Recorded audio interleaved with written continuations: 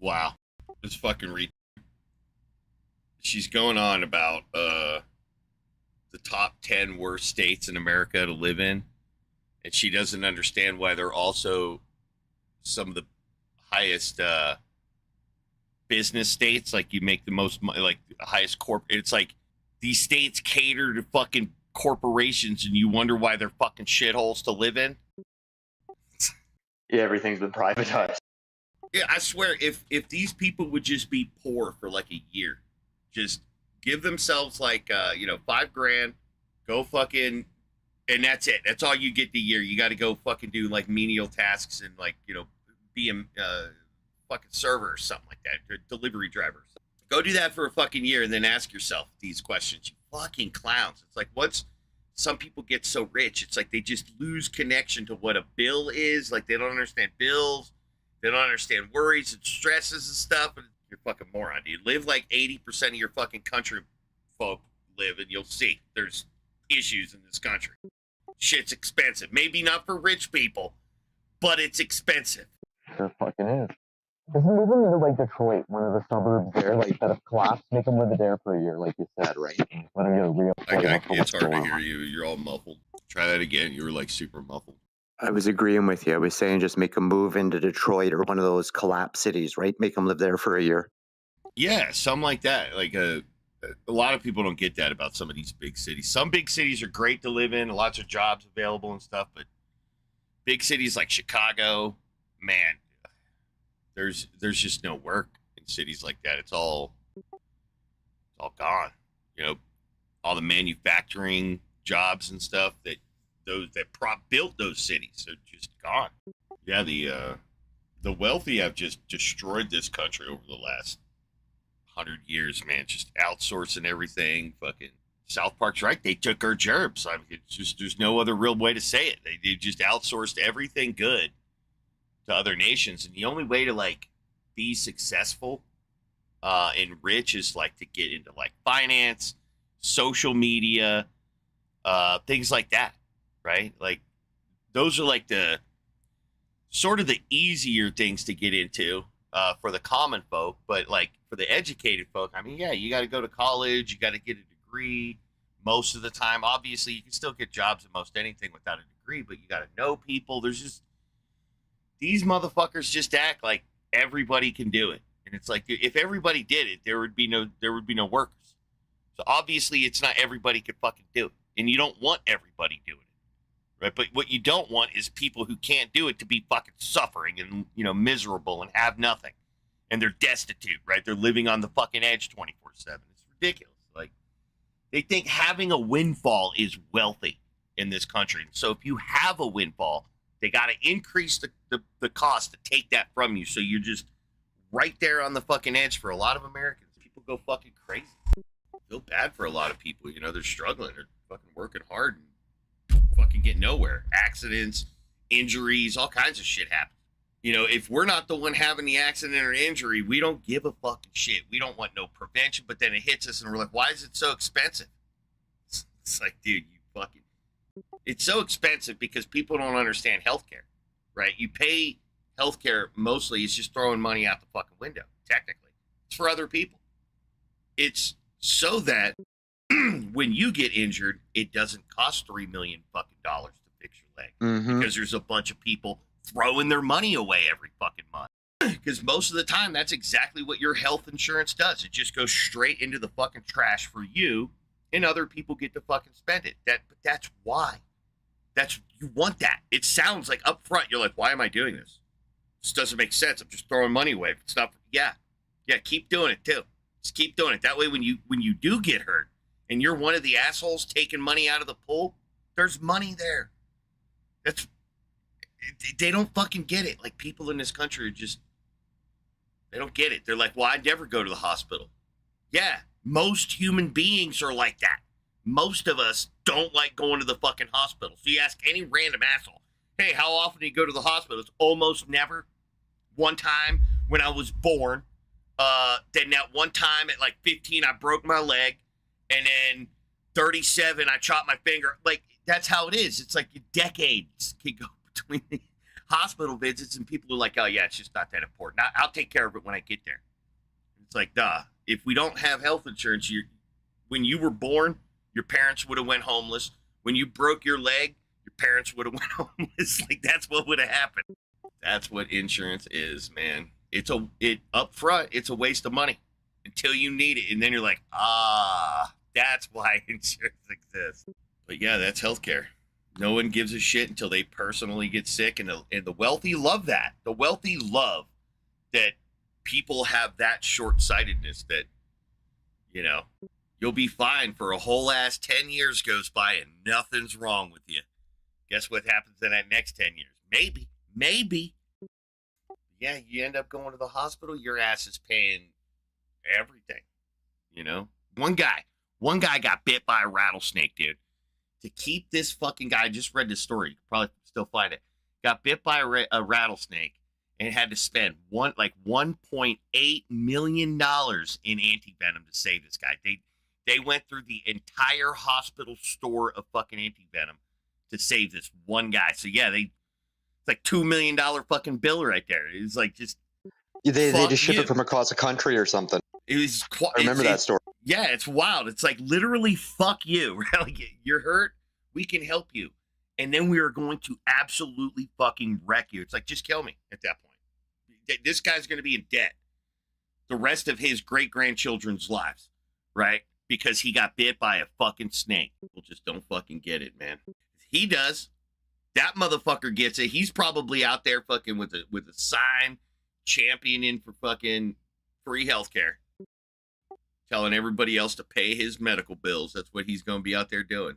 And that's exactly how it should be. But nah, dude, just the prospect that my tax-paying money is going to go to help a MAGA with anything. I don't give a shit if you're a MAGA and your kid gets leukemia. I don't give a shit if you're a MAGA and you get fucking leukemia. Fuck you. Die. Your whole fucking family. That's how I feel about fucking MAGA. So I don't want my tax money going to help no fucking MAGA. But, you know, I'm not that short-sighted. But it hurts. It hurts to know that MAGA have access to public funds. They fucking hate public funds. I think they should be the first motherfuckers to get kicked off the shit, right? Yeah, you don't owe shit. Fuck you. You don't get to use shit either.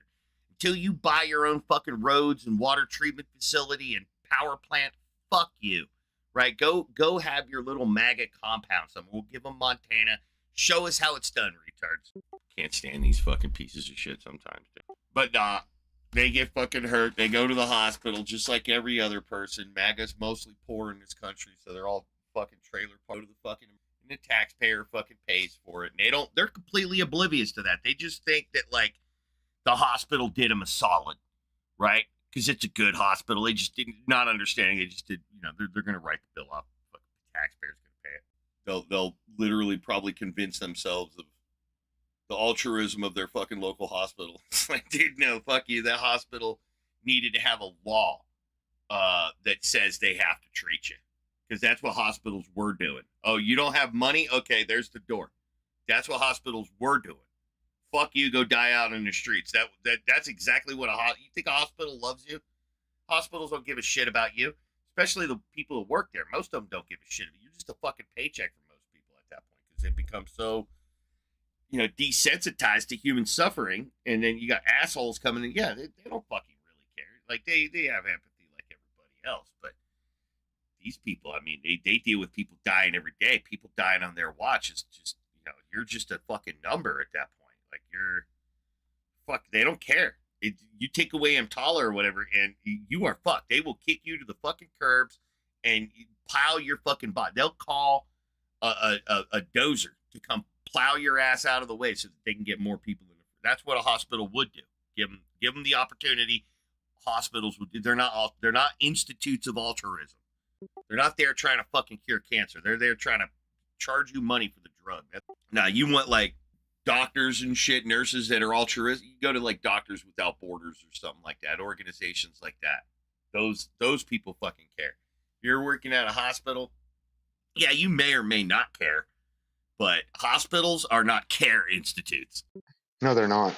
Yeah, it was like 1.8 fucking million dollars. You know how many rattlesnakes I live around, dude? I'm fucking terrified now. I don't want a 1.8 million dollar fucking bill because I didn't look around that rock on a hike. It's just fuck that, dude.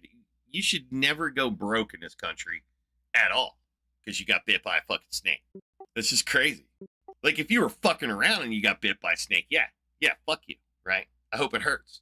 But if you're just out enjoying life, you get bit by a snake and now your great grandchildren are in debt, fuck that. That's so wrong. Dude, I think I got shadow banned on TikTok. Like, Sorry, you got a what on TikTok? they're called shadow bans. I don't know if I've ever been shadow banned. I don't even really know Okay. what it looks like, but I uploaded that one short and it did really good. Within like 10 minutes, it had like 90 views or less. Like it was crazy. It was like super fast. And then I uploaded another one and it got 0 views at all, not a single one. And then the one that I did post just seemed to like fall off and it's not getting any more views. It stopped at like 191 last night. And this morning it's at 195. So I think it's a shadow ban. I don't know. It feels like it. And that's even with censoring my video. I fucking censored both of them. Sorry, I'm like a bad fake word reader or whatever, but Steph, hi. Stefanitza? Am I saying that, or is it Nitsa? Stefanitza? Sorry, I'm terrible. I'm not a very good reader. Stefanitza, maybe. Stefanitza. They're saying hi on YouTube. Nothing, just doing my thing. I usually stream. Well, not usually. I just started streaming. I usually debate / converse with people on Discord. Start my own YouTube channel just to get some Igtheism out there. There's not really a lot of like live streamers that do Igtheism. So I figured I'd fill that niche, get some content out there, get some exposure. Serbian. Huh? We have People talking about ideas. Yeah, mostly we're people talking about ideas. We have our own Russian. He comes in the room. He's American, but he's our Russian. So Mogi. But that's all this channel really is. So what my intent is I live stream, and these live streams can get pretty long. I filled up like 12-hour live streams pretty regularly because I just let it run. But then the intent is the next day I truncate all that, get off all the dead songs because sometimes there's nobody in the room. Right now we're just the following day, the shorter version of it comes out, and it's just if you hate all the dead space, you can always check back the next day and watch all the stuff that happened. Shit, Pal Talk? Fuck. Did you go by a different name on Pal Talk? If it's the same name, no, I don't. I got a really bad episodic memory in names. Look, I've been coming in here like 2 years and he barely remembers me, all right? I'm terrible at it. I keep trying to tell people that like my brain don't work right and they don't believe me. They think, I don't know. I don't know why they think anything else, but Can't expect honesty from people lying to themselves. I mean, I do remember a lot of people from Pal Talk times and all my conversations and shit. It's not like I forgot everything, but you probably know a less asshole version of me. I mean, I've always been kind of a dick, but I mean, in the last, I'd say since J6 was sort of a breaking point for me in my brain.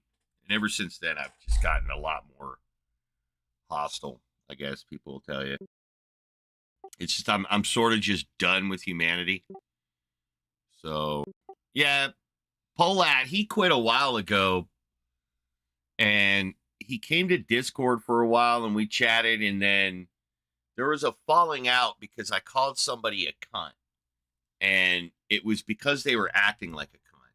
And Polat, for whatever, I guess he liked the person or whatever. For whatever reason, he started telling me I can't call people cunts and shit. And I was just like, I don't understand that rule. I mean, I could call anybody a cunt I want to. I don't go to you for, it's like, you can like anybody. My calling someone a cunt shouldn't stop you from liking. So go fuck yourself, right? Like, I don't give a shit.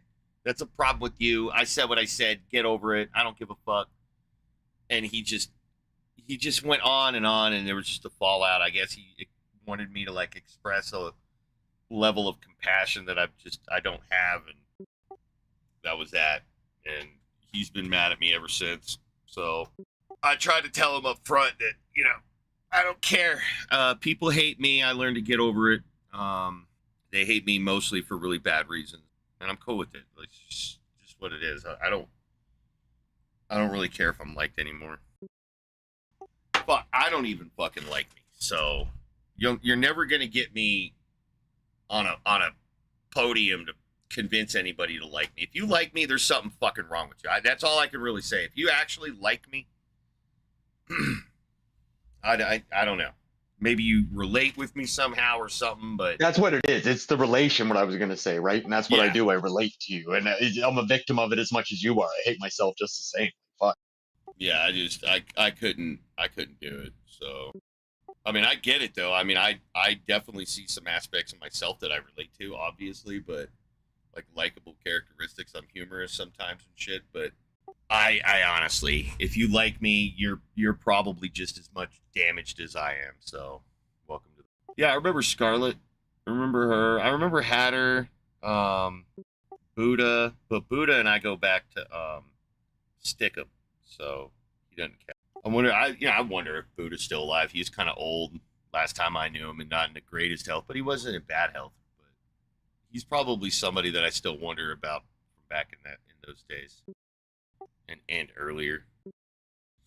Two of the first, like, I guess I could call them the three horsemen of my apocalypse. Two of those guys are dead. One of them, he's not dead. He's still alive. We'll move on. But this is where I've been holding down fort the last forever. Politics, Discord is nice enough to give me my own guest room. They think I'm stupid, and then I don't understand that it's just to quarantine my ass from the rest of the server, which I totally agree with. I had been saying that for a long time. Just quarantine me in a spot, and they finally did it, I guess. And so I just sit here and absolute trash pieces of shit come into the room, fucking hate on me for a while. I shit on them, and then they go away, and it's rinse and repeat. But like I said, I want to get some atheist stuff out there because, dude, I swear there's so many people on this platform that just don't understand atheism. They think it's just, there's no definitions. They think atheism is the argument that there are no definitions of God. And you have no idea how fucking annoying it is to hear that shit when you're an atheist. And so I figure there might be a lot more annoyed people out there, and they might benefit, at least from my perspective. Definitely not my, mannerisms, attitudes, and shit like that. All those can go fuck themselves. But the logic, if you can get through all that and listen to the logic, then I think people can value or benefit from the argument.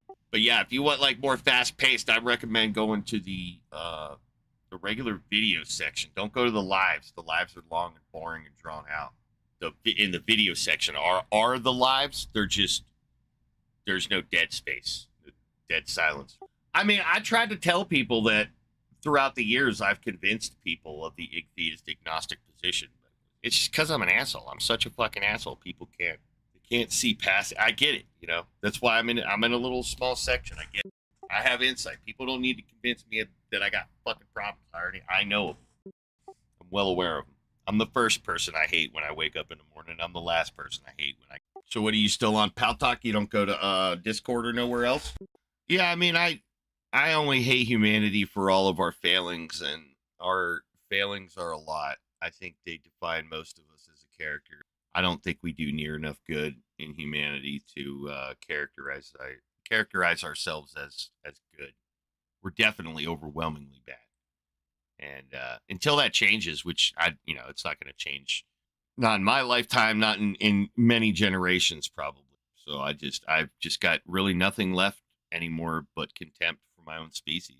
Not that there aren't good people among us. I recognize that, but the amount of just bitterness and shame and disillusionment I feel for my species is just, I just can't get past it anymore. I can't not focus on it. I can't just pretend, I guess. I don't know.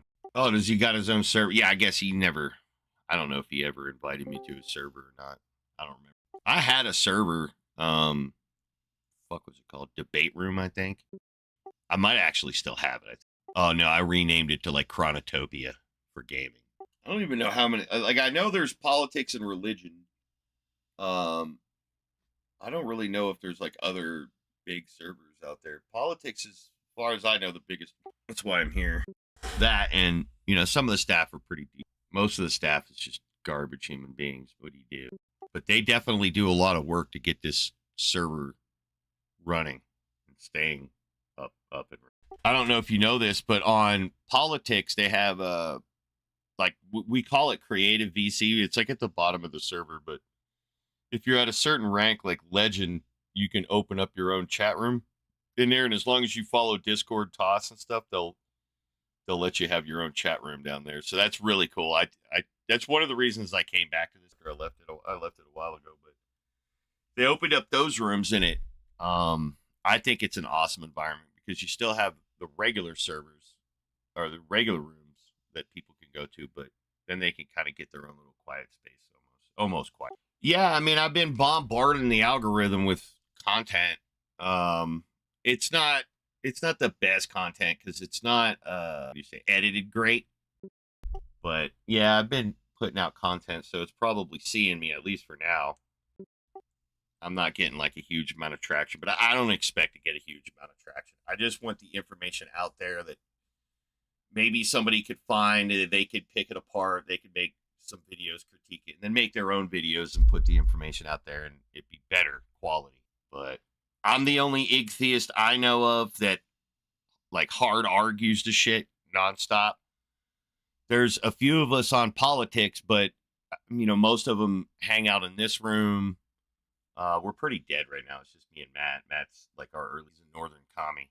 But yeah, if you're igtheist on this server, you're likely hanging out in this room, or you got sick of my toxicity and you went to somewhere else. But I mean, if you know an igtheist on here, I probably infected them. But I mean, there are a lot of videos out there on YouTube about igtheism, but there's nobody arguing in real time, like live style shit. You know, it's all the content that you would get on igtheism are these prepared videos where there's not like a back and forth to see how the philosophy unfolds. It's just, like I said, you talk to, if you've heard of igtheism, and you're not an igtheist, the chances are you think that igtheism is just saying there's no definitions. And then people will be like, well, I have a definition.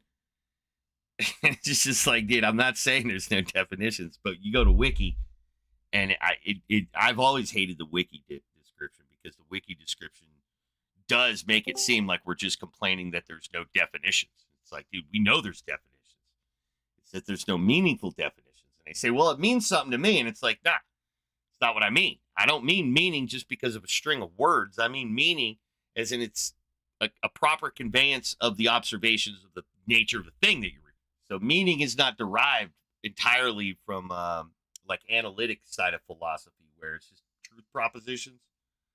You know, I've always used the definition of a beaver, large rodent of the genus Castor, having sharp incisors, webbed hind feet. Sharp incisors is not analytic. It's just descriptive of the thing having sharp teeth, big, sharp teeth. So the meaning of sharp incisors is derived from the observation of the beaver. And people just don't get it. They're like, well, I got this string of words. And it's like, yeah, it's cute. But what does it pertain to? Because if it's not referencing an object, then it's meaningless. The way it conveys meaning about the object is meaningless. You just have a string of semantically validly constructed words. That's not meaning, though. But That's vapid. people think that's meaning. That's good enough. And that's, I want to help clear that kind of misconception up in people's brains about what atheism is arguing. You don't just get to use a string of words and say that that's meaning, because no one's going to find that meaningful. They may agree with you based on the same presuppositions.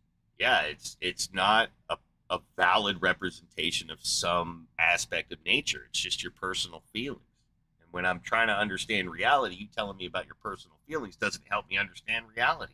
And that's what meaning is. Information to help you understand. That's the intent behind meaning, right? That's why we have definitions and dictionaries to help us understand what a word is, right? And it's meaning.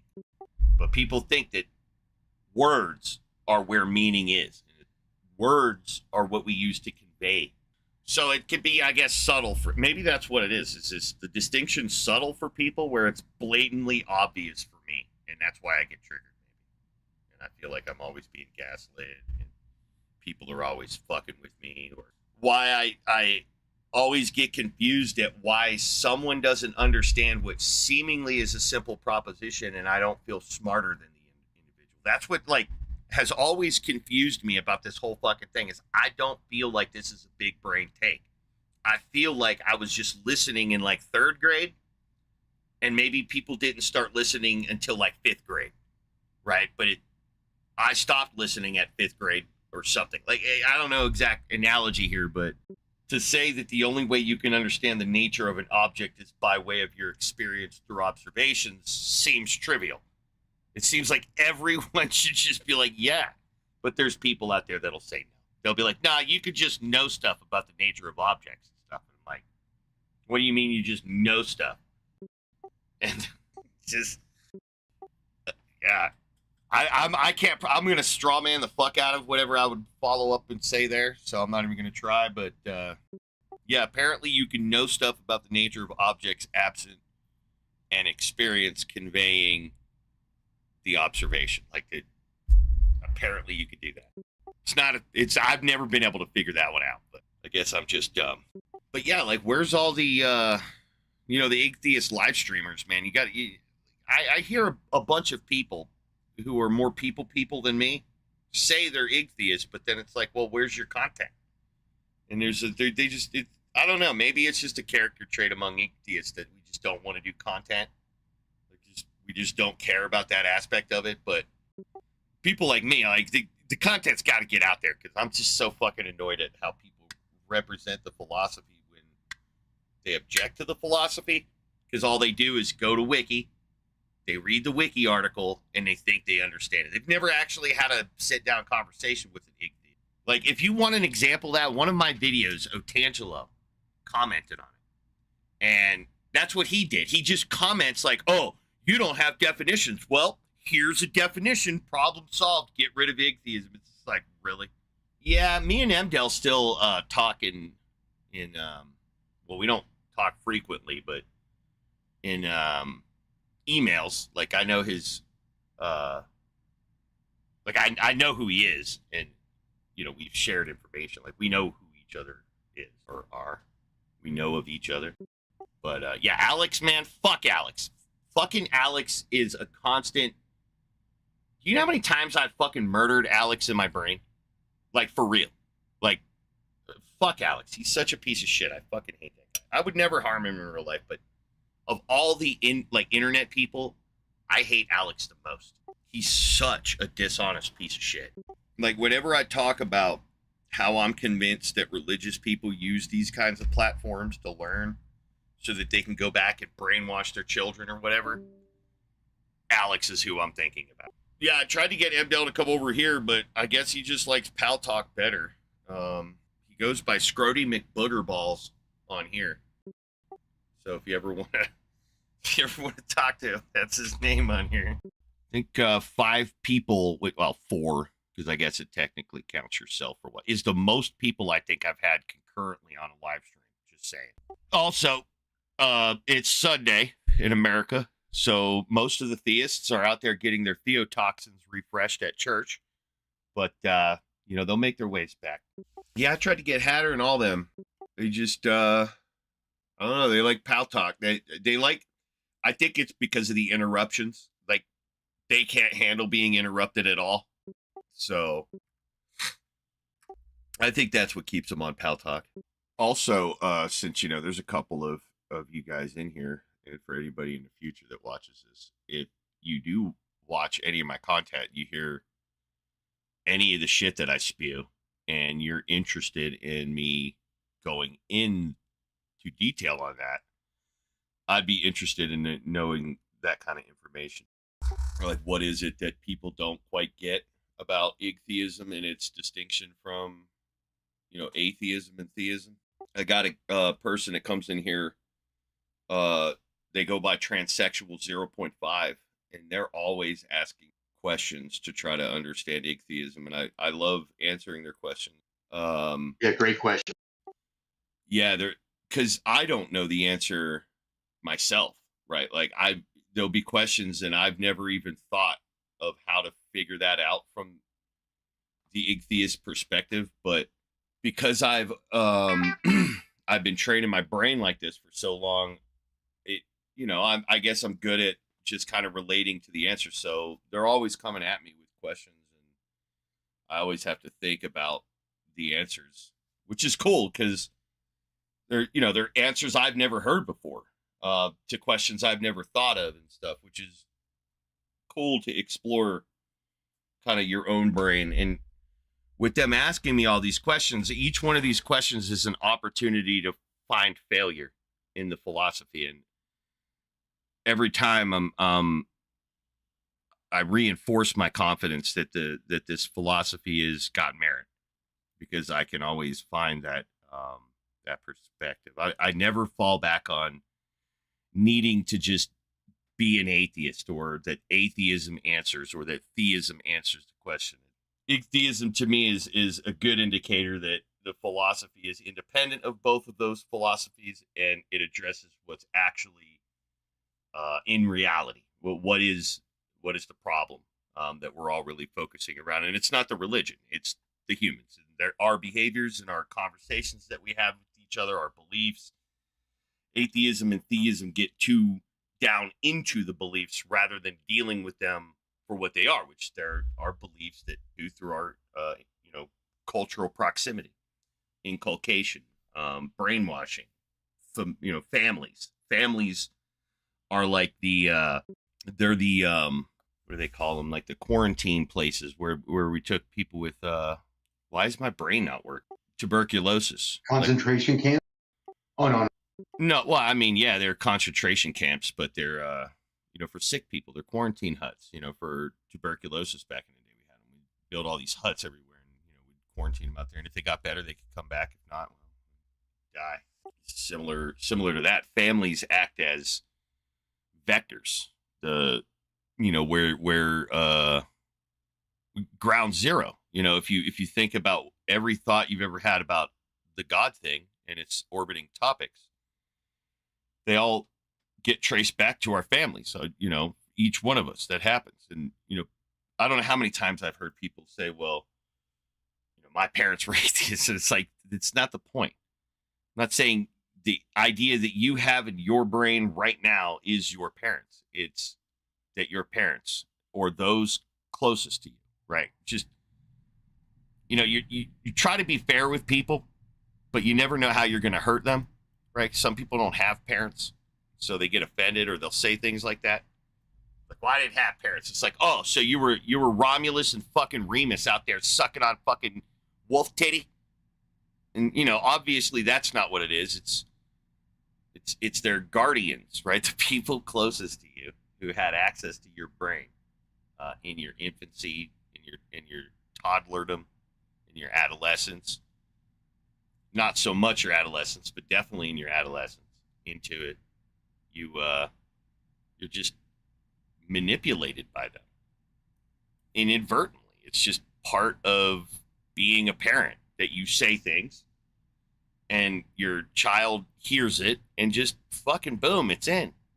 You didn't know you were doing all that shit, but that's what happens. You say stuff and your kids just slurp that right up, goes into their brain, and it becomes like some fact because they didn't know otherwise.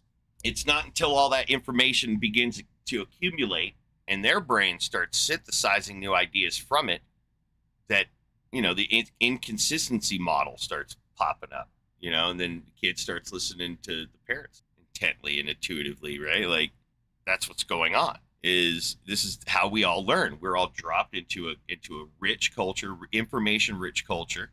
We have to figure it out. The process of figuring it out is taking on the information you're being subjected to. It's one and the same processes. And so your ability to think outside the box automatically gets mitigated in some ways because of the way that society teaches us. So society constructs the foundation, and then we build our own walls. And now you're in your box. But it's not that we should reach the conclusion that God exists or God doesn't exist. That shouldn't be the conclusion. The conclusion should be that I learned about God from my society and my culture, my family, my friends, That's where I learned about this. And unless God is those societies and friends and family, then you got to trace it again. You got to go back to it. You know, where did you get that idea? Oh, I heard it on a telephone from this Chinese guy. Okay, so you get that Chinese guy's number and you call them, and guess what? It's just another Chinese guy on the other end of another line. And it just keeps doing that over and over and over. And then you got to step back and be like, all right.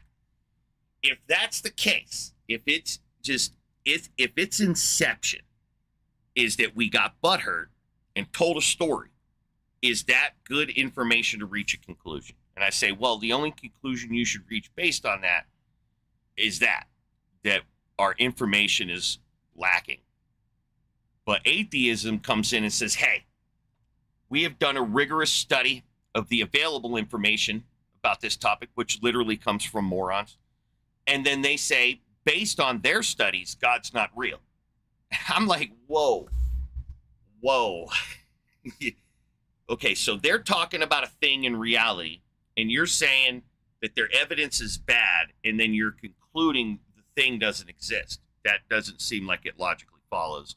It seems like all these people could have got it wrong, and there's still a God thing, but they're completely wrong about it. It seems like that's a viable option that the atheists haven't ruled out. And so there seems to be a different approach to this that doesn't cause me to reject the existence of a thing I don't even know what the fuck it is, on the foundation that I don't know what the fuck it is, in the event that someone points out that fact, right? I could say, hey, I don't believe in the existence of God, and I feel confident in that statement alone. But then when someone asks me, well, what's God? Well, now I'm no longer sure if I actually do lack belief in the existence of a God thing, because now I realize I don't even know what the fuck a God is. So what's a God? Now I got to be careful, because when I'm asking, as you know, from this atheist perspective, if I'm asking the question, what's a God? Well, what happens when somebody names something that's real? Because my whole position here is that I don't believe in the existence of God, so it can't be real. But if I admit that I don't know what a God is, and then I ask somebody and they tell me that thing's real, what does that do to my atheism? Well, it fucks with it. It is what it does. And it then causes me to go out on another illogical assumption here. That because all the people I've ever heard describe God sounded like fucking morons, I'm gonna pretend they have credibility. I'm just gonna pretend. I'm not gonna actually justify the credibility of their statements, because I didn't fact check their shit.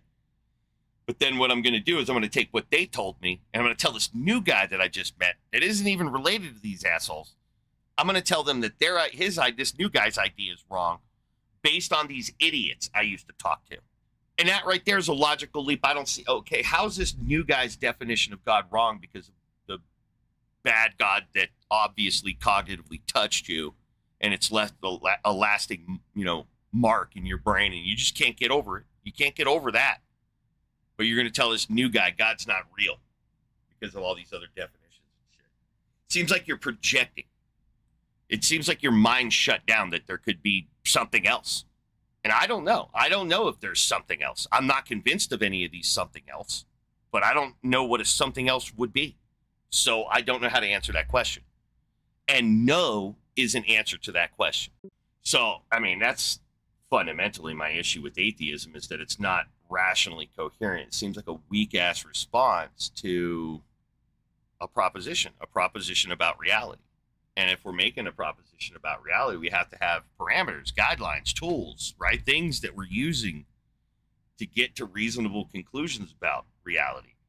But like, nuh-uh, sorry, atheists, that's just not good enough. If I'm going to reject the existence of a God, I'm going to want to know what that God is.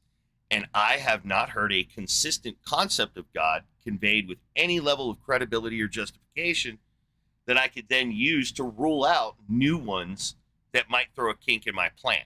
Because if I say atheism is a valid position, but then I say that it's a contingent philosophy that requires theists to define it, all they got to do is fuck with me and point at the Eiffel Tower and say that's God. And if I don't have a way to rule out Eiffel Towers as being God, then I look like an idiot denying the existence of the Eiffel Tower because I don't have justification about how the Eiffel Tower is not a God. And that's why I say atheism is the only valid position to take. It's just one at a time. This person's saying this is God. Does that thing exist? Yes, then God's real. Just like this person saying this guy's name is John. Does that guy exist? John exists? Yeah, well, then John exists. Right? But what we don't do is say, oh, well, what about this John and this John and this John? There's a whole bunch of Johns, right? And you find out 70% of the Johns in the list exist and 30% don't. What do we say about John's existence? Does John exist because more Johns exist than don't? Do we say John doesn't exist because we want to err on the side of caution and not overstate? No. Just say some Johns exist and some Johns don't. It just depends on what you mean by John. But that's a familiar answer, right? Some gods exist, some gods don't exist. It just depends on what you mean by God. But that's properly contextualized and applied by an atheist. An atheist can't do that. An atheist can't say, well, it depends on what you mean by God. They'll say that. Atheists will say it depends on what you mean by God. But will they act like it depends on what you mean by God? No. Fuck no. Fuck no. An atheist will immediately abandon the concept of it depends on what you mean by God once you give them a definition to depend on. Once you give them that definition, if they still try it next time you talk to an atheist. They'll say it depends on what you mean by God. Try it. Take that opportunity to say, okay, here's a definition of God I want you to depend on, and then use that one to evaluate it if it exists. And they'll be like, all right, bet, go. And then just mention like the sun or Harry's left shoe. Exactly. Right? Just mention something that's real. And then they'll be like, oh, wait, hold on, time out. I'm abandoning my dependence on the definition. They'll immediately do that because the God exists. That's what they're doing. You show them a God that exists, and they'll be like, I'm not using that definition. But show them a God that doesn't exist, and they'll use that definition. They're fine with it. You give them, try it, right? When they say it depends on what God, and you'd be like, all right, well, Yahweh. And they'll be like, oh, yeah, Yahweh's not real because X, Y, Z, right? They're fine with it, but then give them a God that exists. And what do? They'll switch the argument immediately. They go from depending on the definition to not depending on the definition because they have a definition they're going to use instead of the one you want them to depend on. And if they're going to do that, if they're going to be adamant that, hey, look, I'm not going to use that definition. I'm going to use this definition that I have because it makes my, and if the atheist is honest, they'll be like, because it makes my job of proving God's not real easy. And I'm going to ignore that God. That God's not real God. That's not a real God. The atheist will tell you that. They'll be like, this is a real God, Yahweh. Yahweh's a real God. And that thing, the Eiffel Tower or Harry's left shoe, that's not a real God. They'll say that. Atheists will be like, that's not a real God. That's not what I mean.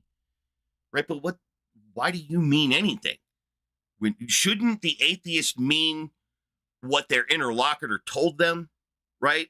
Shouldn't they mean that? Because the moment the atheist says, here is God, well, they're saying God's real, and they don't get to do that. The theists get to say what God is, and the assertions about God's existence, that's left up to the theists.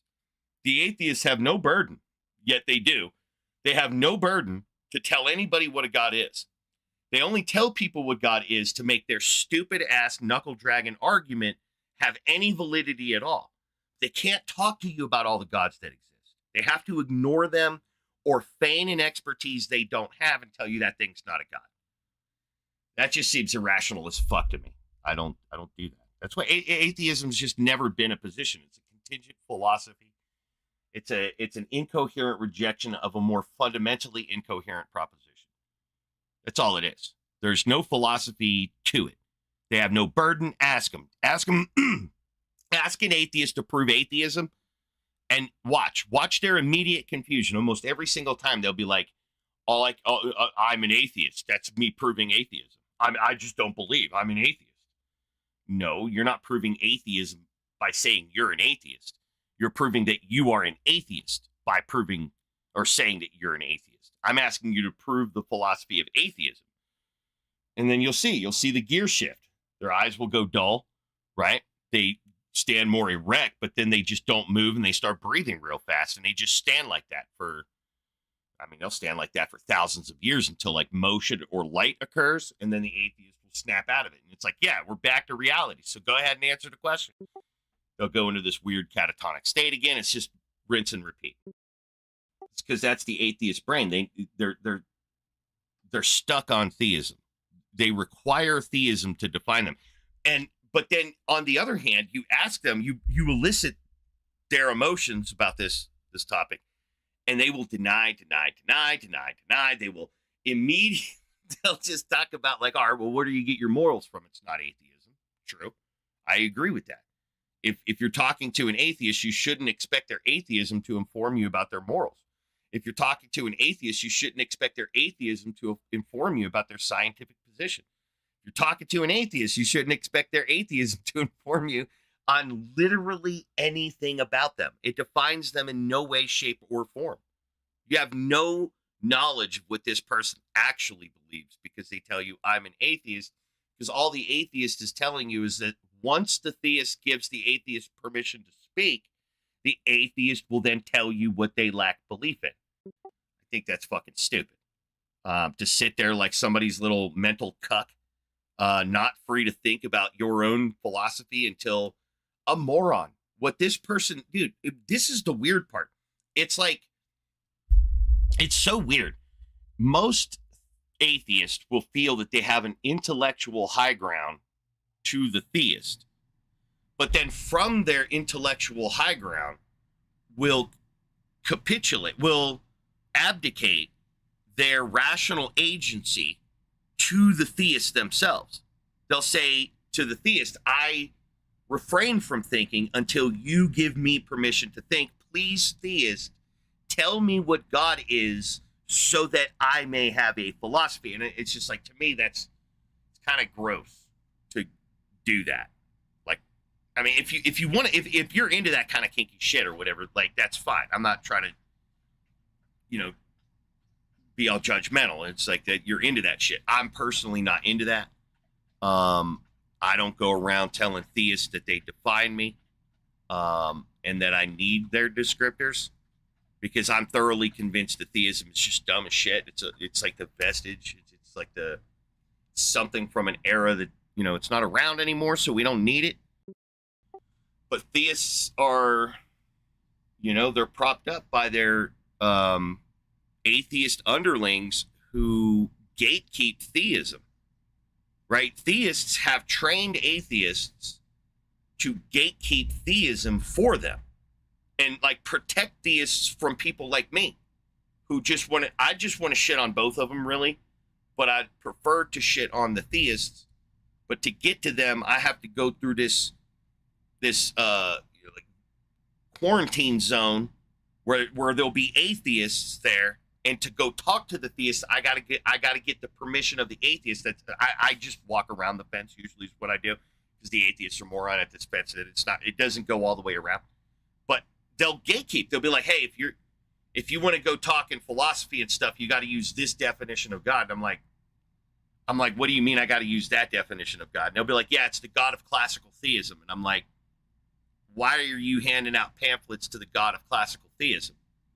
Right? You're an atheist. What is this kiosk? I'm looking at this kiosk, and the kiosk is like set up with a bunch of God concepts, right? And the atheists are like, yeah, these are all the legitimate gods, and they want to check. They like check I'm wearing an overcoat, like a trench coat, and they have me like open up my trench coat. When I open it up, it's like Neo, right? It's like, and you see in my jacket, it's like every one of the gods. It's like all of them are in there. Right? And so they start like, they'll pull off some pamphlets and they'll be like, what's this? And I'll be like, oh, that one's on your list right there, buddy. That's Yahweh. And they'll be like, oh, okay. That's Yahweh? All right. And they put it back in my trench coat. Right? But then they start rummaging through my trench coat and they find one. You're like, what's this? And I'm like, oh, that one's worshipped by those people over there. It'll be like a picture of the sun. It'll be like a picture of the sun, and they'll be like, hey, this thing's real. And I'm like, yeah, those people, that group over there, those people legitimately worship that thing.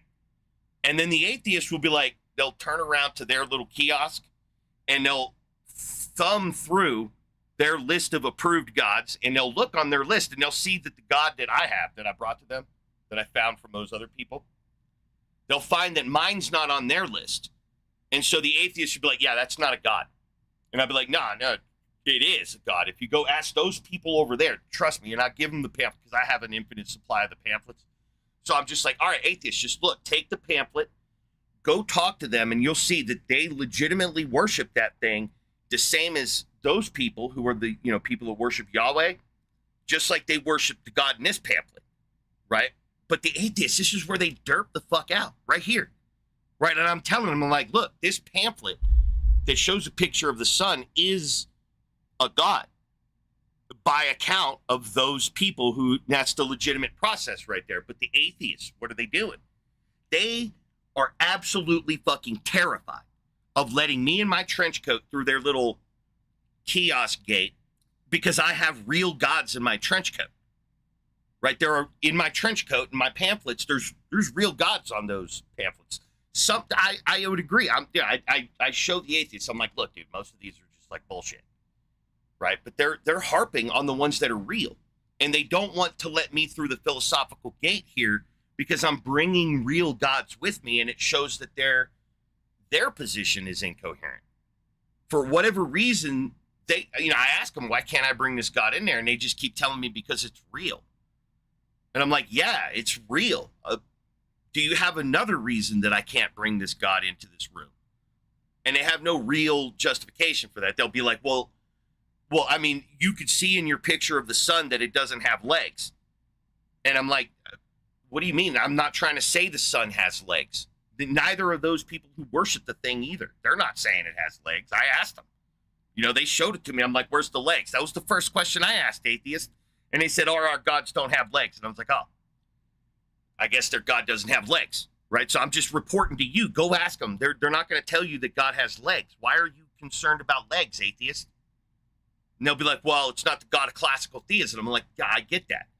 That's why it's on the right side of the jacket. All the gods of classical theism I keep on my left sleeve, right?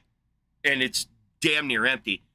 All the other ones I keep, in this side of my jacket.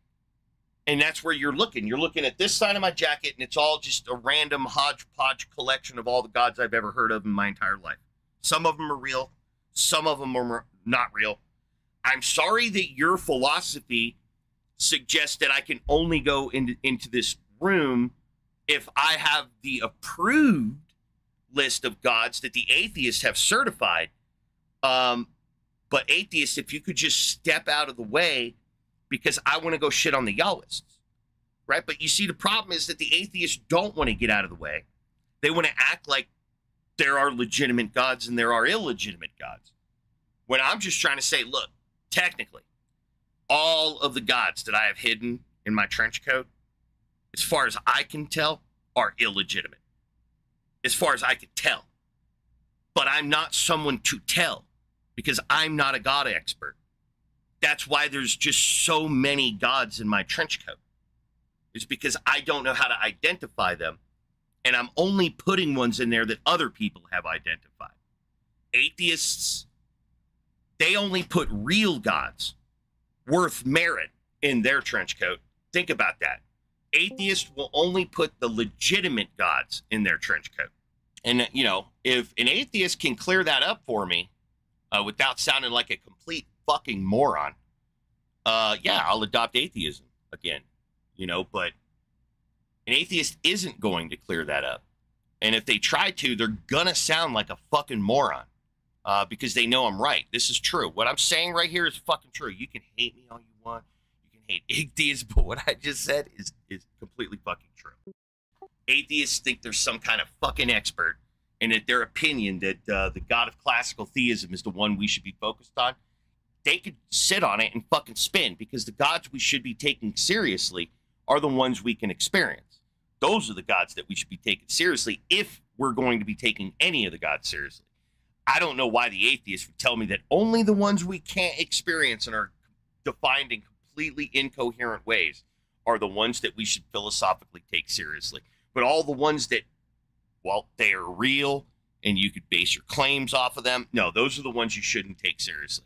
I say go fuck yourself, atheists. I'm going to take all the claims seriously in their own light, and I'm going to reach a conclusion as to whether this one or that one exists or not, and I'm not going to be a moron and conflate them all like they're one big category, right? That's your problem, atheist, and that's why your atheism's stupid, because it's a categorical rejection of a fundamentally incoherent proposition.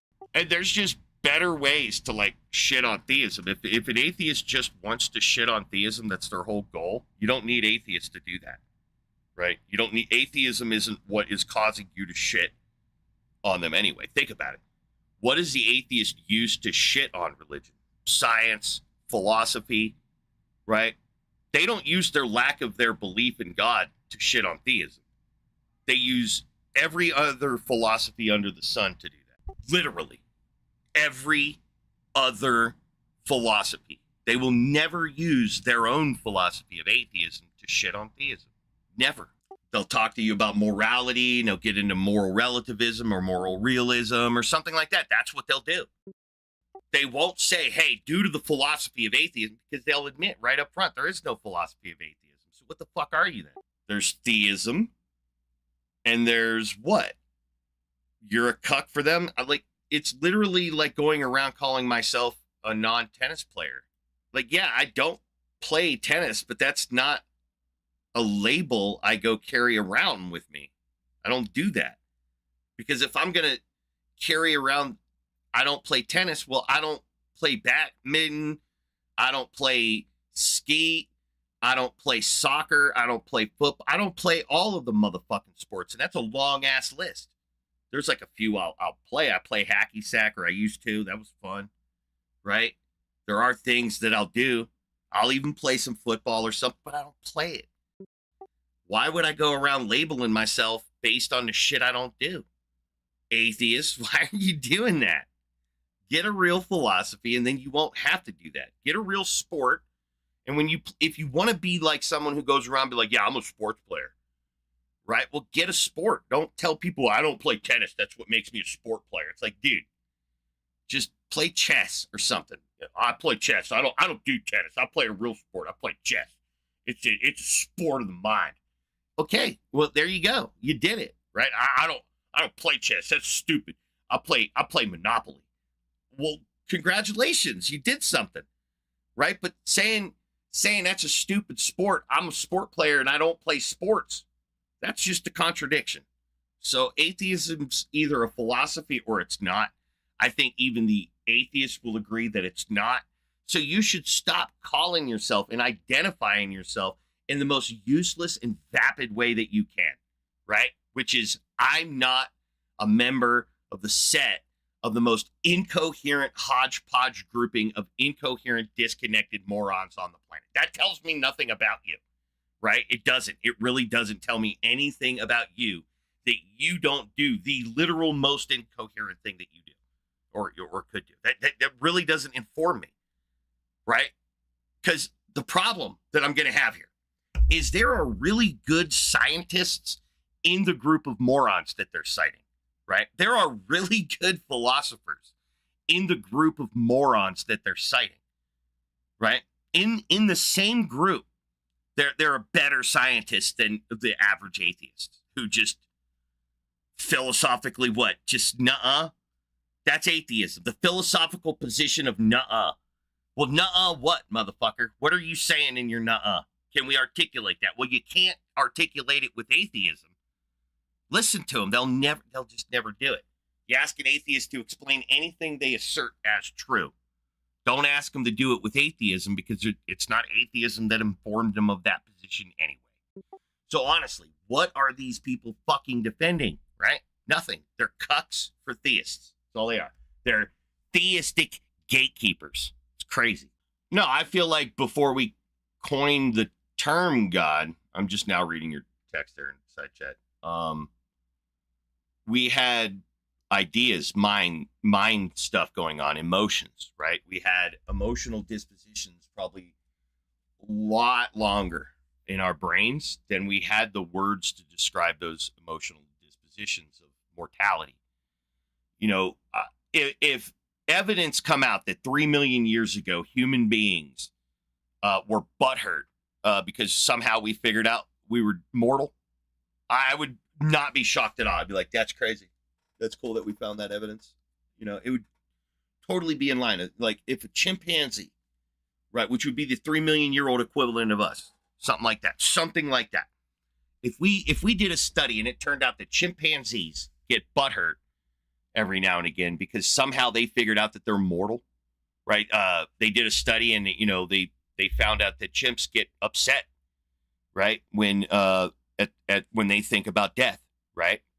I would not be shocked. I'd be like, yeah, I mean, death sucks. I'm sure it transcends species. Mourning, right? We see it in other animals, so it's not a shock to me that we mourn, and get butthurt over our own mortality. And all these kinds of conversations are around religion are rationalizations of that. And so the rationalizations would have come in this hypothetical millions of years after the butthurt, right? So we've been butthurt for however long we've been able to understand death. But to contextualize that feeling as a belief in God, that's where I think we're wrong. I think people were feeling that there was something more to reality long before we had words to poorly describe the emotion. Long before we had the words to poorly describe the emotion. And I think we persist in that today, that we have these emotions and we still have not the right words for some people to express those emotions. So, no, I think we've been believing and feeling animistic aspects of nature. Because when you look at anthropology, it tells us that our earliest belief systems were about nature. We were personifying aspects of nature. We were giving some level of importance to aspects of nature, right? Those are our earliest belief systems. They're not codified, personified beliefs where we're giving these things names and stuff like that. We're just ritualizing things around a developing. I don't know if it's fair to call it an ethical approach to human reasoning in animism, but it's definitely showing the dawn of what we now call spirituality and stuff like that, which I just believe is a misconception, right? It's a mischaracterization of emotional states, emotional feelings. If you ever hear people describe their emotional or their spiritual things, they use and rely heavily on emotions, elation, happiness, joy. All these things are emotional states that all of us feel, whether you believe in the spirit or not. These are descriptions of the human condition. So what they're saying that spirituality is, when you listen to them explain it, are just aspects of the human condition. And so the idea with animism is that at some point in our past, we learned to take that, the notion that human beings are moral agents and worth, right? Worth value, and apply that to nature itself. And we come up with deification of nature. And so I always argue that the oldest gods, and believed in for the most amount of time, were actually gods that exist, right? Because we just lack the intellectual capacity at the time that these first gods were born to imagine a thing, to abstract a thing that's not there. It was much easier for us to do abstractions about things that were there, right? The meaning to the rain, the meaning to the thunder, the meaning to the rocks, what's in the rocks, why are they rocks? These kinds of things are our first evidences for religion, which is, again, nature. So that's why I push back that our first gods were not any of the gods that atheists today would say, hey, these are the gods that I'm talking about. These are the gods that my philosophy is addressing. Well, you're addressing the gods today because those ones are easy to prove lack existence, which is what atheists is referencing. And when our species has probably been believing in spiritual stuff for, I try to be as fair as possible and just say for as long as Homo sapiens sapien, which is about 200 to 300,000 years. Personified deities, personal deities, have only been around for 8,000 years or so. 8 to 10, we'll give them a few thousand years. 10,000 years, humans been believing, in personal deities. About 10. That's the only evidence we have. We have direct physical evidence of animism for 30,000 years. Even and there's strong evidence still for like 50,000 years. There's still evidence for, any time that you see these great big structures that we're building, you can put, a strong inference on that. Well, maybe some caliber of inference to it. Maybe not necessarily strong, but that was a useful spot for ritualization, right? So no, the overwhelming majority of human existence, God was merely aspects of nature. Only in the last few thousand years have we personified that to the point that anybody really gives a shit about disagreeing with existence, right? Yeah, of course Yahweh does not exist, but not of course the sun doesn't exist. Not of course the wind doesn't exist, right? Of course the wind exists. Of course the sun exists. But atheists, because they were traumatized probably by Christians mostly, have a knee-jerk reaction to reject the existence of God because God hurt them. Well, the adherents to God hurt them, right? The people who followed this particular religion and that religion's, force on them, it left a abusive taste in their mouth. And I agree, it does leave an abusive taste in our mouths when we're taken advantage of as children and gaslit by our own parents and culture into believing just some of the dumbest propositions that you could teach a person, fucking magic and shit. It's a painful path to that knowledge, is the introspection and the sort of I call it a Socratic approach inside your own brain, that you begin investigating what is God by just looking inside your brain and asking you, where did you hear about it? And trace that to its inception in your brain. How did you hear about God? Did you hear about it in a reliable way, or did you hear about it through culture? If you heard about it through culture, you should caution your the reliability of thousands of years of Chinese whispers / telephone, because that's all it is. I don't know if we're right or wrong about these things inherently. A lot of them sound fucking stupid, but what do I know about cosmic entities? I don't know shit. I'm a ground monkey on a fucking mud ball. For all I know, we're in some alien fucking space prison, right? And they captured our planet thousands of years ago and put us in a zoo, for all I know. How the fuck do we know that we're not in a goddamn... We don't, right? There's no answer for solipsism. It's a waste of fucking time. So, that's where we're at. We're dealing with tens of thousands of years of fucking telephone, culturally propped up by family units as vectors for this mimetic virus that we call religion. And the sad thing is it strips us. It strips us of our humanity, right? That's what religion does, is it tries to take anything good about humanity and strip it from humanity and outsource it to something else that's not us. We don't need help being bad animals. We're a really bad animal. And we don't need help being viewed as it's not hard for any random human to be like, are humans good or bad? To be like, well, and come to a conclusion on that. And I think even when they say, yeah, we're good, they couch it behind hems and haws, right? And when they say we're bad, they couch it behind hems and haws, right? Because there's so much negativity that I think you do have to kind of gaslight yourself to say that humans are good. Humans are so good. Unlock your doors, walk around at night. Humans are no, they're not. Humans are not good. They'll get. To trust, just look around you.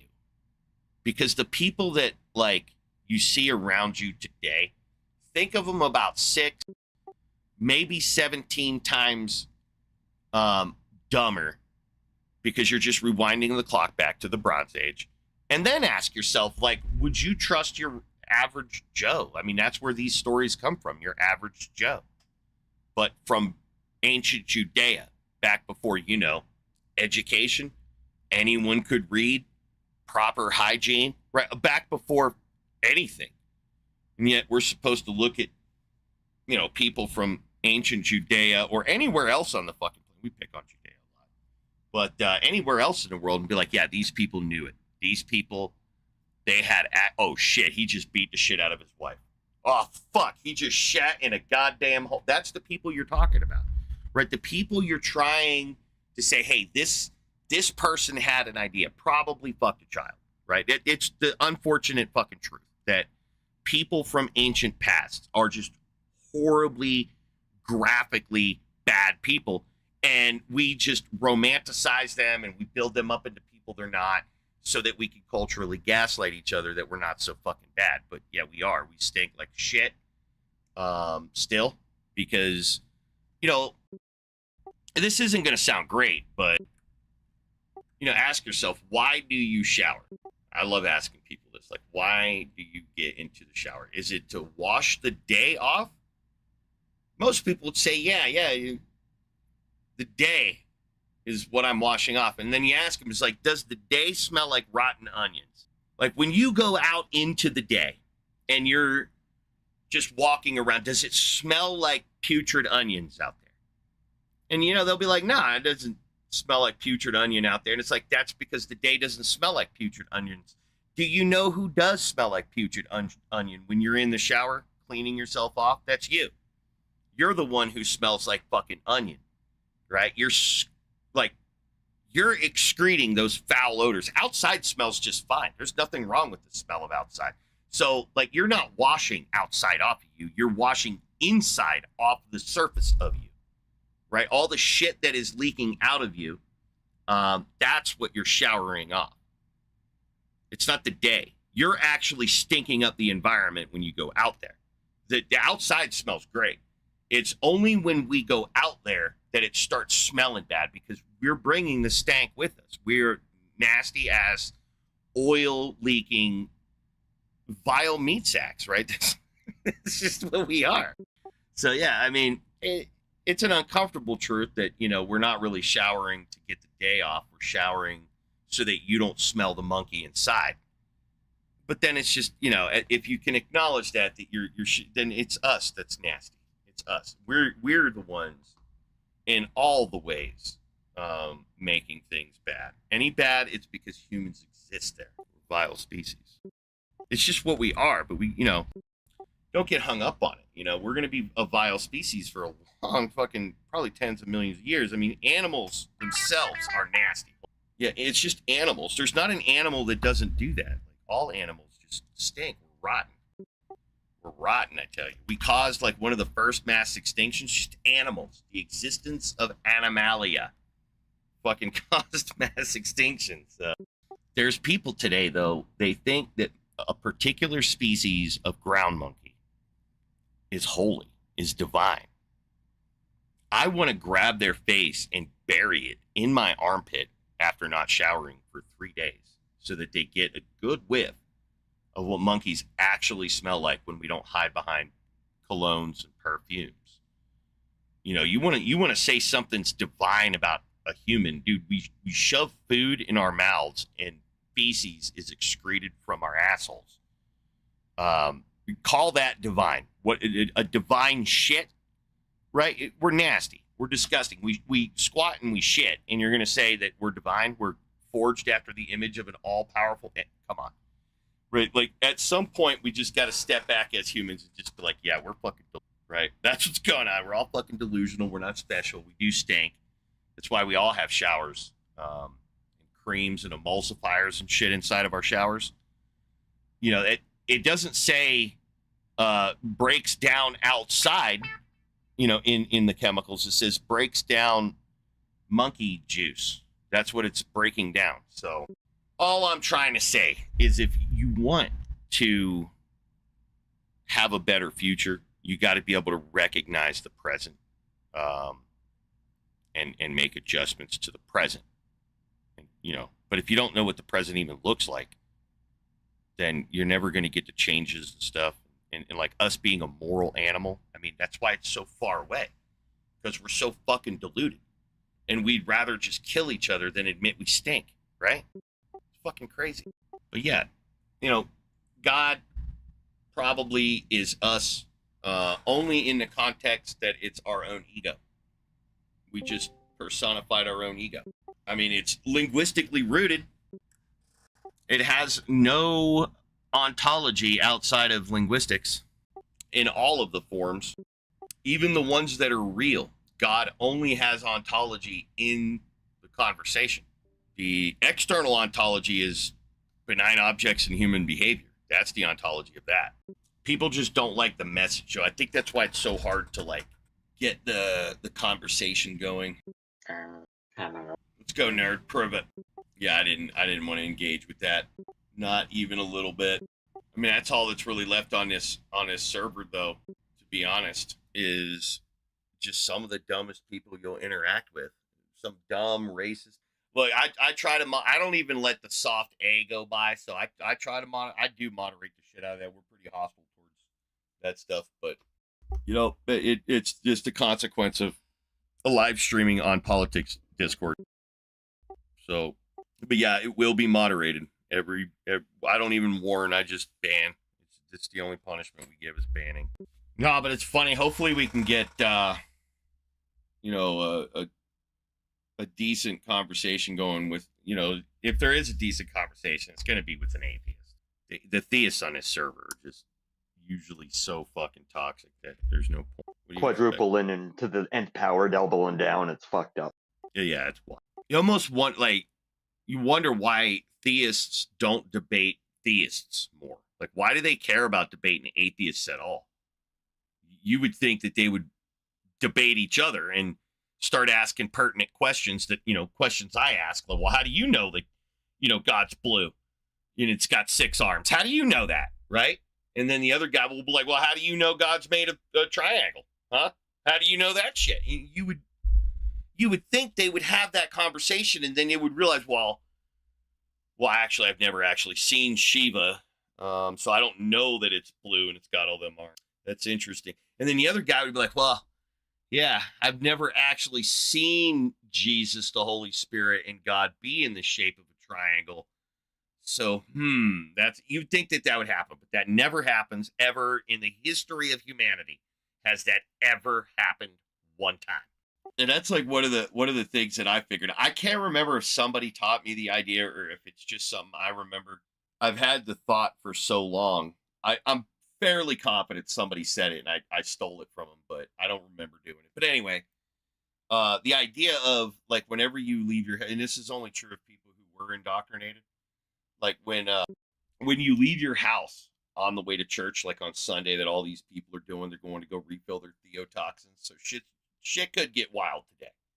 But, you know, when I was in my youth and I was going to refill my theotoxins, you know, what do you think about those other churches? Because that's what I wondered. When I was passing the other churches, I just thought they were churches just like mine. I really didn't understand the distinction of denominations and stuff like that until I got older. But, you know, when it was pointed out to me, you know, you really got to wonder. It's like in the minds of some of these people, especially the adults, because I was a kid, you know, but, you know, if I'm driving my kid to church and I know that like the Episcopalians and the Mormons and we all just disagree, then if I'm driving past all these churches and I'm asking this question, like, how do they not, like, what do you think they're doing in there? Jealous of your church? Like, if you actually know that they disagree fundamentally with your church, you know, the Protestants and the Catholics, and you got a Protestant church sitting next to a Catholic church, do you think in your Protestant church, do you think the Catholics are just jelly? They wish they were in your church. And do you think the Catholics are jelly of Protestants? Like, do you guys not realize that you're doing exactly the same things that each other's doing in your own little houses there? And it's the opposite. But you can't see that you see what I'm saying? It's like, how do you not reconcile the existence of the denominations and then come at people like me? Y'all motherfuckers can't even agree with yourselves. And you have the nerve to go talk to an atheist or anyone else about, well, why don't you believe in the existence of God? It's like, bro, you deny the existence of most gods. Theist. Right? Like if you're talking to a Christian, they deny the existence of most gods. We only just go one more, right? But it's worse than that because when you talk to them, they don't even know what their fucking God is. Yeah, it's just wild. They're like, I cannot believe you don't believe in my God. And it's just like, bro, we share more common ground than you fucking realize, man. And I bet you if you was to tell me, why don't you believe in Shiva? You probably give some of the very same arguments that an atheist. Same fucking, it sounds silly, blah, blah, blah. Obviously not all the same arguments, but a lot of the same arguments. We had a kid in here last night, completely brain dead. Kept telling us to stop saying that and stuff. You just couldn't believe that filthy shit was in the Bible and stuff. We had to ban him. So I think Mango got triggered and fucking banned him. But it was just like, dude, it's so toxic to have to show, like, these morons want us to stop killing babies, for example. Like, they'll be like, look, you guys got to stop killing all the babies. And it's like, but we don't like the babies and we don't want the babies. And like, you got to stop killing. So it's like, why, though? And you ask them, you'd be like, why? And it'd be like, because they're super special. And then you read theirs, and it's just like, yeah, kill babies. Like, their book will say, kill babies for the most grotesque reason. And you point at it and be like, it says right here that y'all are allowed to kill babies for this reason, but we're not allowed to kill babies because we don't like them and can't afford them. Like, y'all want to kill babies because you think wife cheated. That's a good enough reason to kill the wife and the baby in your model. But you don't want us to kill babies because we can't afford them and we don't like them. We think they're ugly or something like that. You know, some whatever reason we come up with. We're not allowed to do that. But y'all can kill them if you think you'll get out of your marriage because your wife cheated. Dude, I'm sorry. Look, I understand the emotions that a man must feel or a woman must feel finding out those aren't your kids. That's unfortunate. That's super bad. But making them drink a magic shit water potion where they will die is even more fucked up. And see, that's like part of the problem is, like, never is it the case that someone's being genuine when they say that. Because if they are being genuine, when you point it out, they'd be like, oh shit, okay, yeah, no, kill it. I don't care. Kill it. I thought my Bible said that we couldn't kill them. So that's the only reason I was against it. But now that you've pointed out that my God says that we can kill them for this stupid fucking reason, yeah, go ahead. That's actually a good reason, man. Fuck. That's what I would be saying. You know, if I had learned that I was against killing babies because, you know, they were expensive, for example, right? And someone was like, yeah, but your own philosophy says you can kill them if you think your wife cheated. I would immediately put a hierarchy of fucked up, and it just would happen in like seconds. And I would realize that my position is the most fucked up. And this dude's position where he just doesn't want it is like actually a better reason to kill that, you know, well, we call it a fetus. I keep saying baby, same thing.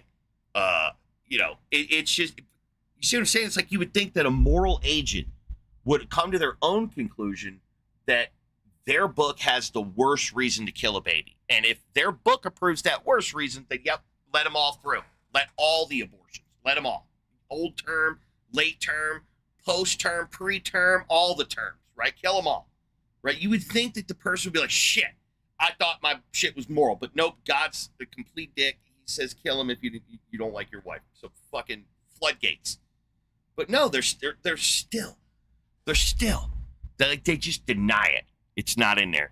They'll just deny that their God monster says killing babies and their pregnant mothers is awesome. They can't get that through their fucking brain that's what your book, the one you're saying I can't kill a baby because I think you're saying I can't do it for that reason, but I can do it if the mother cheated. If the mother cheated, then kill that baby. Kill it. Fucking kill it. Right? That's instead of saying, it's like, how do you have the conversation? You can't have that conversation because they're so hopelessly fucking lost that they're not able to clearly see the moral difference.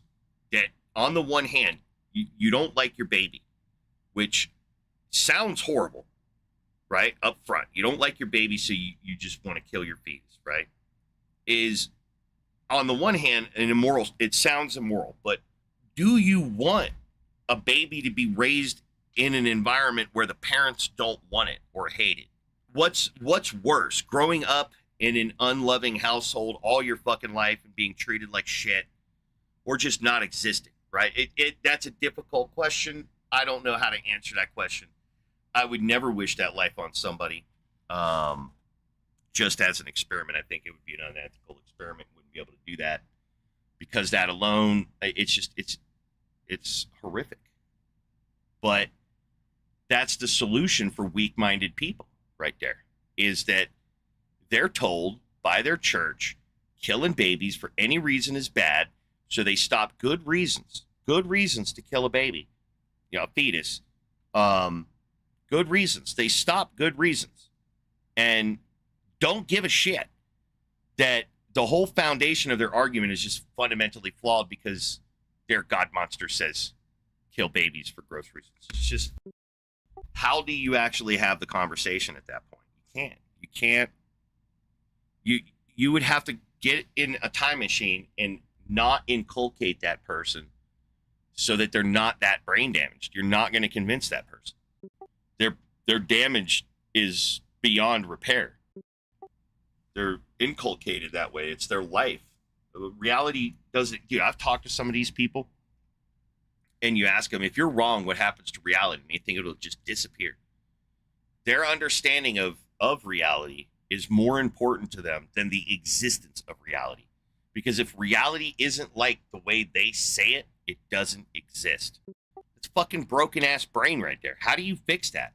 That's child abuse. Like, the parents should be incarcerated for shit like that. If we weighted cognitive child abuse the same as we do physical or emotional child abuse, many Americans would be in prison for abusing their children cognitively, not setting up their children's brain for success. We don't do that because, there's a lot of reasons why we don't do it. What right do we have to deny access to the proper mimetic information? What right does an adult have to not provide the best mimetics? It's fucked up. It's like we have a right to provide nutrients, like actual nutrients for our growing, developing offspring. We'll get in trouble if we don't. If we intentionally don't allow our children to have calcium, for example. If your child went to the hospital for, hypokalemia, and they looked at the parents' diet plan, and, it said, like, no calcium. And they showed that the diet plan restricted all calcium from that child's, diet. They would be arrested. That would be child abuse. We would understand the irreparable harm. This probably dead child, no calcium, you're going to die. But trying to use the example, you would be arrested for murder, neglect, child abuse, all kinds of fucking shit. What's the difference in the development of a human being in denying them access to calcium versus denying them access to proper mimetics, proper meat? What's the difference? I don't really see a difference. I see both of them as child abuse. One of them, if you want to say there's a difference, is more immediate in death, right? In that, no calcium, you just die.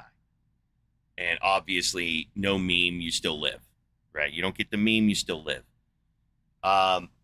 So maybe calcium's a bad example, but, like take something like alcohol, right? Like, we have laws to say you can't be all drunk or you can't be on crack. When you're pregnant, you can't feed your kid these drugs, right? And, there are chemicals that if you give them, they'll make your baby retarded cognitively, intellectually, emotionally, right? You give your children certain chemicals and it causes brain damage. It'll cause delayed development in different things, obviously not with like vaccines and shit like that. I don't think any of that. You still have a situation where we stand at the helm of the development. We're setting the stage for the development of a whole ass another human being. And if we can't admit that proper mimetics are important, like the appropriate mimetics, like K through 12, for example. There's a reason we have K through 12. There's a reason why there's a moral and legal obligation put on you by society to educate your children. We should have the same for these kinds of memes that set a human up for success, the long-term success, in teaching your kid magic, teaching your kid all these, horrific dead-end thoughts is fucked up. You shouldn't do that. You shouldn't teach your child that way. It's okay to fuck with your child, but like long-term lasting damage, like what's the difference between the Tooth Fairy and Santa Claus and God? Like, is there any real difference? Yes, there is. Usually when we're gaslighting our children with Santa Claus, well, start with the Tooth Fairy. Whenever we're gaslighting our children with the Tooth Fairy, it's all fun and games until they push back. But what happens when they push back? What happens when the kid's like, all right, gig's up, guys. This is bullshit. What happens? We immediately give in. We're like, yeah, we were fucking with you the whole time. And we give into that. We stop pressuring the child, right? What happens with Santa Claus? Well, we do similar, but we try to be more sneaky. In culture, Santa Claus is more culturally ingrained than the Tooth Fairy. So when Santa Claus starts becoming not real for children, we'll gaslight them a little bit longer, right? We'll put more cultural pressure. Now, it might be different in a person's household. Maybe it was more relevant in that household and it'll be inverted or whatever. But the point would be is that I know in my household, the Tooth Fairy was out real quick. Easter Bunny didn't take much longer. And then, Santa Claus was last. Santa Claus was one of the last. But it's about that cultural pushback, like with the presents. It takes us longer because they gaslight us harder, right? They put presents out there. They all team up. It's like this collective idea. It's persistent and shit. It's less chaotic than the loss of a tooth. That's chaotic. You can't really predict that. I mean, a little bit you can, but Christmas is the same day every year. So, it's about that pushback. It's when the kid starts seeing that the gig's up and the pushback comes. But, there's that time when your Santa Claus ass is in the living room trying to be all sneaky, and you turn around and there they are. There they fucking are, catching you red-handed. The gig is now up. And you could continue to gaslight. You could be like a religious person and you could pull off the belt and you could look at him and you say, hey, if you keep thinking that I'm standing here right in front of you, I'm going to beat you. You could do that. It's illegal, but you could do that. It's an option. Many people take that option, especially when it comes to religion. Or the typical household will look at their kid, instead of taking the belt off, just, go, hush, hush, go to bed. We'll talk about it in the morning, yada, yada. And then the gig is finally up. But it's about that cultural pushback. It's about how much are you willing to gaslight your children and for what reason? We do it with Santa Claus. I don't think it's necessarily a bad thing. It teaches good lessons, I think, valuable lessons. I think what teaches better lessons is like a pet. So like if you're going to have a kid, I'd say buy a dog immediately.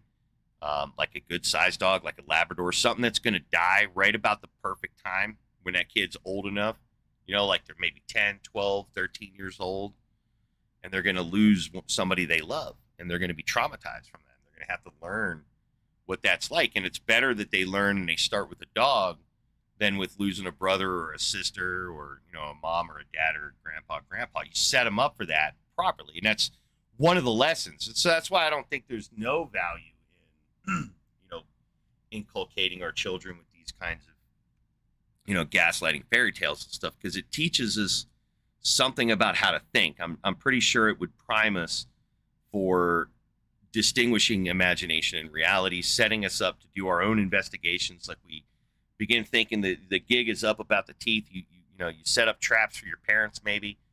And you learn how to investigate. And the more you fuck with a kid, the more often you fuck with the kid on those topics, I think the better they'll get at deducing, right? Coming to more structured, coherent thoughts and stuff like that. It's great. It's part of the learning process. There's nothing wrong with that. It's just a reference to how strongly you're pushing back to their pushback. When they start questioning reality, right? That they don't think it's a fucking tooth fairy, they start questioning reality. They're like, all right, look, I'm pretty sure it's a tooth fairy.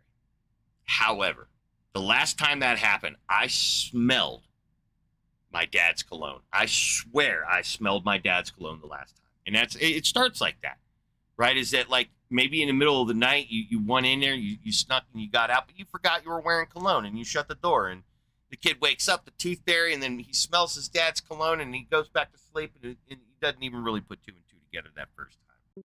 But that's when the brain is starting to logically push back. It's starting to construct the ability. It's formulated the ability to start thinking logically, linearly, right?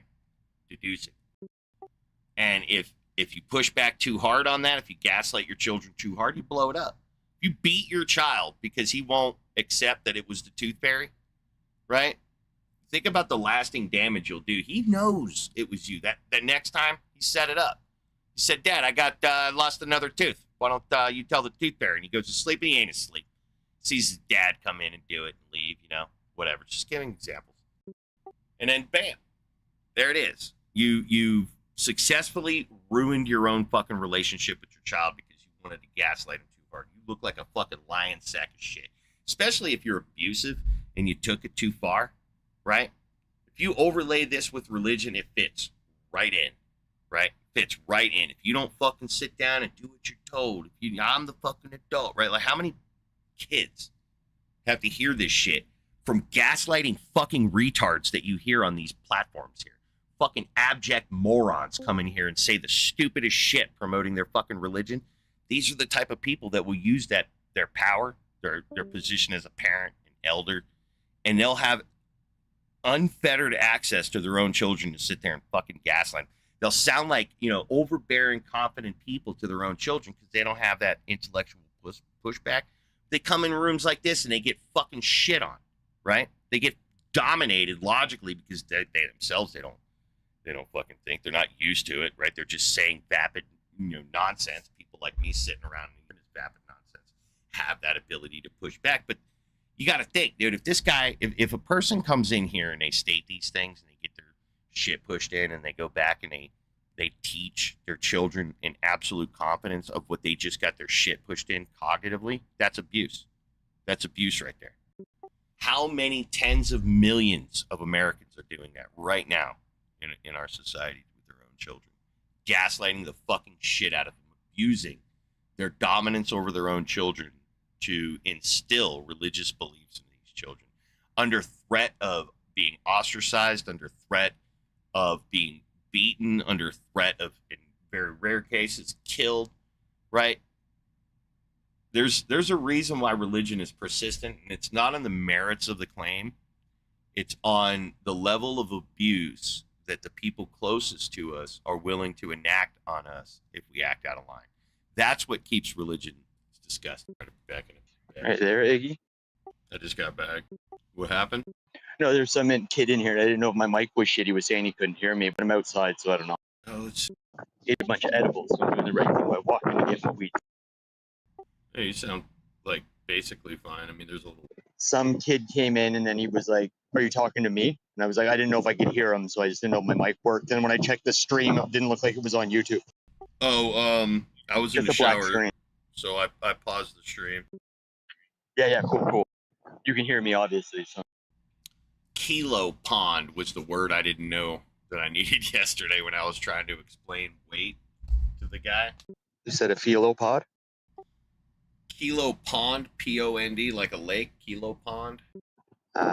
It is, it's called kilogram force, KGF or KG-F, also known as the kilo pond or KP, is what we use here on Earth.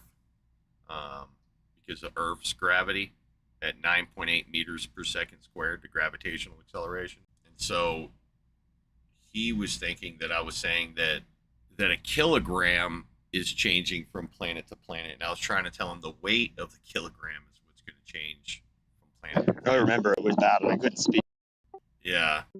And he was not understand. Like he did how it was weird because half his brain understood that weight is a relational attribute that mass has with the gravity well. But I was trying to tell him that there's no weight on the ISS, and he was like, but there's kilograms, and I was like, but there's no weight, bro. That's a mass, yeah. Yeah, that's mass, and it can be expressed in kilograms. That's a unit of mass. But 1 kilogram on Earth is expressed differently on another planet, right? It's the same mass, but the weight, right, is gonna be different if you have a lower or stronger force of gravity. He wasn't getting that. He thought that a kilogram weighed a kilogram weighed a kilogram, and it's like, well, no, because you're talking about weight. A kilogram is a kilogram anywhere, because it's just saying it's a kilogram of this material, 1,000 grams of it, but the weight is not the thing being transferred here. It's just the mass, the stuff itself that can be weighed. Mass is what is weighed, but weight, yeah. I just need to remember kilopond. It was funny the way he wasn't getting it though. It seems so simple. It's confusing. I guess if you're not careful, and if I wasn't being careful the way I express it, I could have fucked him up. But I think I was doing it right, but he was just not tracking. Oh, the robot is saying newtons is also a good way to measure weight, or to analogize weight is to use newtons. Yeah. Which that makes sense. That should be. It's kind of giving credit where it's due. Yeah. Because weight is, newtons, the force, the expression of the force of gravity upon a mass. You say you're going to be right back? I'm going to take my dog on a walk. Yeah. Wow. That turned into a whole ass adventure. Well, man, I was just on top of the hill on base. I was trying to show you videos. Oh, shit. That sucked. I was waylaid by the enemy, and I was forced to defend myself. I took a few pics, though. In my adventure. Was it she leading, or were you taking her on the adventure? No, it was outside people. I had to help my neighbors. It's always the way. Yeah, I get food out of it sometimes, so it's pretty cool. Yeah, when maintenance is there, huh? What's that? Bad. I said when maintenance is there, eh? Bad joke. No, they just give me like some like Mexican food every now and again, so it's pretty good. It's actually really good. What do you got against tamales, bro? Tamales are fucking disgusting. I'm gonna keep it real. I like Mexican food, but tamales, fuck no. You ain't having People- them right then. I've had them like a lot of different ways where people like rave about them, bro. But I think if you didn't like grow up eating this dog shit, you'd attracted No, to it later on. They're really good, dude. I didn't grow up Yeah, eating it, man. and I love Yeah, you're just getting bad tamales, which is easy to do. Maybe that is the case, bro. But it's just like it's gross. It's like what the outside. It's not good, bro. I'm sorry. The texture is off, and then like the flavor is okay. It's just like I don't Yeah, know. they shouldn't be mushy at all, dude. Well, they're not like crispy either. They're wrapped in like the corn stalk or whatever they call that. Yeah, you don't eat that though. They're steamed. Obviously, yeah, and then it's mushy after, bro. No, it should be nice and firm. Like that guy has no idea what he's talking about. What kind of fucking tamale is this? How do you even make a soggy tamale? How do you? It don't even make sense. I don't know. I've always had like overdone tamales. If they're bad, I've never had a soggy. Look at all that communism, dude. That's crazy. You got me wanting to walk around and look for a taco shop. There's got to be one in the North End here. I think, yeah, tamales are fine. They're definitely not my favorite, but I mean, a fresh home cooked tamale, I never turned down a fresh. Especially when someone made it for you when you did something. Like, man, that's just love. I mostly get like soups, like a chili, Mexican. I've always said I never pass up free food, right? Man, just seems polite. Yeah. Well, I like definitely if you know them. I don't think I'd take it for. Well, yeah, within reason, you know what I mean? Like, I fucking Yeah. make jokes all the time about chocolate bars. You're fine. Like, you want to eat that? That's the tempeh there today. It's warming up, but not too bad right now. It's 80, but we've been getting a lot of rain, so it's a little bit more humid. That's what us. We had torrential rain last night, and it's humid as fuck. It's only 23, but I'm sweating my balls off. All right, Hippo, you're up. Prove it. Oh, Can you not scream in the mic, maybe? Is this all you got? sorry. Huh? No, I said my mom called me. No, it just sounds like you're speaking extremely loud. Me? Yeah, So this is the God ain't real, prove me wrong room, right? And everyone who enters will ask, can you demonstrate the existence of a God thing? So can you, Hippo? Can you do it? Can you demonstrate the existence of a God thing? I would say like there's no like proof, but like I will say like you have faith in everything. So like I believe that God is real because like it's just based off of faith, bro. Like a Okay, religion. because you're using faith, Hippo, because you're using faith, you are unable to prove it, right? But you believe because you have faith, right? Well, everybody believes Believes in what? in everything. Yeah, see, but I can only believe in what I have access to, right? Because I can speak meaningfully No, about you that. can Everything believe else. anything. No. Yeah, you Oh can. dear, For Hippo. Oh example, no. you believe that the when you ride a roller coaster or when you go on a Disney World trip, right? You believe that they check See, Hippo, now just go ahead and believe yourself unmuted, right? Yeah, believe real hard. And then you can finish what you got to say, right? God See how anyway, reality don't work that way? but it kind of does. Can I introduce you to another idea that you may or may not like? Will you listen? Mm-hmm. So, oftentimes beliefs are described as compulsory, and the reason is because we have certain standards. Like I believe my dog is sleeping right there. That belief is, I can't change that, right? I could pretend that my dog's there, but my belief is because my senses are informing me that this is where my dog is and that she's sleeping. I'm not choosing to believe that. And why would I have faith that she's not right there sleeping? So this doesn't make sense to just say that we just choose our beliefs. Maybe some beliefs or something. I don't know what beliefs you're talking about, but I feel like I'm compelled to believe because it's just a series of conclusions I've reached on my experience. But how do I choose that though? Like, what does it mean to choose that my dog is a hippopotamus? Right? It doesn't make any sense. So why are you saying that we just choose the beliefs? Yeah, you choose to believe what you want to believe, and if I you don't want to don't. believe, yes, you do. All right, gaslight me one more time. I'm not gaslighting you. That's gaslighting right there because I'm not you're telling me what I believe. Fuck you, trash. Go fuck yourself. Fucking dog shit going around telling people what they fucking believe, and then when they politely ask you to stop gaslighting them, i.e. gave you another fucking opportunity to speak to me after I told you were gaslighting me, and what'd you do? You immediately gaslight me about gaslighting me.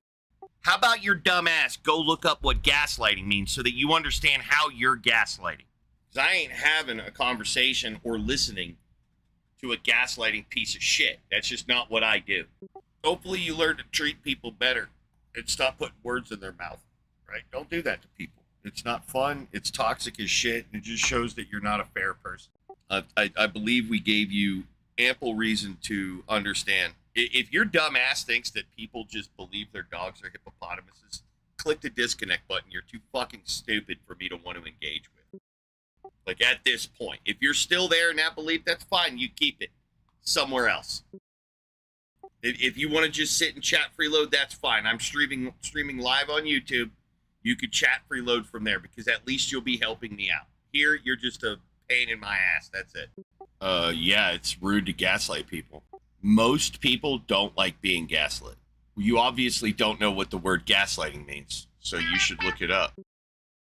Because we're never going to be able to have a conversation until you stop it. Because I just don't tolerate it. That's the problem. Like, I can have the conversation with you. If you're just going to gaslight, then you're not worth talking to. There's nothing to say, right? Nothing. It's in one ear and out the other because you're just a gaslighting piece of shit. You don't care what other people have to say. You'll tell them what they think. That's what you'll do. You'll just go tell people what they think. You could do that in the fucking mirror in your bathroom. You don't need another human being for that. I've already told you like 3 times. Here's a 4th time probably. Go to Google and type in gaslighting and actually look it up because you don't know what the word means. You're just saying, no, I'm not gaslighting, but you don't know what gaslighting is. It's like you just have this desire to believe that You cannot be characterized in any negative light. You hear this word gaslighting, you know that's a negative light. So you're just saying, nuh-uh, you're not doing that. Yes, you are. You are textbook gaslighting. There's actually no clearer example of gaslighting other than telling someone you don't believe that.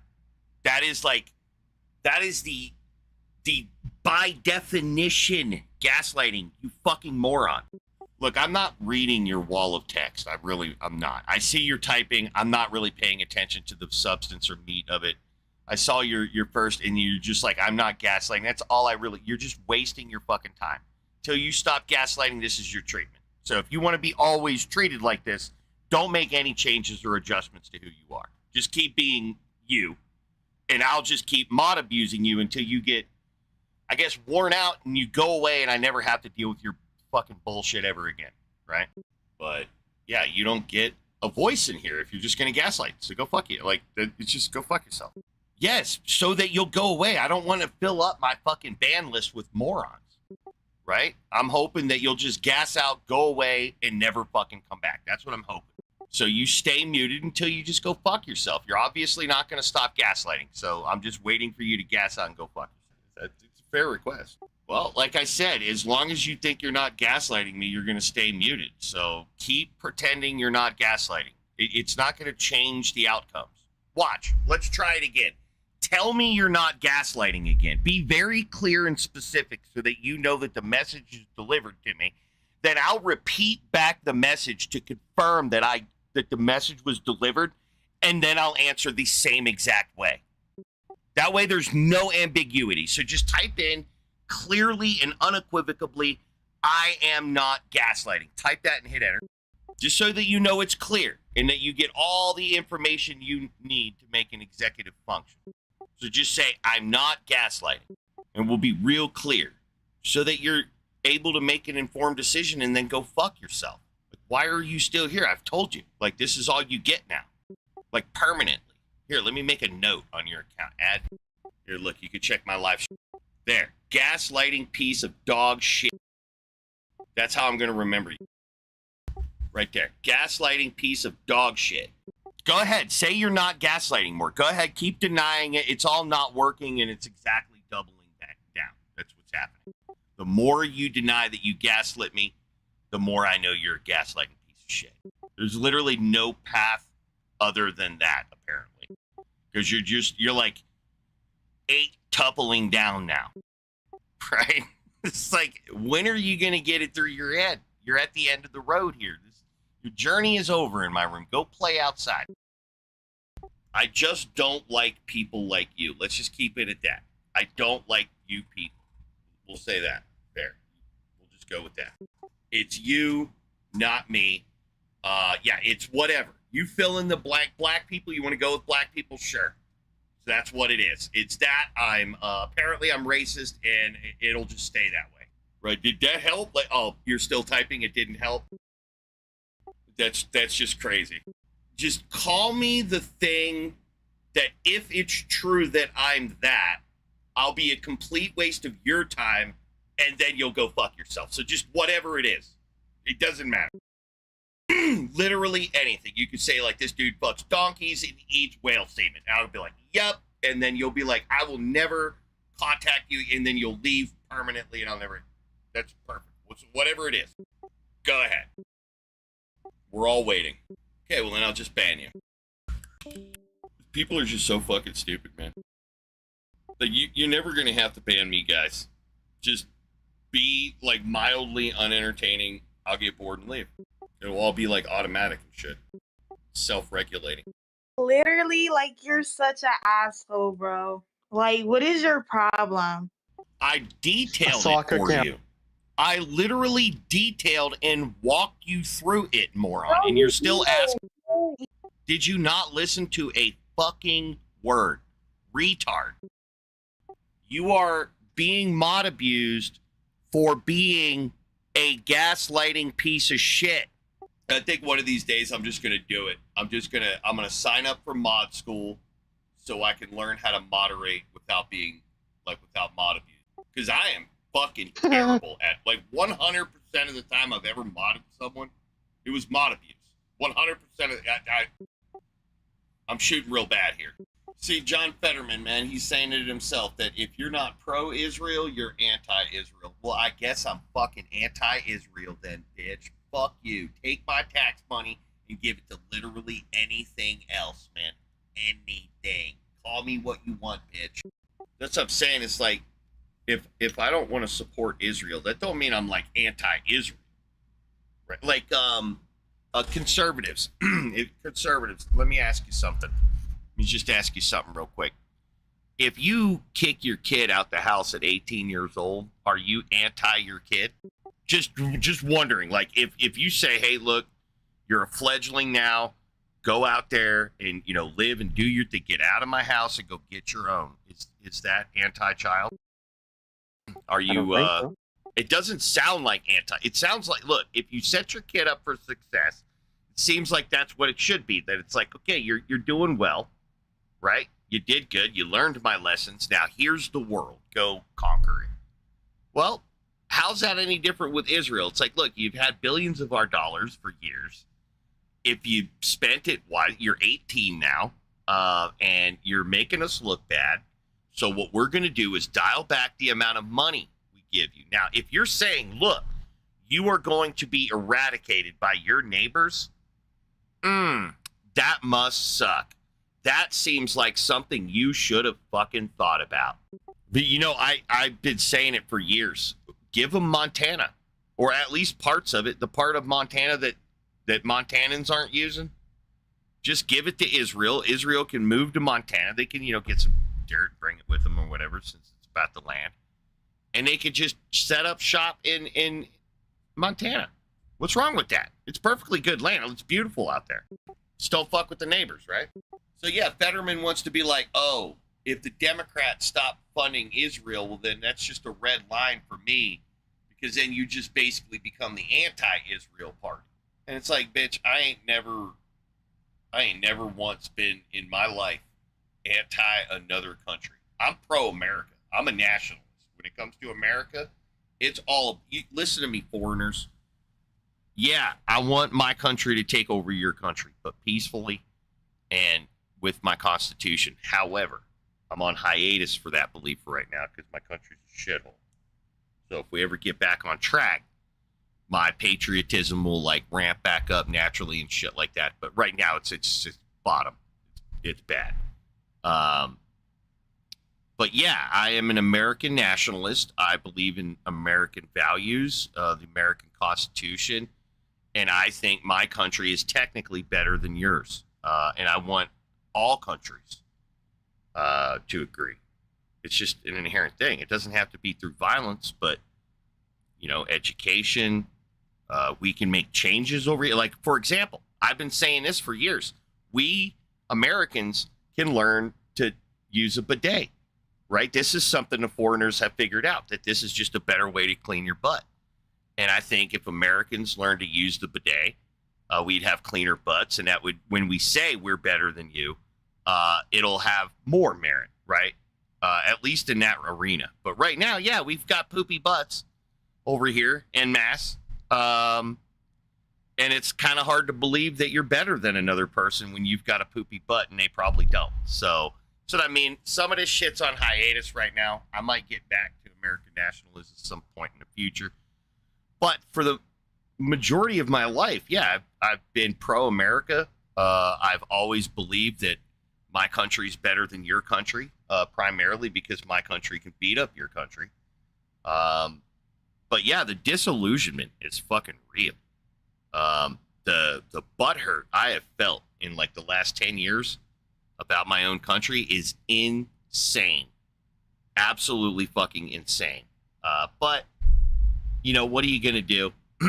Maybe our country over here can get back on track and we can be taken seriously at least a little bit when we say we're the greatest country. Because right now, I am not fucking feeling that statement at all. Now, I will say that there's no amount of shitty my country could get where I would leave it. So it's stuck with me. Even if I come to believe that, maybe the communism in Canada is better than the, freedom we have down here. and I might move there. That'll never be, not because I'm anti-communism or anything, because I'm just so goddamn pro-American. Like it's in my bones, right? And I feel like it's mine. And if I lose it, well, nobody else gets it either. That's kind of how I feel about it. Kind of one of those. I'm gonna take my toys and go home. That's kind of how I feel about America. It's like, I understand it's gone to shit. There's nothing I could do about it. But this is the stank, man. This is my stank. It's my country. These fucking morons that are surrounding me, those are my country folk, right? They were the same thing, really, at the end of the day. And it's just extremely unfortunate because I fucking hate these shitbags.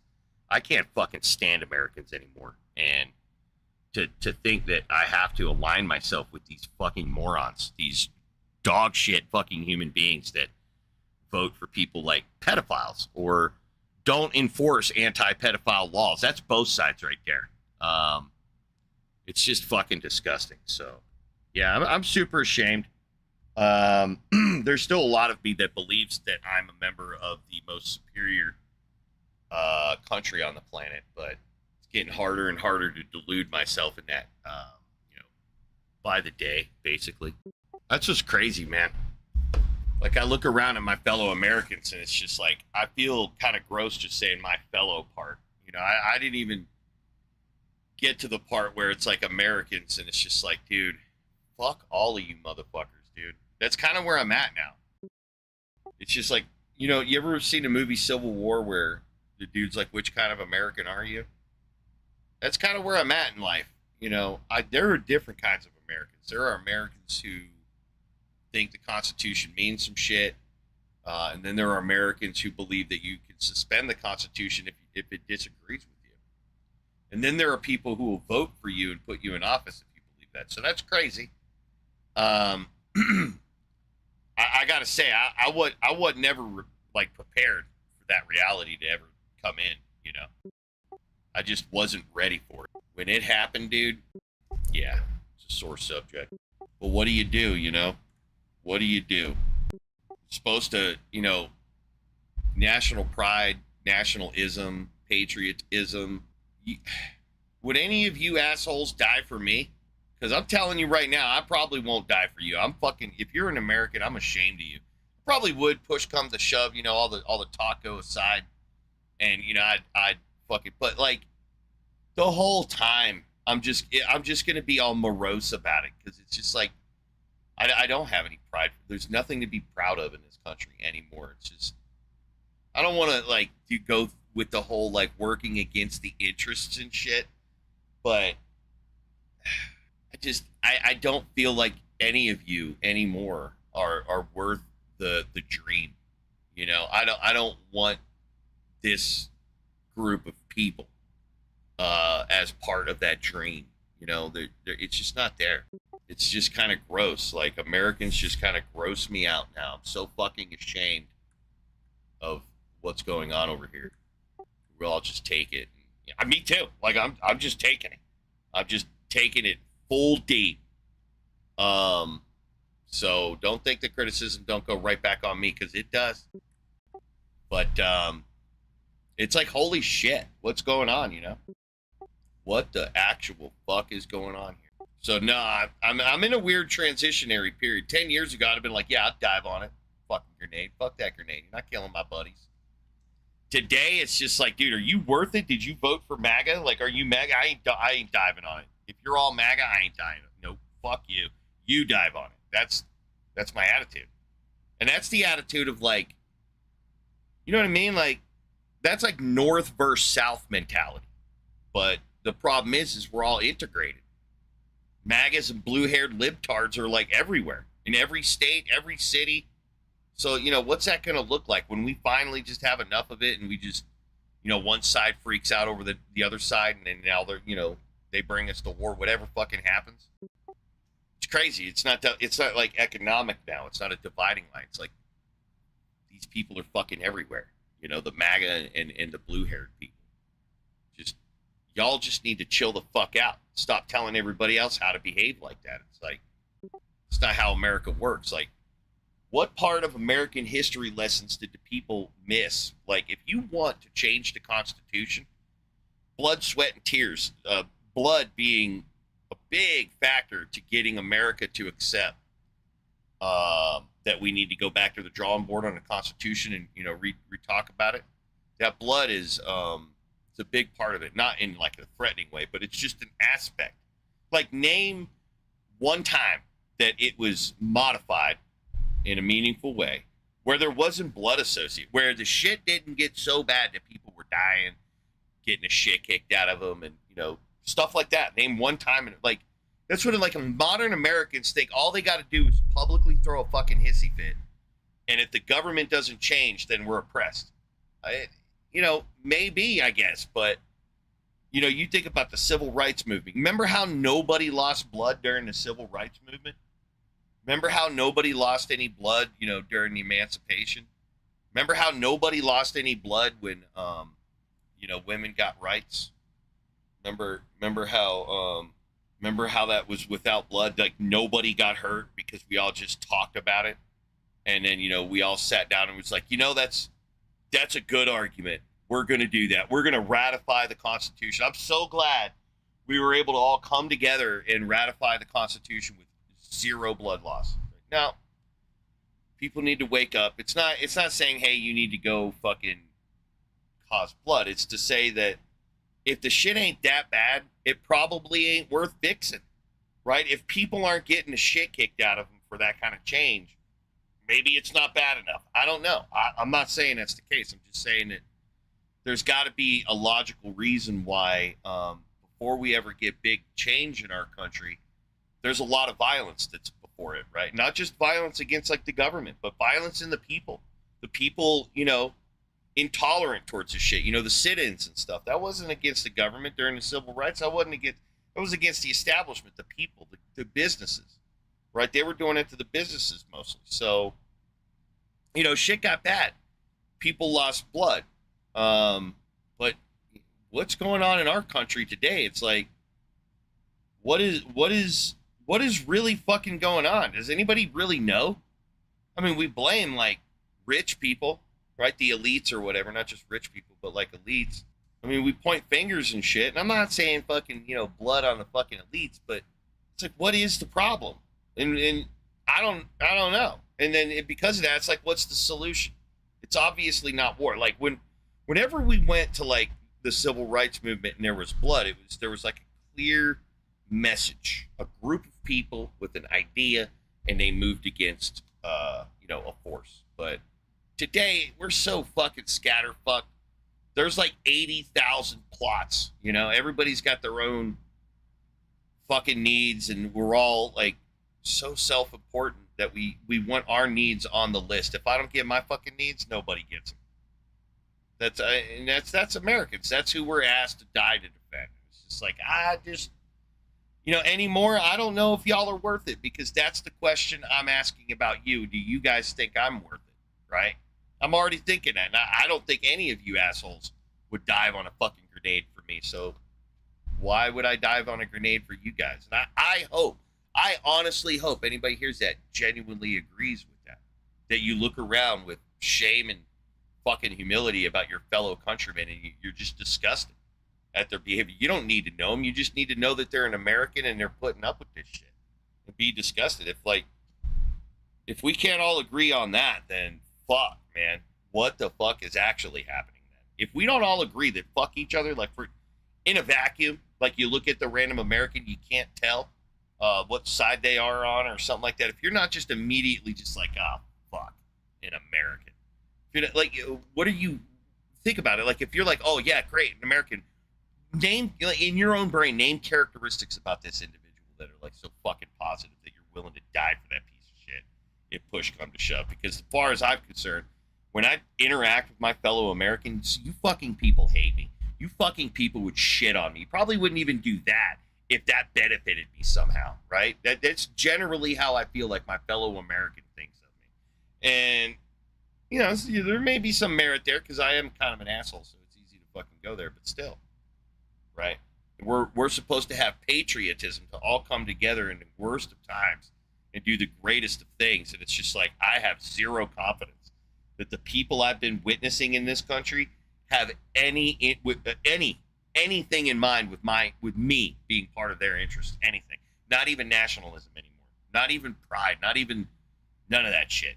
Right? I just don't see it out there in the public. It's fake when you see it. It's like, it's sad almost at that point. I don't know. I used to love this goddamn country, but now I know this fucking country hates me on a government level. I'm fairly convinced that the people just don't give a shit about each other to any fucking degree. And we're just, you know, it's like road rage. It's like we're just boxes in our way, each other's way. We don't see the human inside the box. It's just fucking box. Like, who is this fucking box in front of me? Oh my, I'm so fucking important that I'm the one that needs to get home. And right now this box is in front of me. It's just some shitty fucking box. No, but there's a human inside there, right? And like, they probably got to take a shit worse than you. They might even have already shat themselves. It's been so bad for them. But you don't care. It's just a box in your fucking way, stopping your butthole from getting released, right? So, I don't know. We could keep deluding ourselves that there's like this great pride of like patriotism and shit, but maybe that's what's like the problem is, you know, we're not really asked to like support it. It's just, we hope like the military does it, I guess. You know, like the people who go get put in Jordan and get, you know, missiles dropped on them and they're killed for fucking oil, I guess, again, right? Will we expect them to do it? They're not doing enough in Jordan, you know, standing next to hangar walls. They're not, it's just, what we got to do is if they survive getting their fucking ballistic missile attack, they'll come back to the United States and it'll be them that will ask to fucking, you know, get change in America or something. I don't know. Because, like, you ask anybody and we fucking hate this country for the most part. Like, we all got complaints. Maybe not to the degree I'm at, but we all have our issues, right? All of us. I don't know of American that, you know, you catch them in the wild when they're not on you know, TV trying to pump themselves up. But, like, in the wild, it's like everybody's complaining. Everyone. You look at the news, it's all shit, right? Where's the, like, the genuine, like, yeah, I'm fucking, dude, did you see that shit our country did the other day? Fucking cured cancer, bro. And then we're all like, yeah, that's fucking on. Like, never. That doesn't happen anymore. You know why? Because the corporations buy up the cancer cures and sell you pills.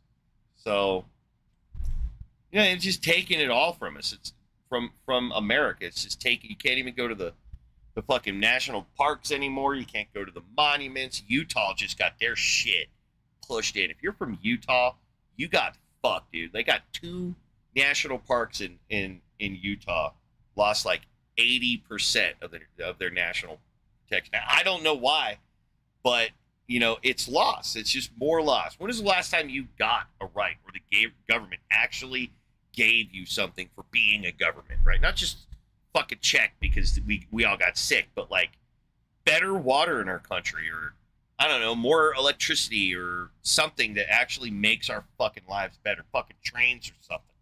When is the last time you felt that the government gave a fucking shit about you?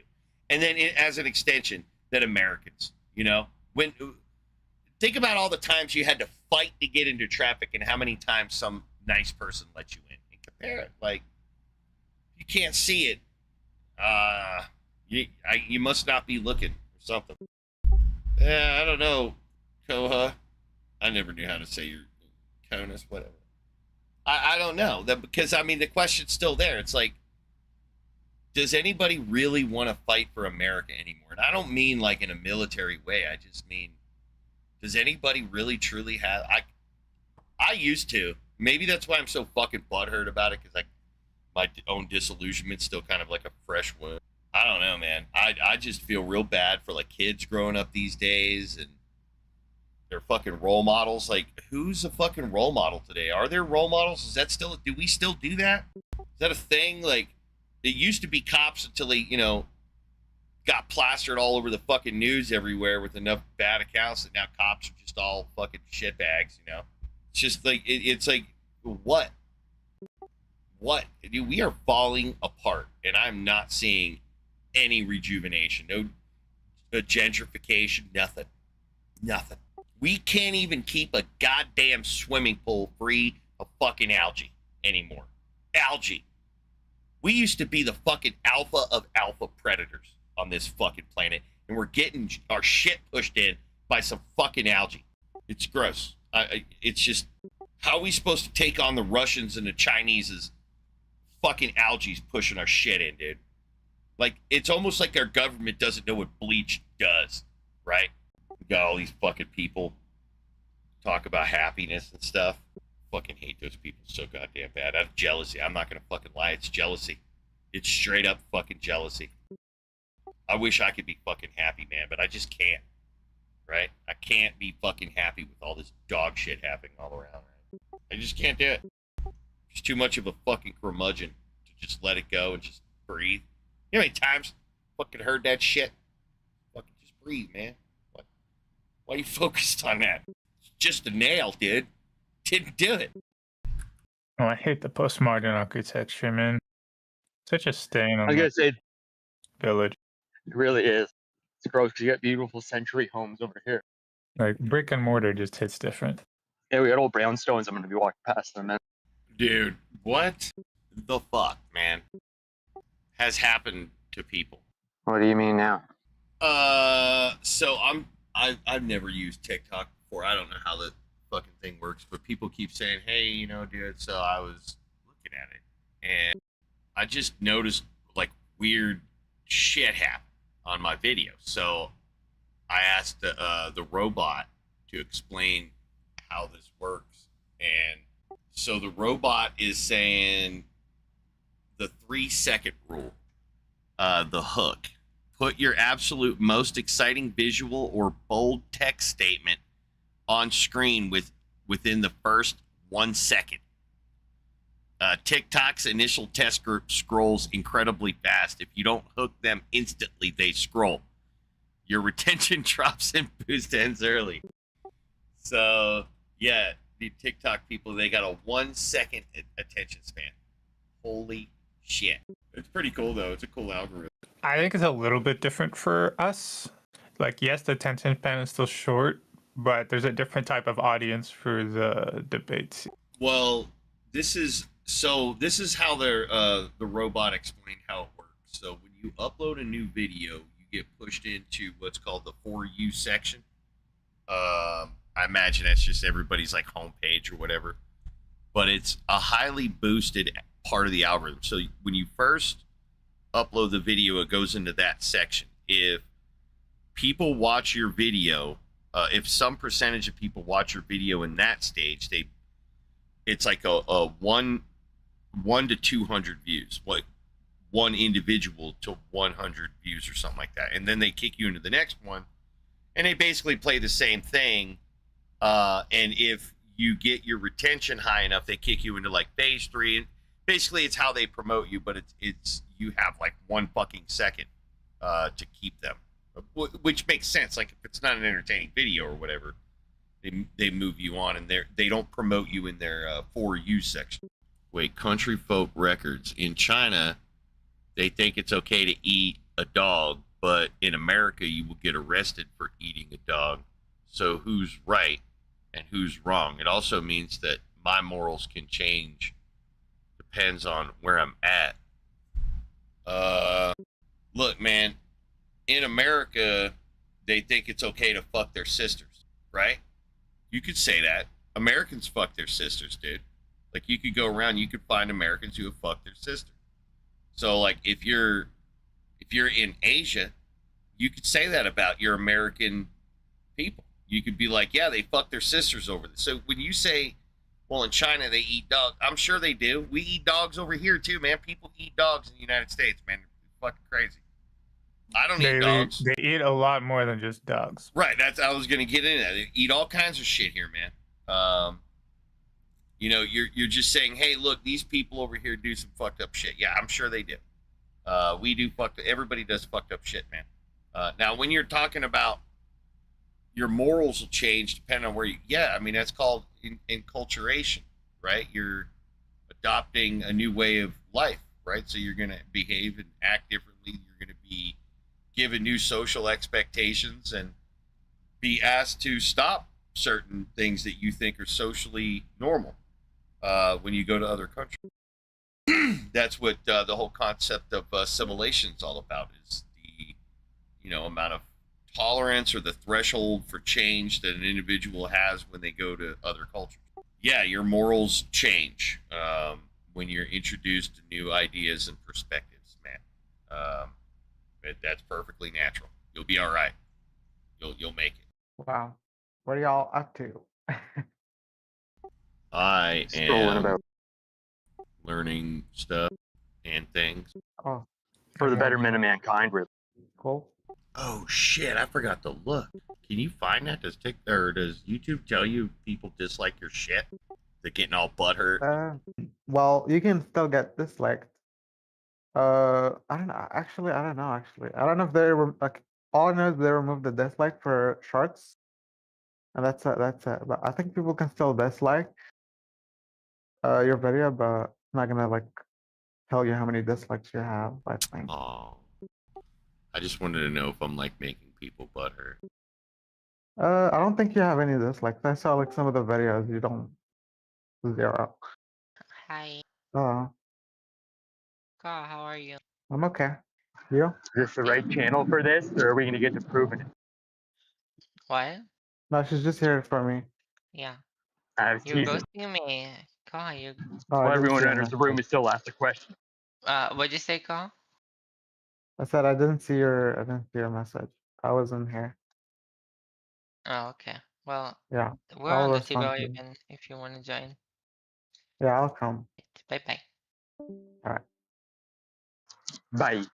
Anyways, yeah, basically, yeah, I don't see any dislikes though. Yeah.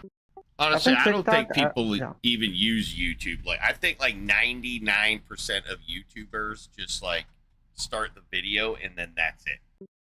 They don't do it. No other level of interaction. No likes, dislikes, subscribes, nothing. And to be fair, that's exactly how I use YouTube too. Like, it's rare as fuck that I ever like lean forward and like some shit. Even though I'll love it, I'll be like, damn, it's a great video. I just always forget to like it. Yeah, I don't do that as well. I don't like. I really like. I'm impressed. So, and I don't comment anymore. I'm a silent viewer. I just wish there was like ways for me to keep track of what I've been combing through without without the necessary entailment of engagement necessarily. What do you mean? I don't know. It's like there's like 3 or 4 different dispositions I could have to like content. Like in one case, I just want to know more about the culture of this social group. Doesn't mean I want to necessarily contribute to that thing. So it's like partially, yes, I do want more in my feed, but partially, no, do I want to tell them that this is exactly the type of content that I like and want. Other cases are I want a case example, in which case I want none of that type of behavior. I guess I could still do that. I could just add it to a list. Part of it is videos I genuinely like. And then I guess there's another one where it's like, just for this video, I'm interested in giving you recognition, acknowledgement, but I want nothing else to do with your content. Dude, you know what I noticed? Because I have at least 2 accounts on YouTube. I got the one that I've been doing all the content or whatever, and then my regular one I just browse on. But as soon as I started this content shit, uploading videos, when I go to the shorts there, dude, like, I had like 3 in a row, and then it'd be something different, and then like back to it, and then something different. But it kept being these videos that were saying, I got like 16 million views playing this sound. And it's like, what the fuck? And now that TikTok or the robot told me about TikTok, I'm like, oh. So that's basically, it's like psychological programming and shit, dude, where it'll just like certain sounds and they'll just look at the video longer if you play a certain music, and that's why we're always hearing like the fucking music, man. It's just stupid videos, just stupid shit, like somebody like showing their dog poop or something. Oh, I think it's like Pavlovian in like you're talking about like TikTok, Instagram. They have like preset noises that they put in there.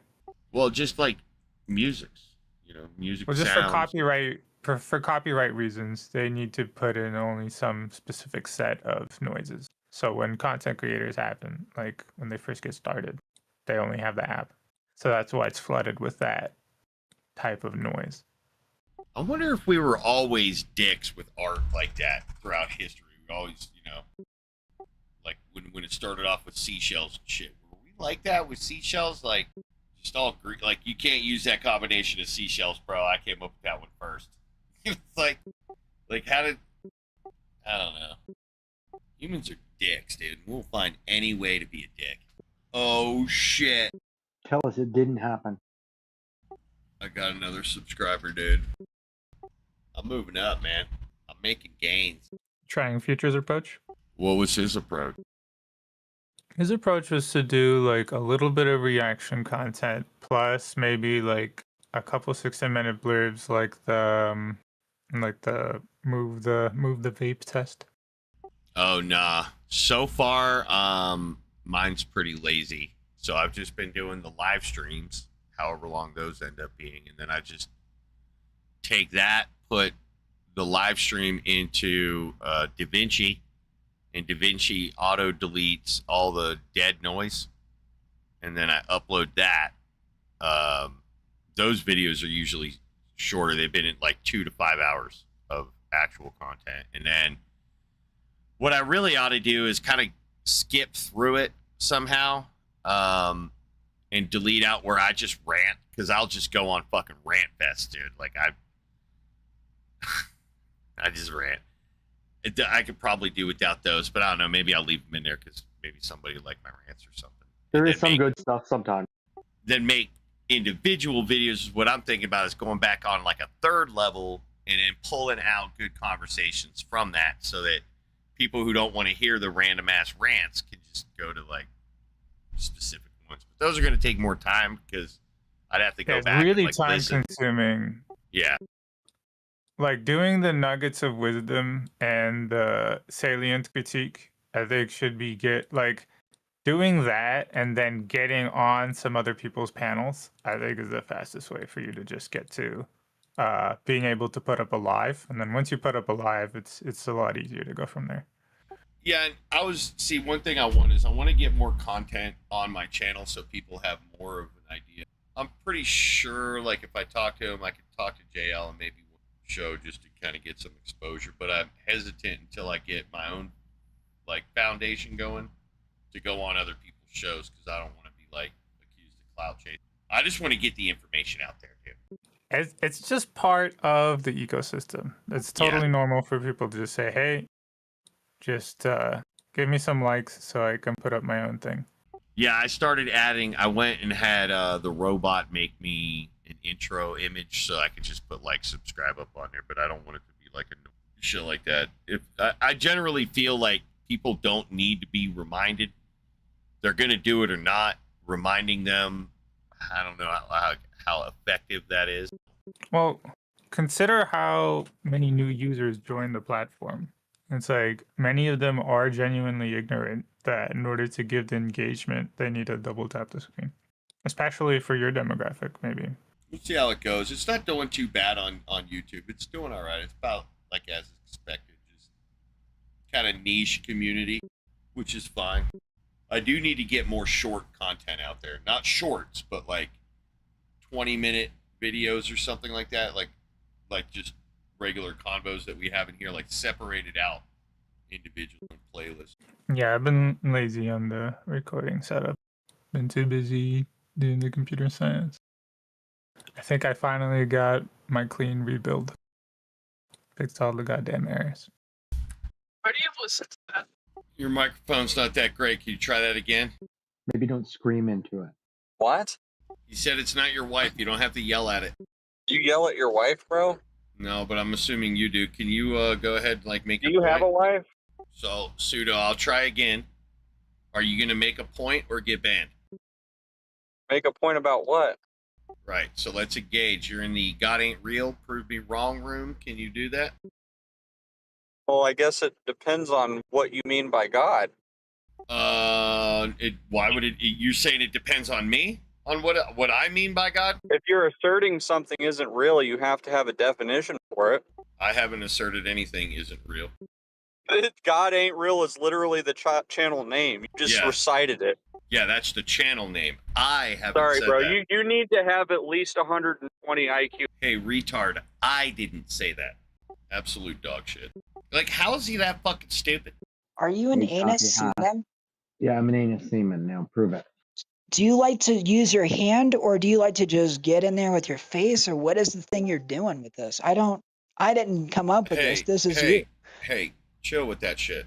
What the fuck are you I doing? didn't come up with it. He came up with this and that's part of his. I said fucking chill with it, retard. What part of that didn't you understand? I don't give a fucking shit what you think. I said stop. Are we clear? So you guys look very upset. It was kind of funny, I thought. Well, like we're here to have an honest conversation. We haven't been having a lot of the great ones recently, so we're a little bit. What is it perturbed. you're looking for? We only want your ideas, your honest ideas. What is the honest idea? Do you believe it to be true in this thing called God? No, I'm an atheist. It's all bullshit and you guys hate women. No, we don't hate women. So you're a liar, and that's part of your religion to hate women and children. You want to force them to do whatever a man tells them to do because you're a fucking piece of shit, narcissist prick. Dude, what the fuck Wow, are you make so talking many about? assumptions. So that's your earnest belief, right? That's our fault. God, there's so many fucking morons on this goddamn platform. All right, observer, you ain't doing that anymore. Actually, ego mystic, you're up. Prove it. I'm up for what? Proving the God thing. Do I gotta? Everyone's got to pay their chat dues. You're up. Okay, well, where do you want me to start? Maybe tell us what God is and how you know that that thing exists. Oh, I don't believe in a Christian God or anything. Then you would be unable to demonstrate the existence of a God because you don't believe in it, right? Yeah. We accept your concession. We win, you lose, get wrecked. Now, why can't you fucking prove it? It's a trivial task. Fucking dominated. Because you know what a better question is? What's a God? What about that is a better question? Well, because what is a God, right? Before we understand what we're trying to prove, shouldn't we understand what it is? Sure. So Like, what is there's a different- God? Well, it depends on what religion. There's different conceptions of God in different religions. Correct. So there must be some common God-bearing property that makes a God, right? No, I think there's a common word, but I don't think there's a common property among the religions. Well, let's say if I told you there was. I'd have to be convinced. So what about the monkey pointing at the thing, calling it God? What about that? The monkey?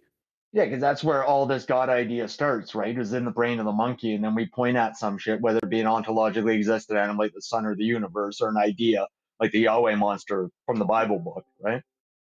And call that God. Sure. So then it would be some gods exist, right? Yeah, I mean, if like what I mean by God is this cup exists, so therefore God exists. Well, you'd have to say this cup is God, right? Sure, this cup is God, and that's what I mean by God. So this cup exists. Therefore Well, now you've done it, and that's what. Sorry, Well, yeah, you did what the Pope did. what every monkey's done since the dawn of time. Right, it's the same task when the Pope jiggles his little golden ball and smoke goes everywhere, and then he like waves his hand and says Jesus is God. When he does that, you did the same thing right there with that cup. That's literally the exact same task. You performed the exact same feat. Okay. Right. So why can you not prove a God when it's that simple? I'm so confused what you guys are trying to make me do. I'm not trying to make you do anything other than think. You said you couldn't prove a God thing. Sure. Well, I can prove it if we change the definition of God. Well, hold on. We're not changing. Did you change the definition of all gods to define your cup as a god? Is that what you did? Or did you just pick your cup and call it a god? I did the latter. Right. You didn't change definitions because you're not telling the Pope he's wrong about Jesus and God is that cup. That's not what you declared. You could declare that and then you'd be wrong. There'd be problems there. But all you did was say your cup is God, just like the Pope says his Jew is a god, right? Sure. I'm so confused. Are you guys angry at me or arguing against me? What are you talking about? I don't. Are you guys arguing with me about something? Well, I'm trying to detard your brain Why? because it's tarded. Somebody, I'm not. somebody I'm not taught a you. Christian or a theist. but somebody taught you that, you know, how you are. Somebody convinced you that you can't prove a God thing. Well, not necessarily. I think. Well, I you mean, said someone- that. Okay, yeah, I can't prove it right now, but See, now you have like some kind of weird memory problem. You proved a God earlier. see, I when I did the cup example, I don't think that really proves anything. No, you just proved one existed. So, do you think when I called this cup God, I was proving that that God exists? Yeah, you were you just did it again. You showed it on camera. Okay. That proves that cup exists. Now, because it's a cup, you didn't even have to show it. I would have just granted it to you. Like, I have a coffee cup. I'm not showing it to you because my titties are hanging out. But I have a coffee cup, and I would assume that since it's such a trivial thing, you'll just accept that I have a coffee cup. Right, because it's trivial. So if you just said, hey, that cup, you wouldn't have needed to show it to me for me to accept that it existed. And since you were just calling that thing that I know existed God, I accepted the claim that your God existed. I didn't need more demonstration. Okay. Now, if your cup Okay. is magical or something like that, we could talk about it. But if it's just a regular cup and you're just calling that regular cup God, then any question I would ask you questions like, is it empty? But what is this whole exercise supposed to be showing me? That you were wrong when you walked in and you said you couldn't prove a God Okay, but why do you care about that? so that you get detarded? Well, maybe I should say it like this, because your parents didn't care about you enough to teach you how to think properly. You came in here like a fucking retard and didn't know that you could prove a God thing. And I'm here to educate you and detard your fucking brain because, again, your parents didn't care about you enough to teach you these things, again, how to think. Did you understand at that time? Thank God we have you, brother. Well, it's not thank God we have me. Thank the cup we have you. Well, If we I don't have to. define your What does that cup have to do with me? See, If this is if your I define mistake. your This mother is as God, poor we can thinking thank on God. your I part. just I'm not trying to have like an aggressive conversation. I'm not either. That's why I was saying it softly the first time. If we define your mother as God, we can thank God for you. Well, to a degree for my existence, but not my attitude. My mom would be pretty Yeah. disappointed with how I've become such an asshole. Yeah. She didn't teach me how to be an asshole. Who taught you that? Reality, people, interactions with other human beings. Does it give you pleasure to be mean to people? No, it gives me pleasure to detard people And why what about that gives you pleasure? because people need help. And you're helping them? I feel so, yeah. Do they thank you? Sometimes, but I don't care about the appreciation. I usually tell people to go fuck themselves, that I don't care. Do you ever consider that maybe you doing this is just a way to dominate others or exercise your own power Do over you others? feel dominated and under my power? I feel like you're trying to dominate. You're free to leave at any time. Yeah, bro. if I was trying to dominate you, it wouldn't be in a chat room. Right, where you could just click It'd be in the disconnect. bedroom. See, I'm under the assumption you like it. Because if I was in your shoes and I didn't like it, I'd click the disconnect button. I am a I mean, masochist in that way. Well, that's You your are, problem. you are an interesting person, I will say. Yep, I'm not here to be interesting. I'm here to unfuck people's brains. That's incidental. Dude, I meant what I said. I didn't mean it as a personal attack. Your parents set you up for failure in this regard. They didn't teach you the proper memetics, man. You do understand how that can come across as like,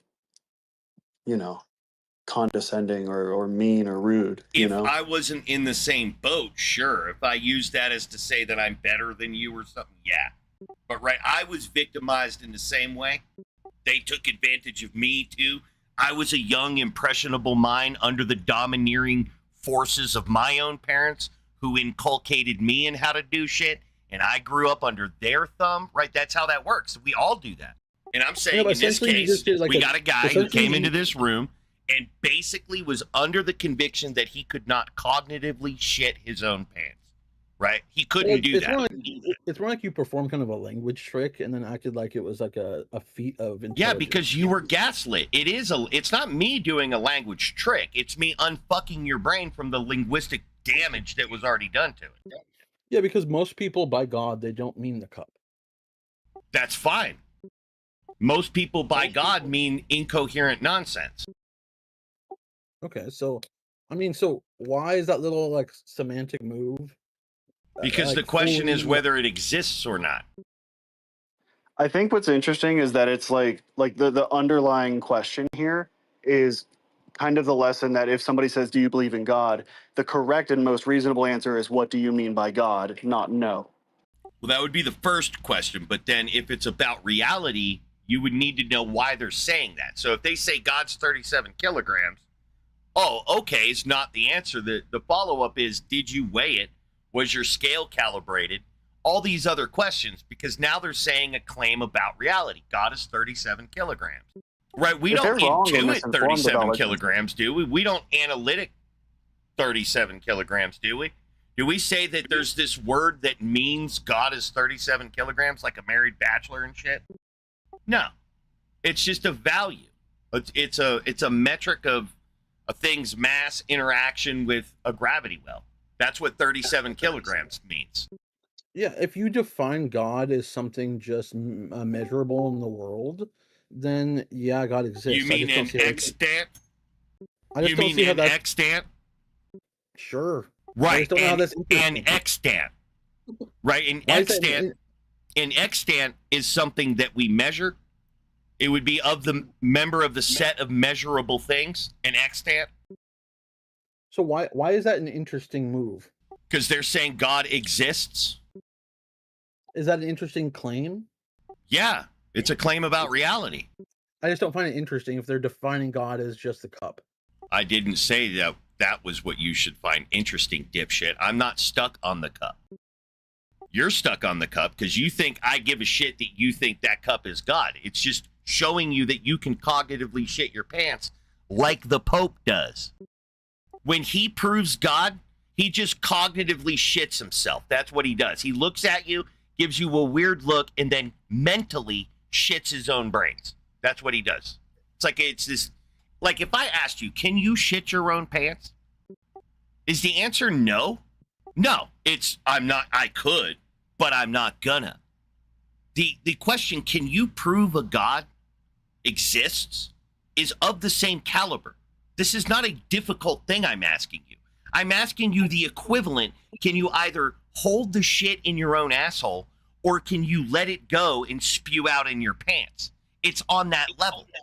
Sure, but then why? But asking me a question like, "Can you shit your own pants?" isn't an interesting question. It is when a bunch of people are going around saying they can or they can't shit their pants.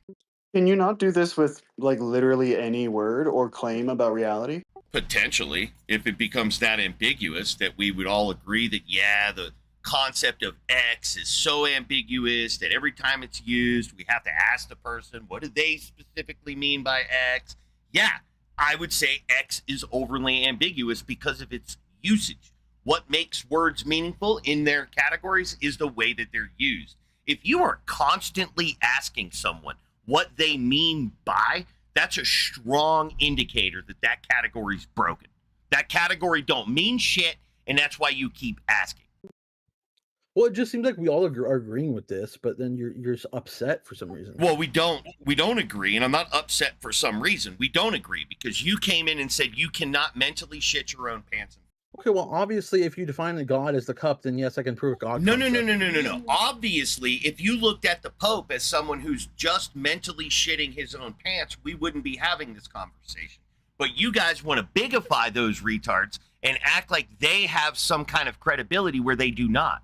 All they did was mentally shit their pants, and now you're going around acting like the task of mentally shitting your pants is too difficult for you to do. So that's called bigification. In my vernacular, that's bigification. You're making it look like it's hard. You're making it look like it's hard to prove the existence of a God thing when it's not. I It's don't a trivial think it's hard. task. If you just define it, it's not hard. I think what's important and why I feel like You're making it look like a difficult task when you go around saying, dude, I can't hear you. I specifically muted you because you feel like you get to overtalk me when you want to, and you don't. Unfortunately, you don't. And unfortunately, some of my points take a long time to get out, and you got to kind of wait for the conclusion to see how it all ties together. But since you repeatedly do that and you don't actually listen to the conclusion, what I'm trying to tell you is you came into this room and you convinced you are in a position, somebody set your brain up for failure to go around and tell you got to listen. I understand it's triggering, but I need to make sure that you see through it because it's a fair criticism. So you came into the room alleging that you lacked the capacity to prove the existence of a God thing. That was your initial position. You came in here being like, this is too difficult for me to do. That's the face you put on. You convinced us, I was under the conviction, that you lacked the ability to prove the existence of a God thing. And I immediately felt sorry for you because I know how trivial the task is. It's a super trivial task. When you see the task for what the task is, it is an exceedingly trivial task. It is literally a monkey pointing at something and calling that thing a god. That's the actual task. So when you're asked if you can prove the existence of a god thing, the question is, can your monkey ass point at something and call it a god? Don't think that you've got to, throw around some golden balls like the Pope and have a whole fucking entourage. You don't need a golden throne to declare what gods are. The Pope is a ground monkey on this mud ball like anybody else. He's not important in any other way than we make him important. And you guys walking around like, well, Jesus is a god, but your cup, that's not a god. That's how you're acting. Oh, yes, you are. That is exactly how you're acting. You're acting like there's legitimacy out there that you can address in your mind certain gods. Yes, you do. That's why you said you couldn't do it. That's exactly why you said you couldn't do it. Because you think there are God concepts out there and you can't match that. That's you. You did that. When there are God concepts out there and you can match that by merely making the declaration. That's all you got to do. And if you think it's any other task, then you're deluding yourself.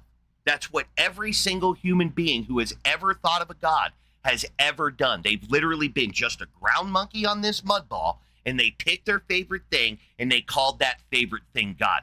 And they have deluded you and the rest of my fucking culture into saying stupid shit like they can't prove the existence of a God thing. The difference is when you did it at your cup, you know what the difference between your cup and Jesus is? You can prove the existence of your God. I can't tell you why it's a God other than you're a monkey and you pointed at it and you called it God. But the main distinction is you can prove the existence of your God. You can demonstrate the existence of your God. You can make propositional statements about your God. You could say your God is empty. Your God is full. Your God is plastic. Your God is metal. Your God has a straw in it, or it doesn't have a straw in it. These are certain claims that we can come to understand about the nature of your God thing, your God thing. And for 2,000 fucking years, one moron after another called a pope, sat in a chair, and lacked the capacity to do any of that. So somehow a guy and his cronies throughout history got the legitimacy that you deserve for merely pointing at a cup and calling it God. You did what 2,000 years of Catholics can't do. And so you're going around bigifying the concept by saying, I can't prove the existence of a God thing. I can't shit my own pants. Yes, you can. You're just a big boy, and you learned how not to shit your pants. So stop lying to people and telling them that you can't prove or disprove the existence of a God thing, and then I won't have to correct you because it's an overly trivial task when the standard is literally point at a thing and call it a God. That's the task. Quit pretending that it's anything different. And just try to remember something. Don't fucking cut me off before I'm done making my points. Right? Try to remember that. Because I didn't go to you and force you to sit down and listen to me. And I certainly didn't go to you to ask you to teach me. Right? I didn't do either of those things. But you're doing that here. And if you can't fucking handle it, click the disconnect button. Because you don't get to tell me when to stop teaching. You don't get to do that. Sorry. I'm sorry you don't like the power dynamics here, but you're putting yourself in those shoes by acting the way you are. Yeah, back 2,000 years, 4,000 years ago, they would have stoned you, right? They would have taken you outside the village and they would have stoned you to death. You're unruly. You're obstinate. You don't listen. You lie. You gaslight, right? That's all rude behavior, man. You take a very sensitive topic where I got to point out that your parents gaslit you, and then you turn that into like, I'm just being mean and that's a personal attack, right? You did that. You flipped my intent into I just want to hurt your fucking feelings. That's you. Your parents did that. I didn't do that. Your parents did that to you. They set you up for failure. They taught you that you can't prove the existence. I see your hand waving around. I'm just making sure you know to let me finish when I'm trying to make a point. That I make long, drawn out points, that I like to get to the conclusion. I like to make sure that my interlocutor's paying attention. Because if my interlocutor's not paying attention, what's the point in talking to them? If I got to repeat myself over and over because they're not actually engaged in what I'm saying, they're just waiting for me to say something stupid so that they can giggle and laugh and wave their stupid fucking hand around the camera. Yeah, I had this problem with you the last time you were here. I had this exact same fucking problem with you the last time you were here. You think getting muted means start making monkey noises and chirping out on the fucking camera there and waving your hand around and being distracted and typing in side chat. That's what you think. You think getting muted means that. It means get more distracted. So, you know, you want to act like this after I've asked you multiple times not to do it. I'm going to treat you like this.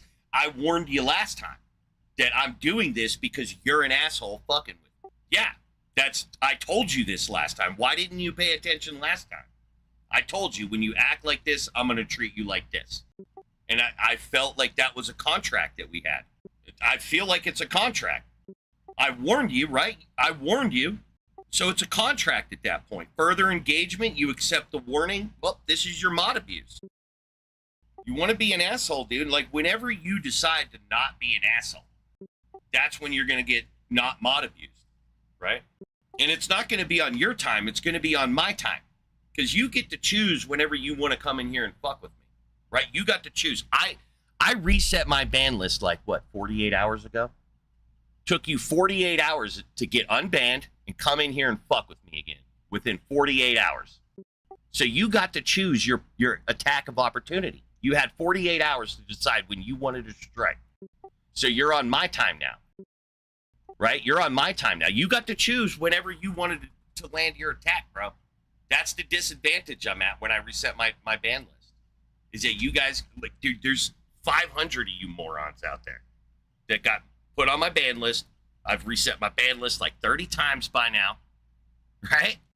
Like, you guys don't get it, man. You got to change your behavior. That's what's getting you fucking banned, dude. And you didn't change your behavior. You acted like the same asshole that you were the last time. Same asshole. So you're on my time now, buddy. You did that. And considering that I just reset my ban list, it's going to be a while before I reset it again. I'm not talking to myself. You're on YouTube, dipshit. Yeah, I'm talking to fucking you and everybody else that's listening. Anybody listening, I'm talking to them. Right, but that's just more obstinance right there. Do you think when I read that, that's like, okay, this guy's gonna stop being an asshole. I could just stop it. I could stop moderating this guy now. Do you think when I read that, that's what that says to me? That you're done being a fucking asshole and worth listening to again? No, dude, it doesn't. I read that and it's just like, yeah, you're right. You do give a damn. That's why you're cucking yourself before me. You could be out playing right now, dude. But you're sitting here just being mod abused. Oh, did you think I was going somewhere? I'm not going anywhere. And I could just ban you whenever I'm done with you. I could just right click and ban. You're gone. Poof, right? Whenever I'm done. Whenever I choose that's when, right? Whenever. Right. So do you really think you're bothering me that bad? I'm giving you opportunity right now. Giving you the opportunity. All this bullshit about I'm just an unfair guy. I have been giving you the opportunity fucking time. What do you keep doing? You keep proving me right. You're an obstinate asshole. So you're just going to keep getting treated like this. I just don't like being fucked with. All you guys got to do is not fuck with me. That's it. Simple. Just don't fuck with me. I'm not here to be fucked with. I'm here to help you guys. But You guys are just fucking idiots, man. I don't know what to tell you. You're just clowns, right? I don't know what's going on. It's like you are in full control of your behavior. I have no control over your behavior, but I disapprove of it. And so you're seeing how I respond to that. You're welcome to keep behaving in any way that you want and fuck with me. But yeah, that's why I'm moderator, right? To do this. Like, you want to fuck with me here, I'll fuck with you back. Well, you were fucking with me. I was trying to talk, and you basically, like him, told me to shut the fuck up. It's your time to talk now. That's exactly what you guys did. Yeah, it is. It is. I was saying something you didn't approve of, and you just decided that at that moment when your feelings got hurt, it was time for me to shut up. And you just started talking. And then when I went to go moderate, fucking comrade just starts fucking talking again. So there I have to fucking moderate 2 assholes in a row. That's just fucking with me, Dad. That's just all that is you guys fucking. Well, yeah, no, but you weren't accidentally over talking. You were telling me to shut the fuck up and it's your turn to speak now. And so I'm showing you, no, you shut the fuck up. It's always my time to speak. You're in my chat room, retard. It is always and permanently my time to speak. Always. Whenever you're talking, you're speaking on my time. You're in my chat room. It's like my radio show. Do you not get that? Why does this need to be spelled out? Every single guest room owner is like that. It's their fucking chat room, dude. People go there for them. But you guys come in here and you're just like, no, call it a power trip. That's why you're getting power tripped, idiot. Because you think it's a power trip. I have no power over you. I have power over my room. Idiot. Are you this dumb? My mutes don't work outside this room. Idiot. Do you not know how this platform works? Are you this fucking dumb? All you gotta do is leave. I told you this, man. You just don't listen. You want to interpret me as just being this fucking guy. That's in your brain, man. You're hallucinating. Yeah, I have no control over you, man. None. Zero control. There's no power trip. But this is how I'm treating you because you're in my room fucking with me. I don't care. Yeah, I'm permanently in. This is my chat room. Yeah. Yeah, my time. Right. Yeah, my time. Yeah. Yes. Are you getting it? Or are you just throwing a temper tantrum? Like, what are you doing? It looks like you're throwing a temper tantrum. That you don't get to do all the things that I get to do in my own chat room, so you're throwing a temper tantrum. You call it mod abuse. I call it moderating my goddamn chat room. That's what it's called. It's my fucking chat room, dipshit. I didn't go to you. You came to me. And you're misbehaving. So you get abused. Dude, there is literally no way to moderate you and it not be interpreted as abuse. That is logically impossible. I wanted you to shut up, right? Can you affirm that? Can you confirm I wanted you to shut up? Can you give me a thumbs up on that? Okay, did you shut up? No, you didn't. You see? So what do I got? Yes, you're in my chat room. Yes.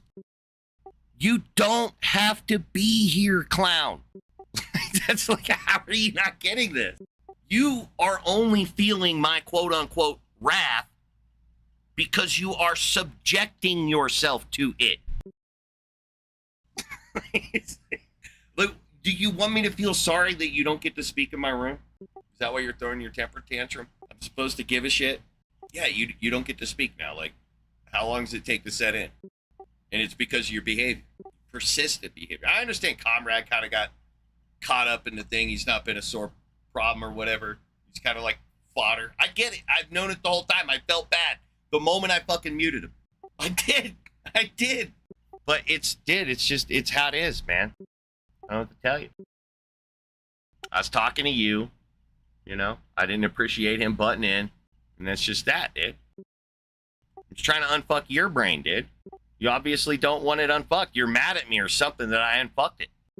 You can go back to pretending that you can't prove the existence of a God thing if you want. You know, you could try. I don't know what you're going to do to undo the damn. Yeah, right. You're doing what the Pope did. I taught you that. Good. Yeah, I taught you that. Yeah, you came in here a dumbass. And your thanks to me is to be a constant annoying sack of shit. Right? You see, I deal with that shit all the time, bro. All the time. Because people act like I'm the one who gaslit them in their youth. They act like I did that shit to them. Like I was there. But if I was, dude, you wouldn't have this problem. You wouldn't be going around telling people that you're like, you know, unable to cognitively shit your pants. If that's what you want to do, man. But see, where your brain is broken is you think that means something other than the cup. Yeah, you do. That's why you think that's a profound thing that you're doing. Why you felt the need to write God on it. Trying to prove something. I'm only trying to prove that you were inculcated. That's all I'm doing, dude. Like, I didn't do this, man. I'll take the blame, you know, like, for being an asshole. But like I said, man, I said this, you probably remember me saying it. Go fuck yourself. Remember me saying that? Yeah. At that point, if you had done that, if you had gone and fucked yourself, none of this would be happening. No, circle jerk? Is that what you're saying? Like, no, it's a metaphor. I'm not actually saying that you should have any sexual intercourse with yourself. Go fuck yourself is just like over there. Like, you know, go play. I said go play outside. Remember me saying that? I said go fuck yourself, go outside and play. Remember? I mean, if you had done it then, you'd be out there playing and having fun. But instead, you want to be muted in my room, I guess, dude. I don't speak sign language, dude. Yeah, I don't speak sign language. Dude, I'm like the worst with charades, too. Dude, you're like a mime, bro. Like on the sidewalk. I'm telling you, dude, you do not want me on your team in charades. Yeah. Yeah, I don't know what any of that means. I get it. You're pointing at your face. Yeah. Retard. Yeah. That's what I call it. You call it you. I call it dumb fuck. That's what I call it. Yeah. Dumb fuck. Double dumb fuck. Yeah. Yeah. You're a dumb fuck, right? Bro, I mean, how do I tell you no where you understand it? Bro, the easiest way to not get muted in my room is to just not come in here and fuck with me. It's not that hard. People do it all the time. They come and they go. They're just living their lives, dude, coming and going. But then there's just fucking, what are you, a Redditor? Right? Like what are you? You will not feel completed until you're on my ban list. Yeah. That's what you're itching for, man. You've been itching it this whole time. Dude, you've been unmuted for like minutes now. Oh shit, I didn't even realize. Thanks, dog. All right, how about you, Yaz? What did you learn? Able to do the task? I don't know. Uh-oh. Well, do you actually believe that God exists in our reality? No, not really.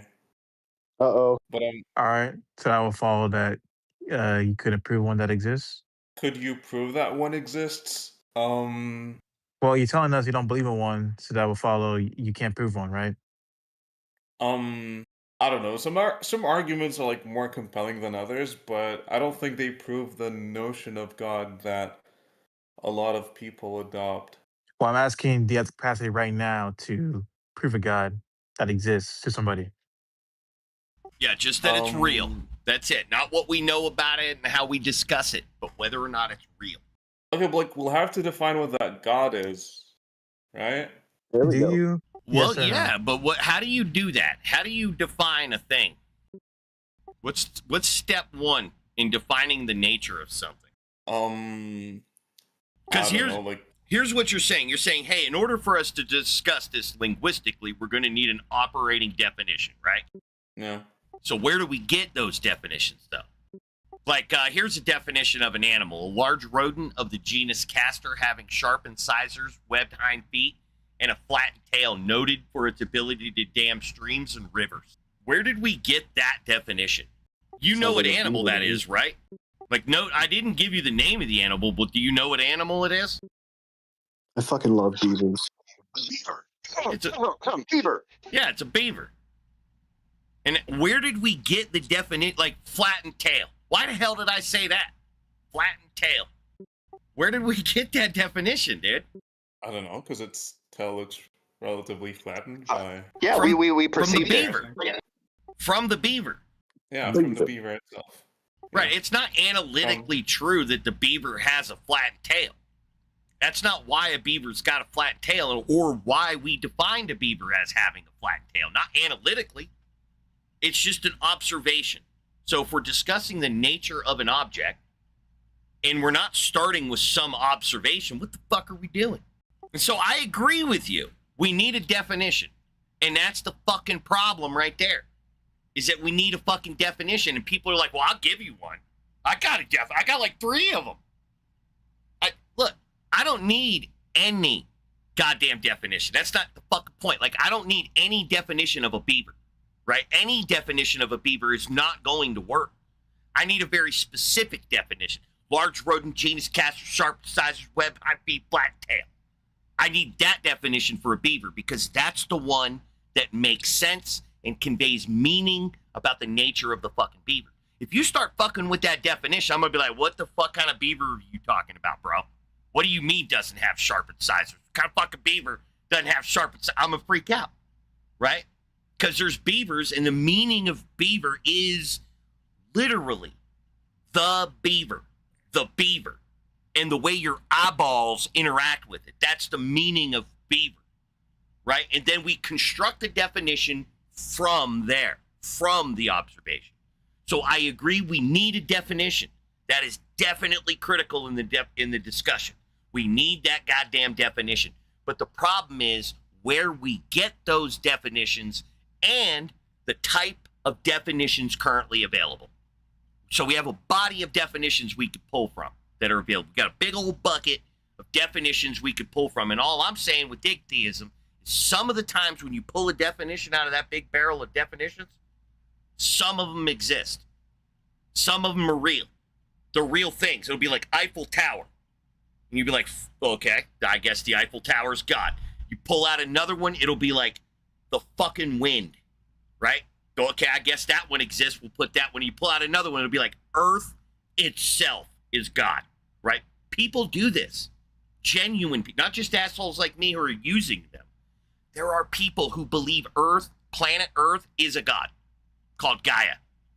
I believe they're morons. That's just my one monkey opinion. Don't get all super offended. It's just my personal take on believing that the planet Earth is like a god thing. I believe it's a big conglomerate rock of metal and shit. That's what it is to me. But people believe stuff, bro. And all I'm saying is some of them exist, some of them don't exist.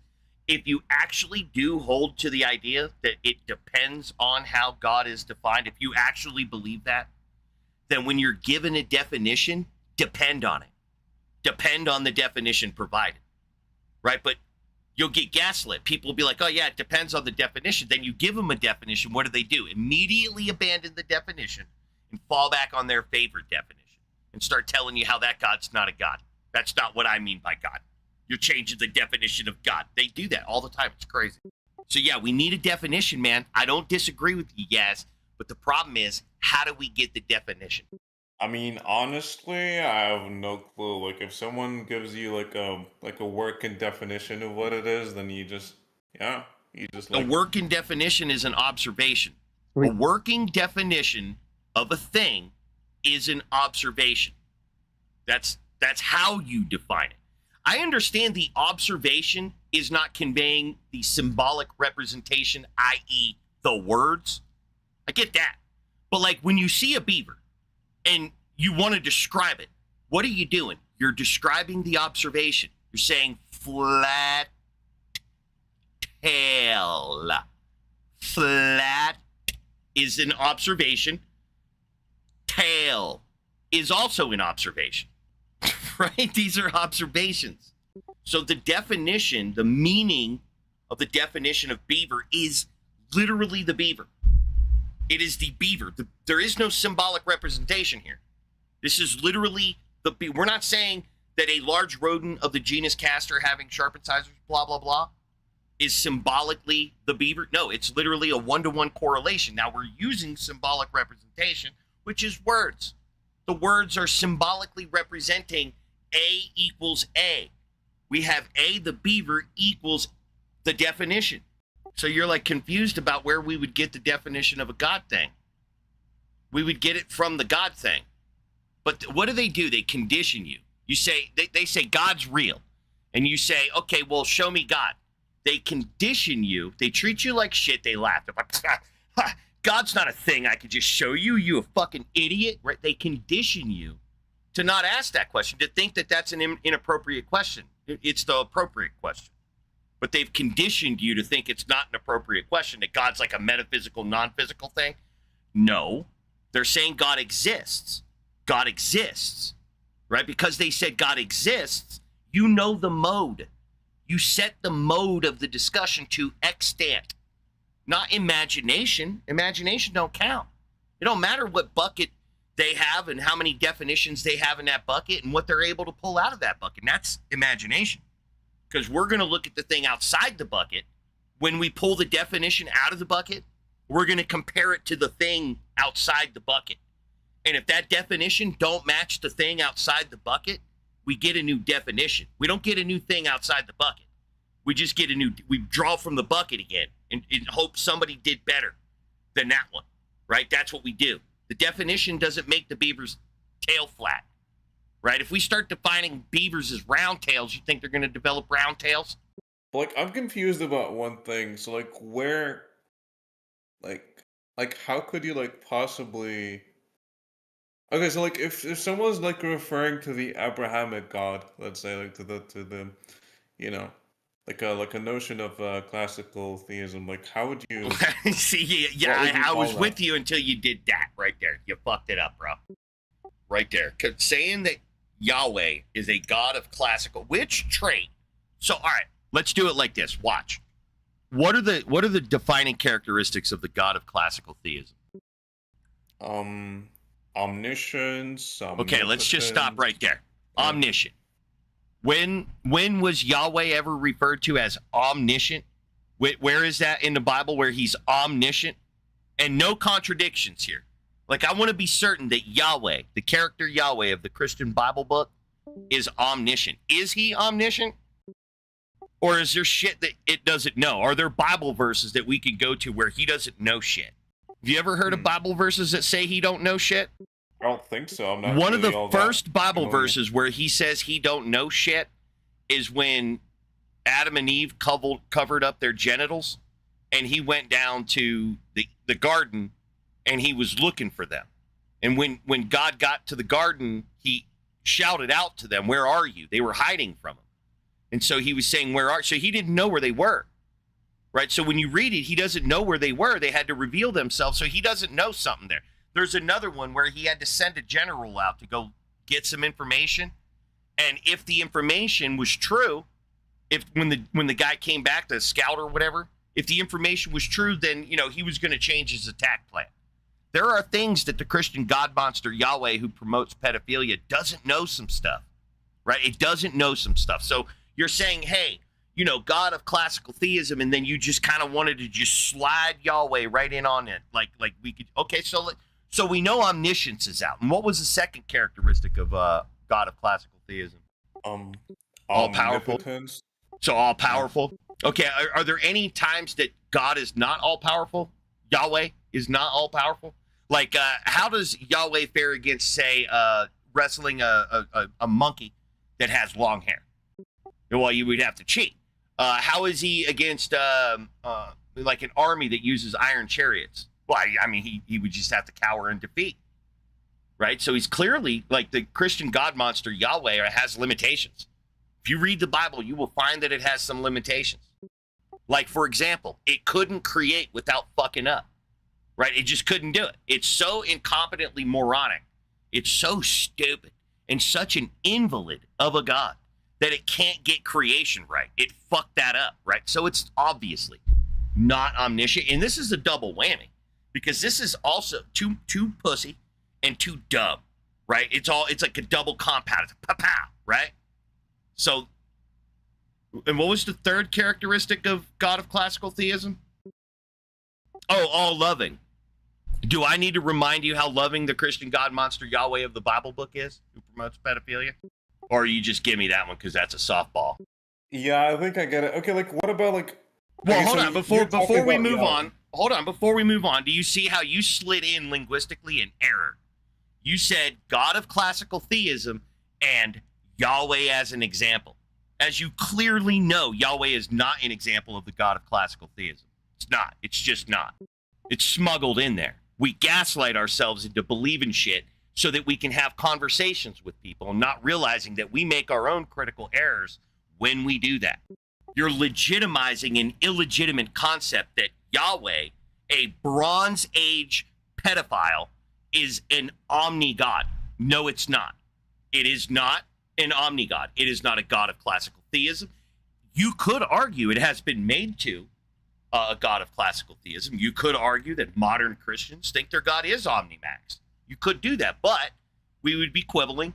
We would already be moving beyond the point because you know I'm just going to appeal to the Bible anyway, and I've already made the point with the Bible. So he's not an omnimax God. He's not an omni-anything God.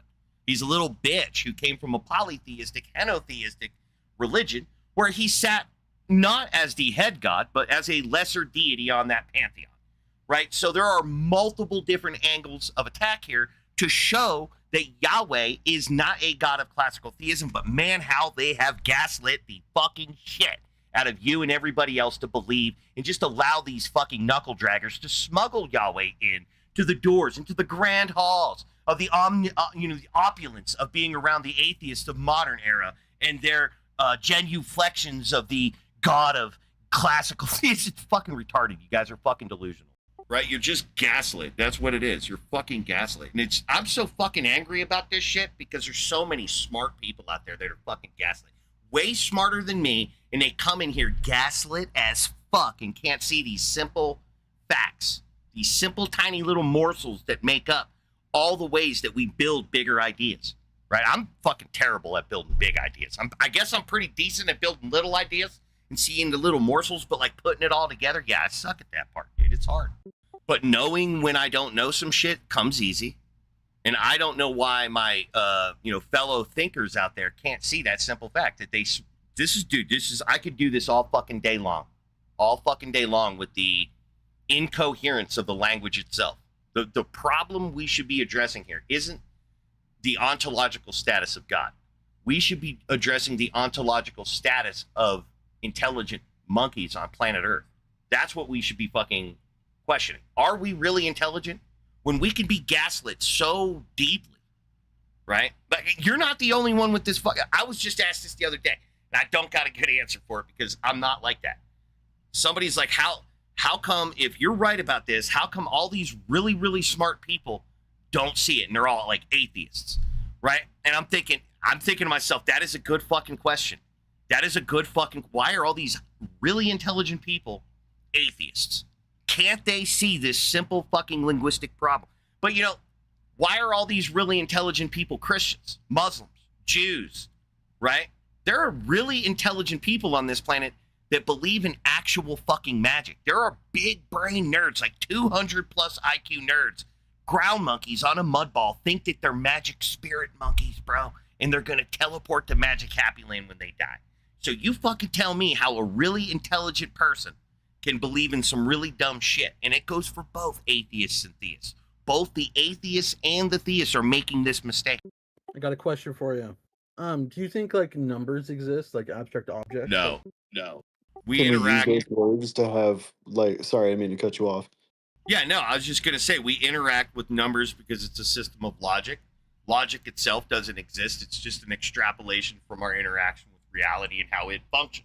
We look at reality and how it functions, and this informs our meat sack that shit works in a particular way, and we've just deduced that over the eon. That's all logic is. It's a language we use to express the consistency of reality. Yeah, like I love to focus on the cultural gaslighting, how we just fucking lie to each other, and we just build ourselves up to be experts that we're not, talking about topics we really have no fucking clue about. And I don't mean this in the esoteric, like quantum mechanic way. I don't mean it like that. I just mean it like when we get confused by our epistemologies and we act like they inform us more than they do. They don't. They're just maps. Just maps. Every epistemology is just a fucking map. Reality does not exist in such a way that you could ever draw an accurate map of it. It is a constantly influx dynamic system. Do you understand the point, Yas? Not fully. Like I don't have like a full grasp of it yet. So think about mode. If you're thinking about an abstract object or if you're thinking about a concrete object, you're going to play by two different rules. If I tell you Spider-Man lives in New York, you're going to have a different standard than if I tell you, John Smith lives in Manhattan, right? This is going to be a different standard. You're not going to ask for facts and evidence of Peter Parker, right? That's just bullshit. It's imagination. I said it up front. So you're not going to ask me things about like height and weight, social security number, date of birth, like none of that shit. It's whatever I say, right? That's fiction. That's the luxury of fiction, is that things in fiction, abstract objects, in a lot of them, are just whatever we want them to be. Now, in that space, in that headspace, where we're just dealing with concepts, in that headspace, we have discovered that there are also ideas that have a different weight to them, right? It's not that we can just say anything we want. There's ideas that are bouncing around in our head that we're kind of constrained. Like we can only think of these things in certain ways. And this is an application of certain logical things that we're playing around. Like, I mentioned it earlier, analytic truths, right? Like an unmarried person is a bachelor. We know this just because of the construct. The logic itself informs us of some consistency here, but that's still entirely in our heads. Right? We're not fact checking any of this shit yet, right? What makes a married bachelor? The fact that monkeys get married. If monkeys stop getting married, the concept of a bachelor evaporates. It doesn't go anywhere because it didn't come from anywhere. It's not there. It's just a concept, right? It's a concept that reflects human behavior. It's a word that describes something we do. So we stop doing it, the word goes away. It's analytically true, so it's true in all senses of the cases. But it's only true given this contingency of human behavior. So if you want to move out of looking for consistent models like that outside of headspace, you have to switch modes. You have to say that outside is now relevant. Outside information is relevant. I can be wrong about so-and-so's social security number. I can be wrong about their date of birth and location. I can be wrong about these things because their rightness isn't contingent on my headspace. Their rightness is contingent on a relationship between my headspace, which is where we get our declarations, so-and-so lives somewhere, that's headspace, versus the territory. So we have a map, so-and-so lives somewhere, that's a map. And we have a territory of a person somewhere in some location doing a behavior. We have a description of that. Absent that description, then the statement so-and-so lives somewhere doing something is incoherent. Sure, you understand all the words, but it's incoherent with respect to its description of reality. So it's a different mode, right? You're not using the mode of imagination to describe where someone lives and what their name is and their weight and things like this. This is a different mode. And when we're trying to talk about ontology, we have to use a mode that appeals to those things external to our minds, because that would be the only non-arbitrary point that you and I could begin discussing the consistency and nature of those things in reality. Because whatever you're observing. What do you question? Your own observations? So that's kind of fucking pointless. You would use your observations to question your observations. So you're in this vicious circle. So there's a utility of a disagreeing mind or a different vantage. Someone else coming up to the thing and experiencing it and being able to conceptualize it with their own internal, structure, and then providing you information. And that information comes best when it's non-prompted, right? If you walk up and you see a thing and to you it looks like it's small, square, and red, right? And you're just not really convinced that it's there. The best thing for you to do is just hang out and wait for me to walk up. And then you'd be like, hey, you see anything? And then you see me glance down at the object. That's an indicator. That should help you feel more confident that there's a thing there. And when I look at it, I'm like, you mean that small red square thing? That helps reinforce that your observation was correct because I'm affirming it, right? But if I look down and I'm like, you mean that big blue round thing? That's going to fuck with you. We're going to have a disagreement. I'm seeing something, but I'm not describing it the same way. So there's an incoherence here in our model, in our ability to coherently describe upon, discourse, we're talking. we try to describe this thing and we're fundamentally disagreeing with the observation. So what do? Do we hash out the observations, or do we hash out the definitions? Well, you do both. You go back to the thing, you observe it, and you see who's right. You talk about it, you show each other, you convince each other, you prove to each other, right? But what you would never do is prove the thing exists. That just comes baked in. How do you prove a thing exists? You just look at it. That's it. That's done. You look at it, you taste it, you lick it, you stick something on it, right? You interact with it. That's how you know things exist. But the epistemologies that we discuss, the atheisms, the theisms, those that's epistemology. And why the fuck are you there if you lack the ontology? The atheists necessarily lack the ontology. So I don't know why the fuck they're thinking they're some expert in the nature of something that exists, because they're saying there is no ontology. So there is no affirmation of any claim for an atheist. And then the theists, what are they even fucking saying? You got to stop and think, like, what are they saying? What is theism saying? Not what is a theist, an individual theist, saying, but can you make sense of the proposition theism? I think you can't. Can't make sense of the proposition theism, because the sense to be made is initially about reality. They're saying theism is the proposition God exists. So they're making some claim about reality. And so we're in that mode. We're in the mode where we need those shared interrelated experiences to really understand it, right? Because the shared interrelated experience is how you disconnect imaginations from reality. Reality is what we're both experiencing. Imagination is what only you are capable of experiencing. How do you feel about pantheists that like to call nature God? It's the same as anybody else, man. Because like well, let's say they're naturalistic. They don't believe in anything supernatural, but they just like to honor reality. Yeah, their God exists, bro. I have zero issues. Their God, right? But every time I say that, I always conclude it, whether I say it out loud or not, I don't know what makes reality a God. What about the fact it exists? That's not going to be true of all gods. Zeus, in my book, is like any other thing that I would understand to be a god, a god. I don't think Zeus exists. So it's not a necessary entailment that a god must exist. That is the proposition that we find interesting, though, in theism.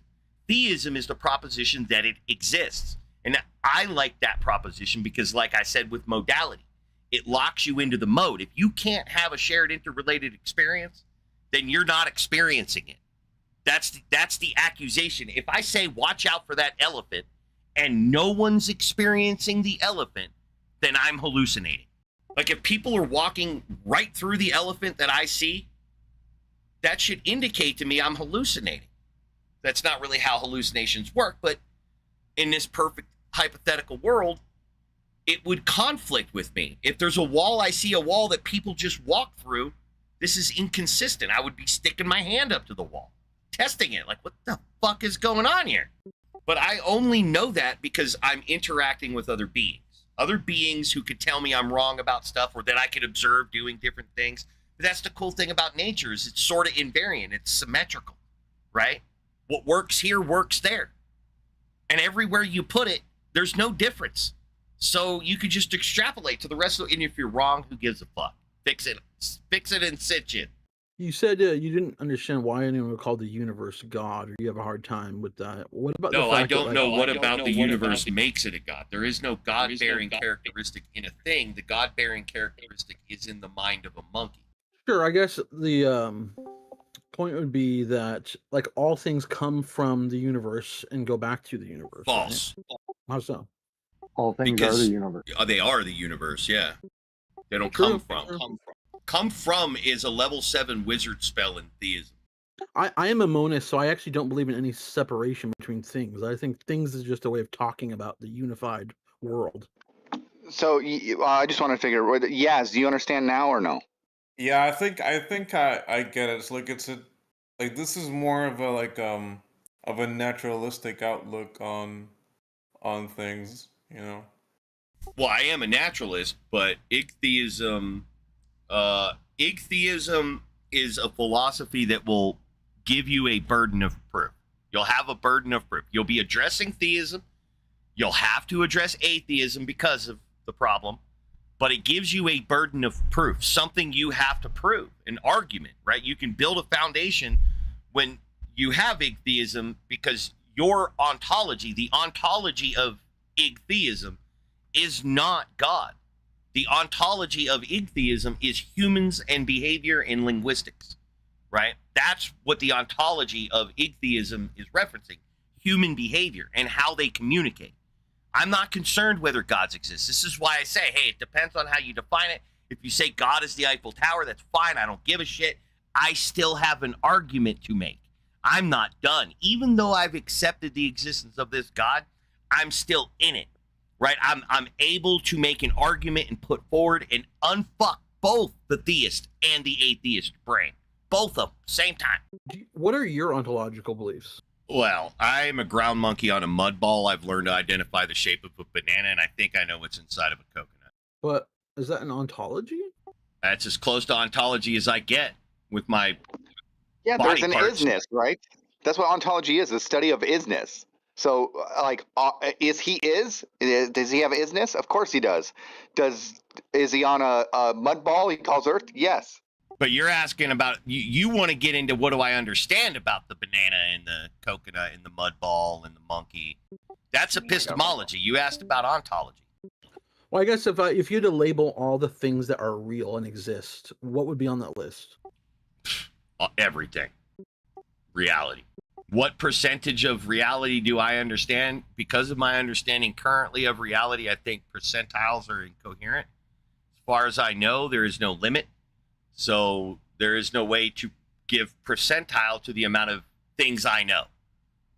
If the amount of things to know is infinite, then what is the number? I'm infinitely ignorant, I guess. But that's incoherent because I know some stuff. So, yeah, dude, my ontologies are just dog shit, dude. They're non-informative. I'm just saying, hey, I'm experiencing what I assume to be reality because it's overwhelmingly there, right? And it's consistent. Without that consistency, yeah, reality would be fucking weird and hard to understand. I don't think brains would have evolved the way that it is if logic was inconsistent, right? If reality was inconsistent, predation is strongly tied to intelligence, being a predator, right? Predators have to think and calculate and shit like that. They got a plan. And, who's to say when intelligence came about, you could put it on predation, but you could put it on a lot of things, so I don't know.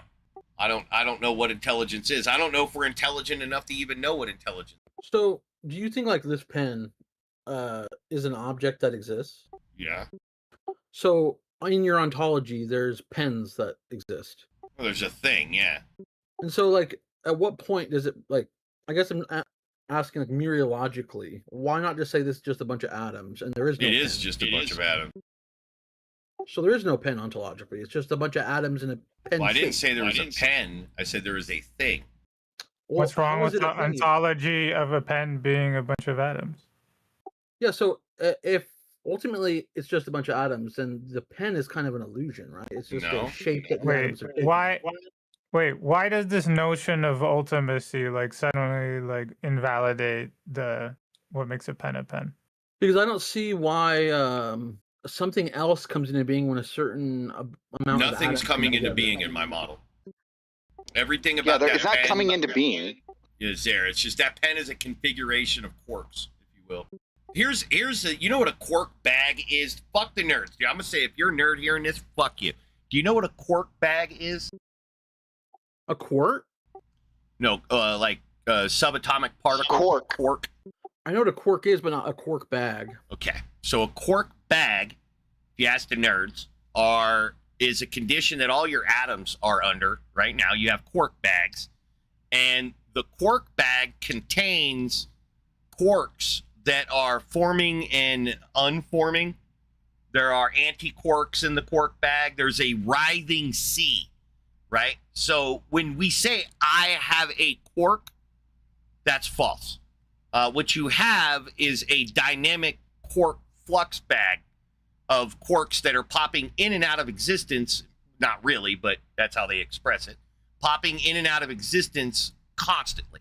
So all of your quark bags, when you're holding up the pen and you're like, this pen, it's not a static object. We perceive it in a Newtonian way as a static object, but all of the atoms that make up that thing are undergoing this dynamic condition where you're never dealing with the same quark in any femtosecond. Totally. But is it just a bunch of quarks, or is there something else called the quark bag that is on top of the quark? Well, both, really. It's kind of hard to explain. Have you ever seen LHC images, the Large Hadron Collider, and you see those little lines shooting off and squigglies and shit like that? What's interesting about those is, as I understand it, if you imagine that some of the stuff coming off is a quark, okay? Imagine some of those lines are quarks flying out of the atom because they got their head-on collision and it shattered and the quarks go flying.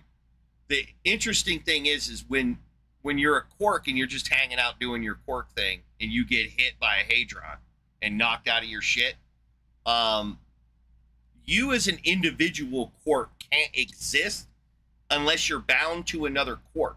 So it's a quark-quark duo. There's a gluon that holds the quarks together, right? And you can't change that system. And so one description of these lines that are shooting out of the subatomic particle when they collide is, think about it like this, that the hadron hit a single quark so hard that it stretched it. It stretched that gluon to its breaking point. And when the energy, that there was more energy in the collision than the quark-gluon combo could handle. And so it ripped the quark away from the other quark and instantaneously, simultaneously in that action, created another quark-quark combo. So you now have 4 quarks. And what that line is representing is how many quarks were generated from absorbing the energy of the collision, because as it stretches, it makes more quarks. And so that line is quarks coming into being because you've delivered energy to one quark, ripping it off. So this is E equals mc squared. When you take energy and you deliver it to that quark, you bring quarks into being from that energy transfer. But you're losing energy to do that globally. Sure. I guess let's say hypothetically, let's say if this pen was made up of 10 quarks. I know that's false, but is this just 10 quarks configured in a certain shape we call pen? Or when the 10 quarks come together, is another actual object come into being that's called the pen? I'm noticing a behavioral issue. It's a ship of It's not. Theseus. It's not specifically. It's not specific to you. It's just a thing that humans do, which is they categorize things, right? Yeah. They look at nature and they can't help but kind of put them in groups, right? Now, when you go to the beach and you pick any 3 rocks, the nature of you picking those rocks, or the act of you picking those 3 rocks doesn't actually change the fundamental nature of the rocks, does it? No. But nonetheless, there are rocks, and the rocks have relationships. They have their respective relations. Yeah, I'm trying to say, when you put a certain amount of rocks together, does it actually create another object called the pile of rocks? No, it's just that's just a map about a territory. There's nothing about the territory that makes this property of pile, right? It's just our linguistics to match on to the what we're perceiving or what the phenomenon is, right? It's just a communication thing. But the thing is, every object actually is a pile of quarks and subatomic particles. Yeah, but nothing's coming into being. So I have a long drawn out sex prison version of this, but imagine you have a scale and you have a pile on that scale and you have a kilogram of stuff, individual grams. You have 1,000 of them, right? In the pile, you have a kilogram. If you spread them out so they're not in a pile anymore, how much do you have? Kilogram. So you're only dealing with configuration. Configuration doesn't bring anything into being unless you're getting, pedantic and you talk about protein configurations or something like that, where structure and function come into being because of their bonding strengths and stuff. I think I agree with you, but I think that makes us committed to saying everyday objects like tables don't really exist. It's just a configuration of atoms. No, it doesn't commit me to saying that, because when I say it exists, I'm just referring to that conglomerate mass of energy. You're conflating epistemology and ontology. When I'm saying it's existing, I'm just saying it has ontological status. When I say it's a conglomerate mass of objects, I'm saying epistemologically. But it's the same thing. One's the map, one's the territory. I'm really trying to get into like the mereological difference between parts and wholes, and when do a bunch of parts become a different whole? I don't think that that's real. I think there is a system called reality, and it can be broken down into aspects. The parts and wholes are just a perspective. The parts and wholes are just a perspective, right? That's all it is, and that's like the map about the territory. Like when we talk about like the pen, right? We're one perspective. We're looking at the whole entire thing. But if we zoom in on it through a atomic microscope and see the individual atoms, now we're saying, look at that one atom, right? Now the perspective has changed, and all we're doing is talking about, well, this is part of the pen, meaning this is one perspective, right? This perspective is only one part of the whole entire thing we're talking about. It's literally just talking about perspective, which would be the map. But if we're just talking about perspective, then how are we talking about what things actually exist? Eco. I think Well, one we of the have ways effects. One might be. I've been trying not to interrupt. One of the ways that it might be explained is if you take an apple, you have one apple. You have one apple piece. If you cut it into two, you now have two apple pieces. If you do that 1,000,000 times, sure, you'll have 1,000,001 apple pieces, but you'll still only have one apple.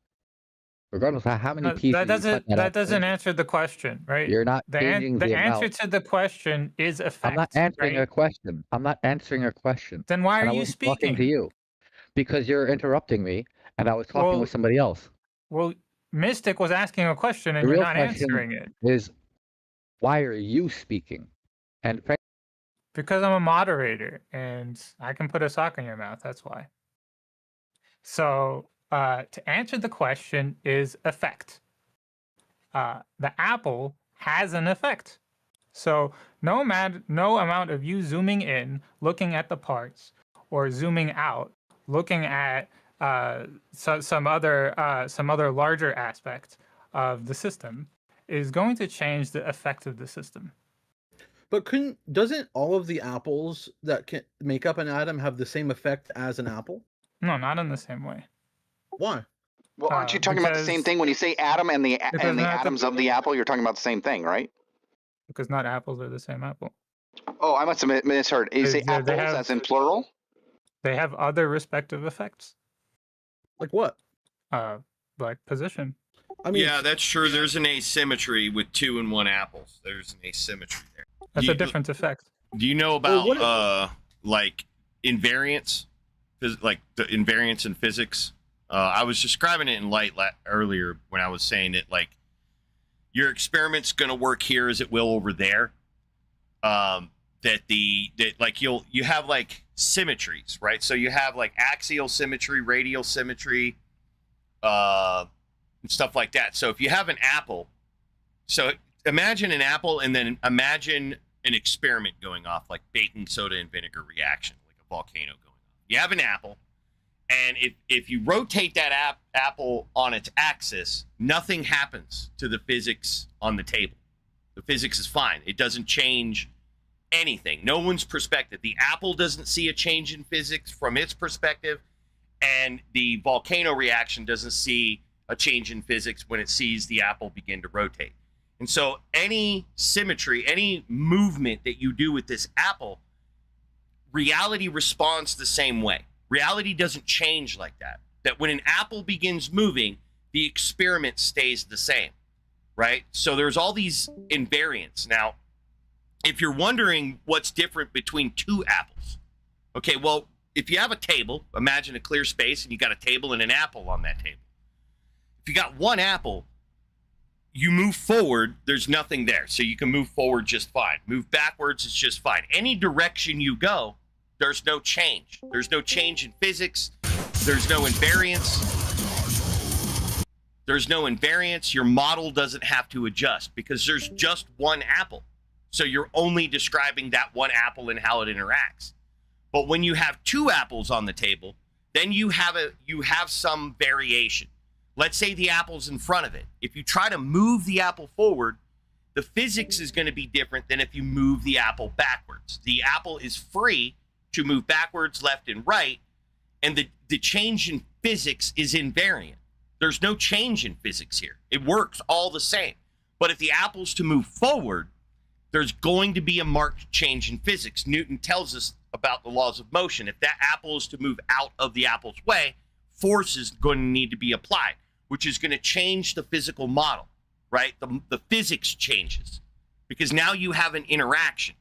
So you have an invariance in a system where you have one, and you have variance in a system where you have two. That's an asymmetry. But we were talking about the difference between the parts of an apple and the whole apple. Are they the same Yeah, thing? but it's just perspective. That's a problem you're coming. That's the map. That is literally the map and not the territory itself, right? The map can never be the territory. All we're doing is making maps. That's the only thing we're fucking doing.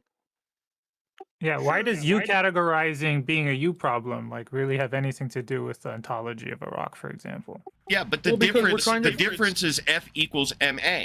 Force equals mass times acceleration. So when you try to move the apple to the left, your calculation to move there would force equals mass times acceleration. So the mass of the object in the way is zero. There is no object in the way. The mass is zero. So the F equals ma is the same formula, left, right, and back.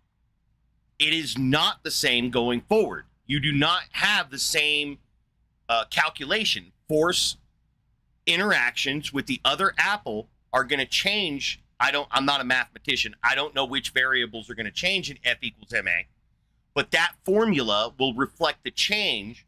And so you have a variance. This is a variance. So you're asking what's the difference? It's the variation. But no, we're not talking about the difference between two apples or moving the apple one way versus another. We're talking about the difference between. Is there such a thing that you are dealing with that because you could just imagine that the atoms are apples. They have the same physical constraints. They can go up and they can go down, but when they try to go side to side, for some reason, they can't go that way as effortlessly in the other directions. They're under the same kind of constraints, and so you have a bunch of apples on a big field that if the apples want to move around, there is variation in their degrees of freedom. I'm not trying to talk about moving.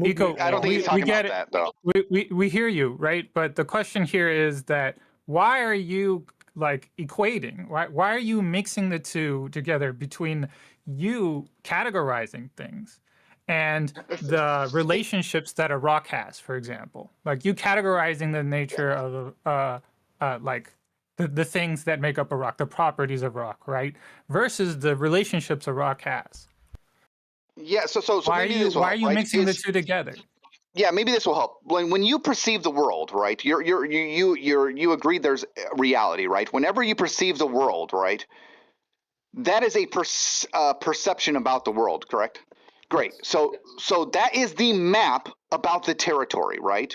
That's all you're doing is making a map, and we use tools such as linguistics. And in this linguistics, we make categories. Some of the categories are wholes, right? From that perspective, right? From our perspective, the distinctions we're making, like the distinction between your pen and your desk, for example, right? We're making that distinction, and we communicate that by parts and wholes, right? We understand that through more tools that there are, as we say, parts to the pen as in atoms, right? And we can refer back to and forth. That's just a communication tool. That is not an actual tool. That's not indicative of the actual reality, right? Sure, you would be conflating. That would be the map and territory fallacy. I totally agree with you that like how we're carving up the world along that lines, but how do you answer like kind of ontological questions of what things actually exist then? Everything actually exists. As separate things or as one whole thing? That you're moving the goal. What do you want to answer? Everything exists, right? That is by default. Everything exists. Nothing doesn't exist. That's just a binary. Eco, like it's just so insane to me that like you're asking like the first question of like us making sense of stuff, categorizing stuff. And then you're asking the second question of what's actually the case. How are the two relevant? I'll explain. So I think that like if I were to ask like does a chair exist, people could give various answers in the like philosophical literature. There's pluralists who say like, you know, separate parts do exist in some way. Okay, So they- can we just stay like between us? Because we've Sure. given you an answer. I'm trying to answer, yeah. So I think that like No, but you're um, talking about people who aren't present. Yeah, and we've answered in a way that there's two ways to answer any of these questions, whether it's a chair or an apple. So we don't need new examples. When we say an apple, we're appealing to a map. When we say a thing, we're appealing to ontology. So it has both descriptions. We say there is a thing, and then we say of that thing, we understand it to be an apple. Sure, I'm trying to determine what are the necessary and sufficient conditions for there to be a thing at all. Measurable. That's one thing that I would give you. Measurable. Yeah, for the map to say there is a thing, it must be measurable. Right. For I would instance, say like, where does- I would say relational affect. So like where does your head start and your neck begin? It's the Loki's wager. It's nonsense. You are one organism. That's why when someone says, is your toe conscious? I say, yeah, because it's attached to a monkey. True, and in the exact same way, the whole a you universe is problem, one though. unified thing. Wait, Eco. But you figuring out where the head starts and the neck begins is a you problem. Doesn't change that there is an affect. Right. There See, is a relational affect. You wanted to change what I said into an agreement with what you're saying, and I'm saying you're wrong. Because I understand Loki's wager, but I understand I have a head. There is a difference between my head and my toe. But both of them are conscious because it is the organism that is conscious. And do you think that organisms are one with their environments? Dude, listen. You ask me one more leading question. Go ahead. Ask me one more leading question. Stop asking me the question that you don't want to ask me and ask me the question you want to ask me. You're not going to lead me anywhere. I already know the one and the many problem. I'm already aware that you're a monist. I know where you're arguing from. And you think you're being sneaky, trying to lead me down something, rather than just being open and honest, where we forego a long, lengthy, drawn-out fucking conversation, where at the end of the day, we're just going to admit neither one of us knows if there's a one and a many distinction, but we find it pragmatic to refer to things in their categories. This is pragmatism. This doesn't mean it's real. I have a fucking head. I have a toe. They are distinct, but that's in concept. You're just getting washed up of whether or not how we do this. I don't give a fuck about your monism. Shove your monism up your ass. I don't give a fuck if there's one thing or many things. It's not a problem in my model. I don't hinge on whether it's one thing or many things. So I just don't give a shit. You seem to give a shit. But all these leading questions are just fucking annoying. What do you want to ask? I mean, I'm not trying to be manipulative. I apologize. Fuck your apology. Like, you keep getting it. Like, do you think you have some fucking reason for anyone to believe that monism is true? It's true. And is it literally going to focus around linguistics? No, I would want to give an argument. You wouldn't be doing that, would you? You wouldn't be harping on linguistics about monism, because monism's not a linguistic proposition. It's a metaphysical proposition about the fundamental nature of reality here. And so harping on how monkeys chirp at each other in their selected grunt form is not going to get you there. What? We're merely trying to convey ideas, and we're using a co-opted system of communication to do it. An emotionally based, linguistic, symbolic meaning language. And so we run into a lot of linguistic problems, man. Language is ambiguous because it's symbolic. Totally, and I do agree that, like, oh, excuse me. We have ways of referencing things. You could refer to reality as a one singular set, reality, or you can refer to reality as a multitude of things as they are made distinct by what? The thing that I talked to you about, what the fucking nerds will tell you, is variance versus invariance. There is a difference between going that way and going that way. That is a distinction. It is not the same. So whether or not reality is made of one substance or many substances, we can detect difference in it. There is variation and invariance. We can detect that. So what does it fucking matter? Things are distinct. We detect the difference between a dick and a pussy. Can you tell the difference between a dick and a pussy? Do you think a dick and a pussy are the same thing? Do you have both? God No, is yeah, God is I agree on a practical level. Yeah, language, using everyday language makes total sense. But when we're talking about ontology, that's why I was trying to kind of get past the everyday. Oh, I am interested in this question. I apologize if I am and you're not. I don't know. But the thing is there is ontology to talk. There's got to be ontology to talk about, right? The thing is we're all making maps about the ontology, right? And you keep flip flopping between the ontology and the map. All I can say is when I draw a picture, I use a series of like smudgy lines, things that overlap and interconnected weaves of just garbled trash, but it's all woven together. I'm not a fucking robot where I'm getting in there and making DPI pixelations and shit. I'm not getting down there and acting like, oh, it's a bunch of different things. It's all a bunch of individual. Look, I don't yeah, there's differences and then there's not differences. There are objects and they seem to have parts. I don't know why anybody would get hung up on that, whether it's monistic or pluralistic or whatever the other is called. What does it matter? We're all in the same one, regardless. We're all sharing and occupying that same thing. Sure, it happens to be topics of conversation I happen to enjoy. This is about helping people understand about God stuff and the inculcative damage and shit like that, the child abuse that happens all over the world. It's not a general philosophical forum. There are people out there that their brains are fried because of their culture. They believe a bunch of nonsense and they don't know how to think because of it. Their minds are clouded, right? They're filled with inculcative noise, just confusing the shit out of them. Yeah, every time we make a distinction, whenever we make a distinction and describe that distinction, it's always going to be a perspective about the thing. Our description has no bearing on the ontology of the thing itself. I agree. I won't. He just sounds like he doesn't want us to talk about this further, but No, it has overlap because it's important to understand how to describe what is a good way to describe stuff. Yeah, a good way to describe stuff is talking about the like, to me, epistemology is like the tools in which we make the map. So if I'm understanding your usage right, the territory is our perception. The map is how we carve up that perception into separate things. No, the territory is in of itself, right? Like for example, the mountain, right? We have a mountain, and then we have a map of the mountain. A map of the mountain can never be the mountain, correct? Absolutely not. Yeah. So, but the mountain is a perspective.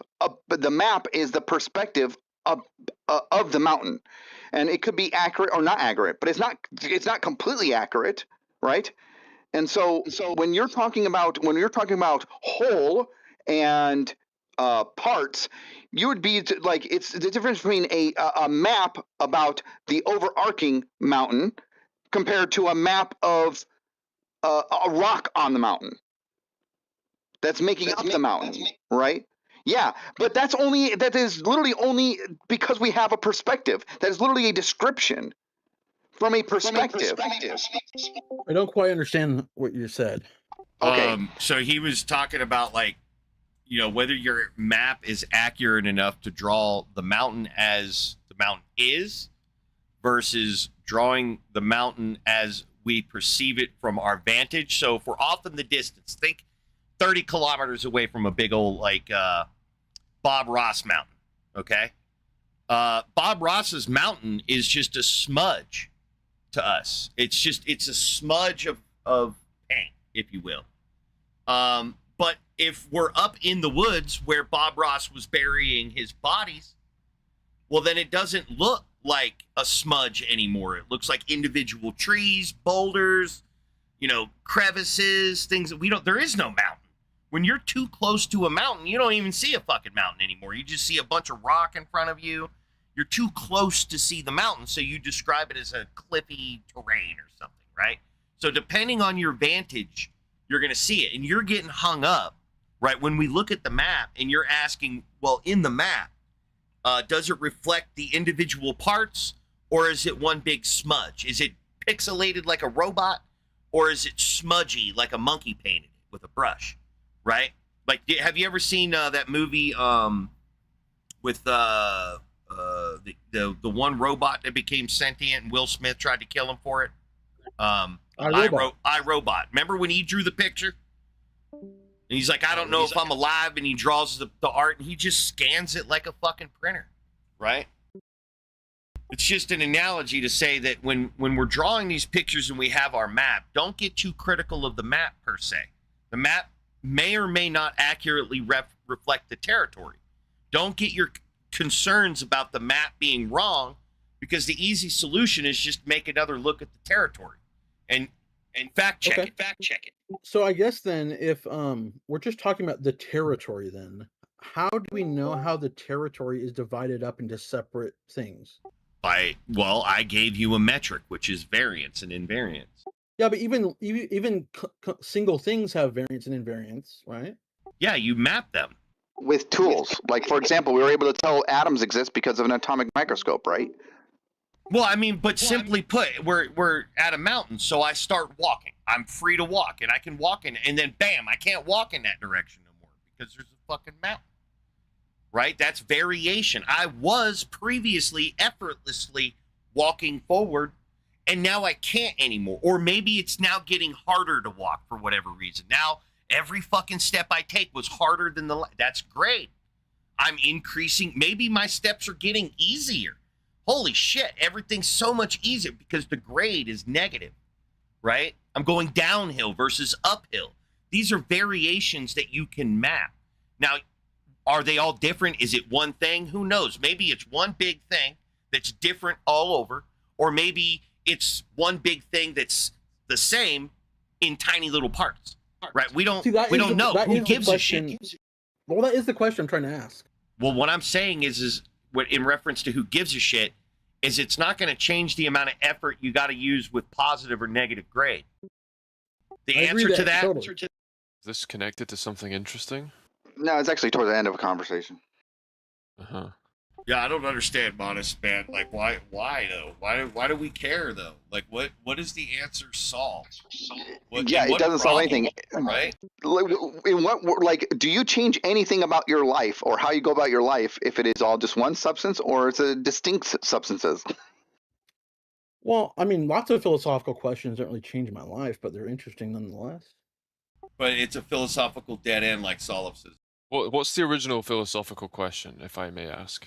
Can you prove the existence of a God thing? And this is so why are you then talking about, like, what do you mean by that's the initial question with you. If you can't answer that question, you'll be asked to leave. Okay, but I assume you don't believe anyone's answered that question. Otherwise, you would be a Can believer, you I stop guess, right? going over my intents and just engage? And I'll reveal all of my I did intents. engage. I was trying to understand what was being So discussed. can you prove the existence of a God thing? No, I can't prove that. No one can prove that. Well, we're just asking about you right now. Yeah, but I can't prove that. That's not something that's provable. It's not susceptible to, like, a proof. Okay, that's a nice set of claims, but I'm just asking you an individual question about your belief and ability. Can you prove No, the you asked me existence to of a God thing? prove. You asked me to prove God. That's not asking me about my personal insights or beliefs at Yeah, it all. is. That's asking me to prove objectively to you. Yeah. Can you do that? No, I can't objectively prove Well, that then there's I a God win. to Get you. wrecked, Nobody nerd. can do that. Well, see, Nobody you can don't do you that. don't need to add that part. We don't need you to speak for all of humanity, bro. Just speak for yourself. No, it's intrinsically not possible Hey, based on what hey, God is buddy, purported to buddy, be. buddy, don't worry. I'll protect you from them too. I don't let anybody in here speak for all of humanity. No one's that good. Okay, dude. No one's speaking for all of humanity. I'm speaking for what seems to be logically necessary based on, if you mean an Abrahamic God who is the ground of all being. Yeah, but there's see, no I way you didn't can mean prove- that. That's baggage you brought to the question. I didn't ask you that. Well, then you needed to specify because there's different conceptions of God, and if you just make it general, then that's obviously the one we would assume. Well, since but we're you're the both one who's already Westerners. locked it in that you can't prove it because it's insurmountably Holy problematic. shit, dude! Dude, I don't know what your deal is, but someone should cave your head in. See ya. Wow. Wow. Wow. Did you get that, YouTube? You see the shit I got to deal with to get you guys information out there, world? Wow. Should get my head caved in because that dude was a moron. Wow. And his parents did that to him. His parents did this shit. Hey, you ever finish Dungeon Crawler, Carl? I mean, wow. See, I didn't do that. I did not teach that guy that dumb shit. That wasn't me that put that shit in his brain. But it was certainly me that tried to unfuck it, right? Because nobody else was apparently doing it. Nobody else wanted to help this guy. I did, though. I did. Yeah, Ignatic, did you finish Dungeon Crawler, Carl? No, I've been putting it off, man. I'm almost done with it, though. But, oh, yeah. Are you on book 8, The Parade of Horribles? Yeah, I think so. I still think book 5's the best one. Yeah, that's I'm about a third into The Butcher's Masquerade, with the arrow of enthusiastic double gonorrhea. Oh yeah, that shit's funny. I mean, they're all good in my opinion, dude, and that's kind of why I'm putting it off. Cause I just don't want to kind of get to the end. Well, then we're gonna make a show about it. Yeah, I saw a news article, and one fan out there thought that they should go after that guy he was in Hunger Games. He's like the preppy looking dude with the eyebrows, real dorky. Yeah, I know who you're talking about. Yeah, I know who you're talking He was about. Avengers also. The Sentry, right? Wasn't he? No, not the Sentry. The golden dude from that one planet. That guy. He was badass, but Guardians of the Galaxy got him. Anyway, yeah, him. And I thought that might work, dude, because he's got the look where it's kind of like a regular dude, slightly annoying, because because he's a good actor, and it's gonna take it through the series where you got his annoying ass face and dressed up in. Yeah, I don't think. I know who you're talking about. He plays in The Bear as well. Yeah, I don't think he's actually like. I don't know. I think to me the best person so far I've seen and is like his size and stuff and can look rough is Aaron Taylor Johnson, the guy that played Kraven. He was also in Avengers. He was Quicksilver. Yeah, maybe. But that other dude, man, he's actually pretty jacked now. He's filled out a lot. Like if you see modern like today pictures of him, he's definitely put on like a third of his own body weight. He's older now, he's. Yeah. Oh, I know. I've seen him as late because he had to bulk up for Adam. Yeah. No, but that was Aaron Taylor Johnson had to bulk up for Kraven. He's fucking ripped to shit. Yeah, we'll see who they pick, man. Hopefully it'll be good. Yeah, I think you would like System Reset. That one's actually a really good one. I gotta check and see if that Bobaverse, man. I don't know why. It's not the greatest story, but I like really enjoy it. Yeah, I have the first two I read the first 2 books. I like it, but I don't like it at the same time. It's really weird. Like I really like the concept and the shit that's going on, but there's just so many fucking Bobs that you only can, now that you only can get like a little bit of each one, and that's basically fucking it. Yeah, kinda. They as the Bobs evolve, they run into that problem. And then there's also replicative drift. You probably haven't gotten that far into it, but after a while they start setting up factions and shit, and they start referring to each other in the faction form. It'll be like I'm drawing a blank on like faction A. It'll just be if you're Bob from faction A, you're just faction A, right? So they end up having to get like that because they end up becoming different. They start disagreeing with each other. They even go to war, dude.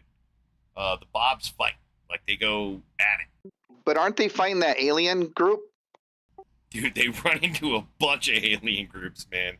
They basically who is it? Icarus and who's in mythology it's Icarus and somebody else, but two of the Bobs who go by Icarus, and because enough, like I said, replicative drift, they're like, I think some of the original ones, and they decide to just go off and start exploring the whole galaxy. Some of them went off and were mapping I don't want to spoil that, but they were mapping some alien shit. But a lot of them like did they get into the books about Scutnet or Bobnet? Yeah, they started Bobnet. Like in book 2, they started Bobnet, sort of. Did they have the 3D holodeck Bobnet? Oh, that was the 3D.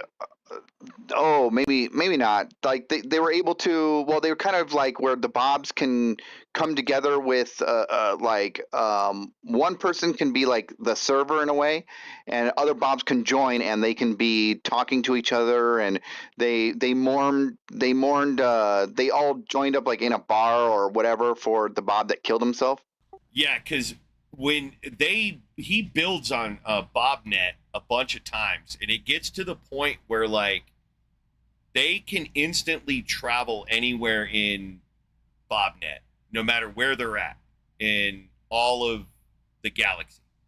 So they get to a point where like nodes are set up for transport like that, and they can get out into bodies. Like they have Bobs set around with bodies they can sense and everything else, or they just stay in Bobnet and they just kind of can move around. So it's an extension of the Scutnet that they invented, which gives instantaneous communication to anywhere in the Scutnet.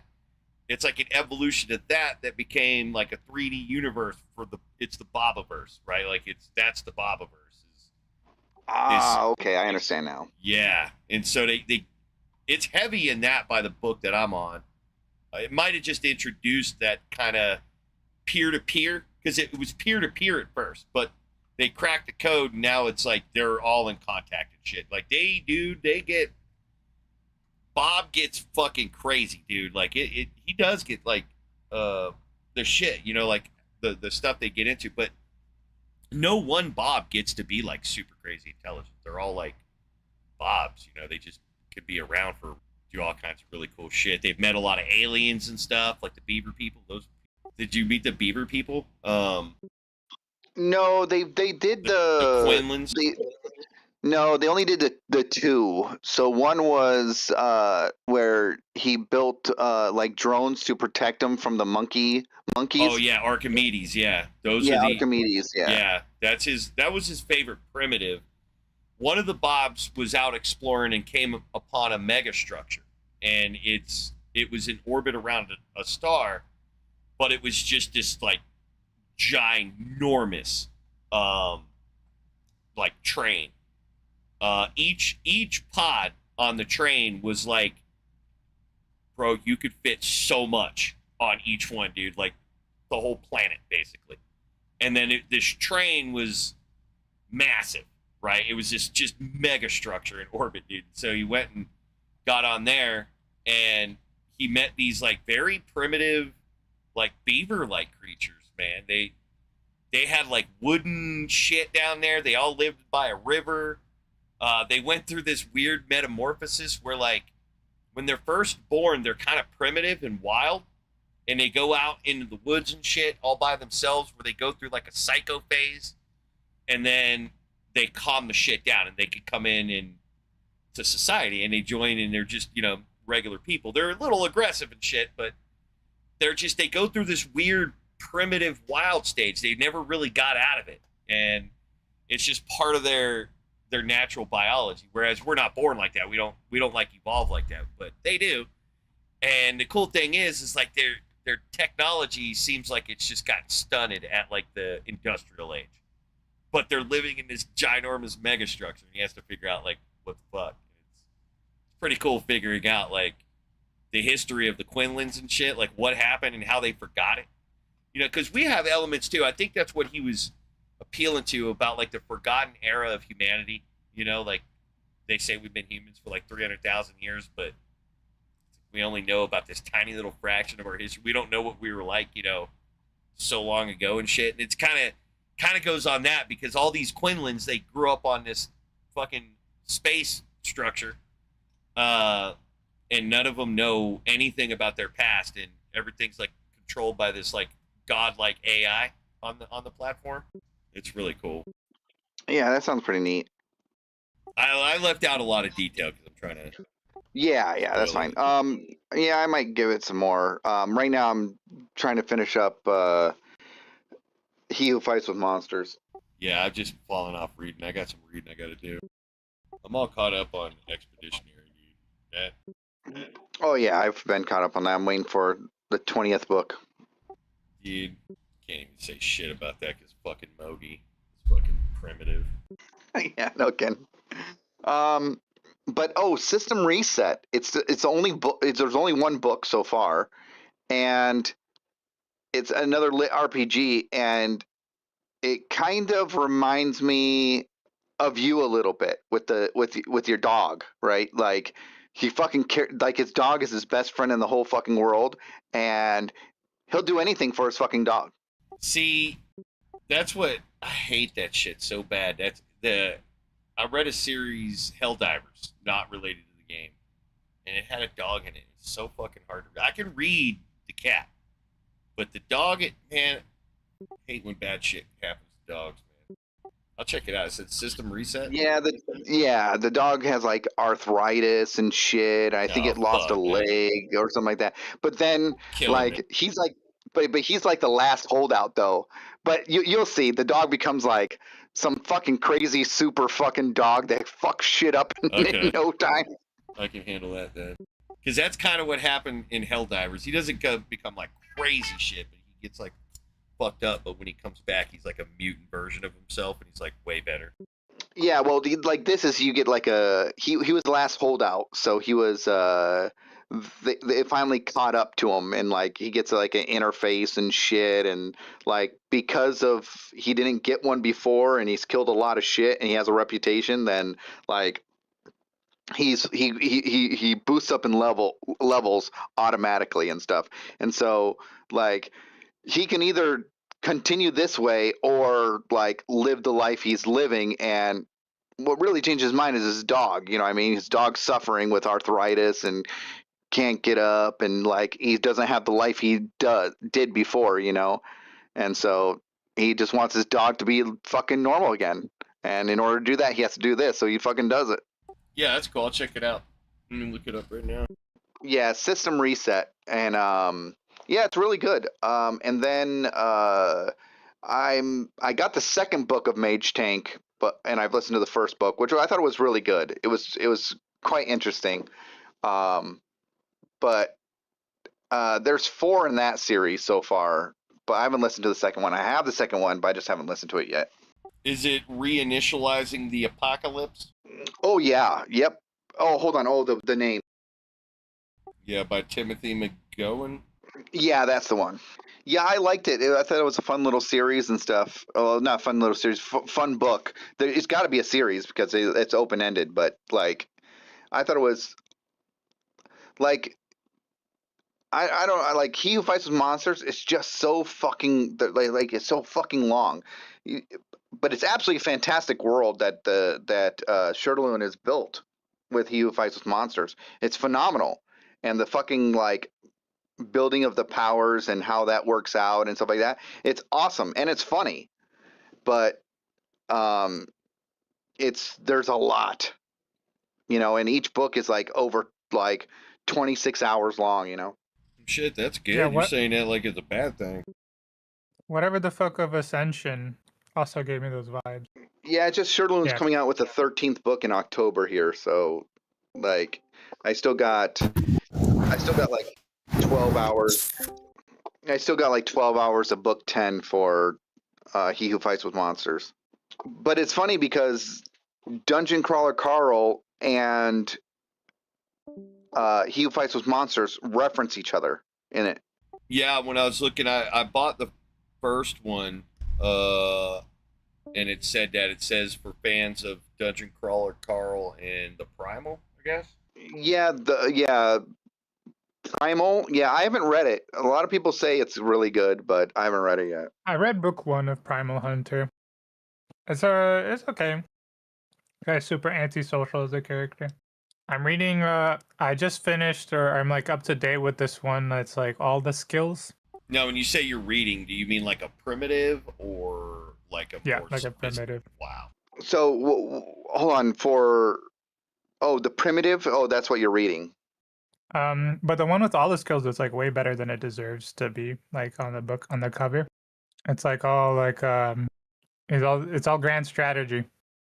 It's all like minor cool events for the sake of grand strategy, which is nice. And that's like 8 books. But did you check out Butcher of Gotterdam? Did you end up looking that up? I have it in my wish list, so I know to grab it. But I got to finish the series of He Who Fights with Monsters, and then Mage Tank because I'm invested in Mage Tank, and then I don't know. I burnt out on book like 3 for Mage Tank. oh, I haven't gone book 2 yet. I've finished book 1, but Yeah, 1 and 2 there's is only good. 4 books. Goddard's only like 2 or 3 books. It's pretty good for how short it is. Yeah, if the second book comes out with System Reset, I haven't actually looked. I'll definitely get that right away because I really like the story. I thought it was it how do I explain it? It's a cross between Dungeon Crawler Carl and He Who Fights with Monsters. The skill sets and like how in depth the skill sets go, it's kind of like He Who Fights with Monsters, but a fun, much quicker story, like Dungeon Crawler Carl. The one I'm reading right now is called The Legend of William O. Did you read the Baba verses or no? No. Yeah, Ray Porter does the voice acting of Baba Verse, and he's pretty well known in that world. Well, the second book is already out with System Reset. Do you listen to it at regular speed?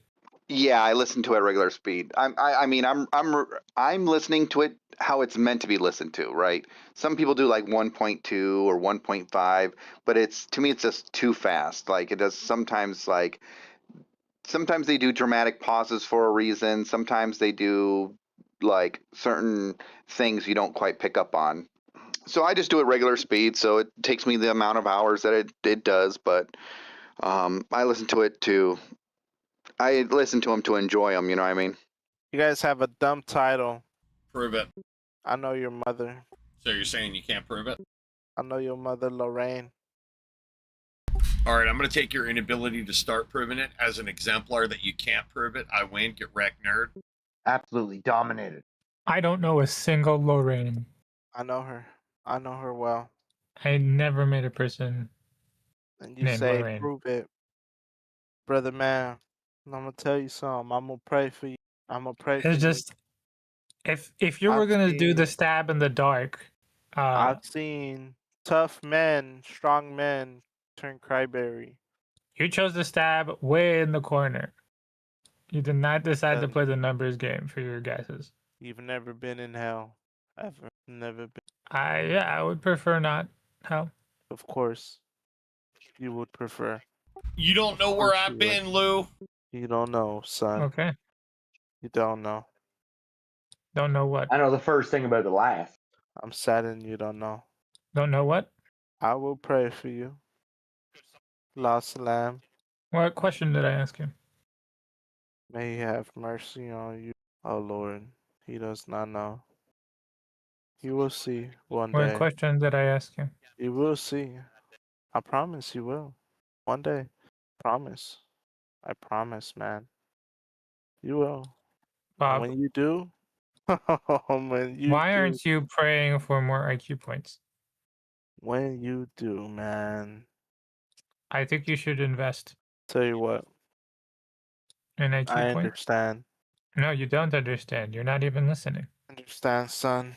It's okay. You don't even know what there is to understand. You didn't listen. It is okay. God will. Maybe you were meant to be that role. Why are you you meant to be speaking that role. at people, Bob? Son. Is this Does speaking at people give you fulfillment? Oh, son. Speculations. I might prefer to speak to people, but You're you reaching. seem to have a I differing get you. opinion. I understand. Hey, you know what's just as valuable? If you don't make noise, right? Because you can continue moving your mouth, and it would be just as constructive of a conversation. Hello? Hello? Greetings. I Do you believe a God exists in reality? not only do I believe it, but I know it. Can you demonstrate said God? Yep. Proceed. You're God. Wow. Do you exist in reality, Mogi? That's all you got? Huh? That's it? Well, you exist, right? You're offering Yeah, I some exist. secondary proposition rather than the actual thing. Okay, so then you're God. So I win, you lose. Concede? Amazing. You think the way this is the way any of it works? Yeah, man, that's great. Where's the flaw? Where's the novel? What? The novel idea. What? I don't understand. What? There's no new thought. Really? So my claim is that you, Mogi, whatever your real life name is, you are God. And you exist in reality.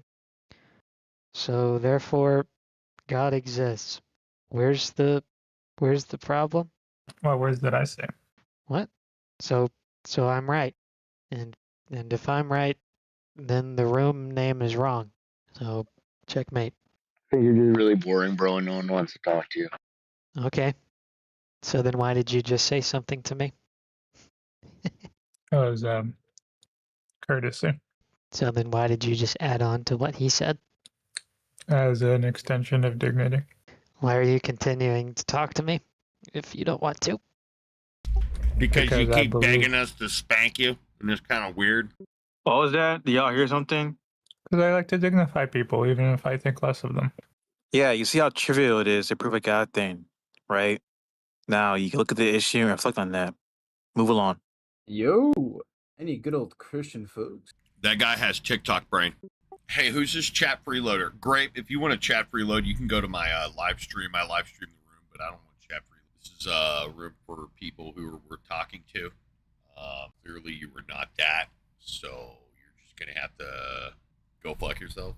If you could just go ahead and get started doing that most expeditiously, that'd be great. And if you could find them TPS reports and get those to me pretty much by morning, I'm going to go ahead and need those. Did anyone take my stapler? Right. So, Grape, if you could just go ahead and go down to the basement so your other coworkers can't see you.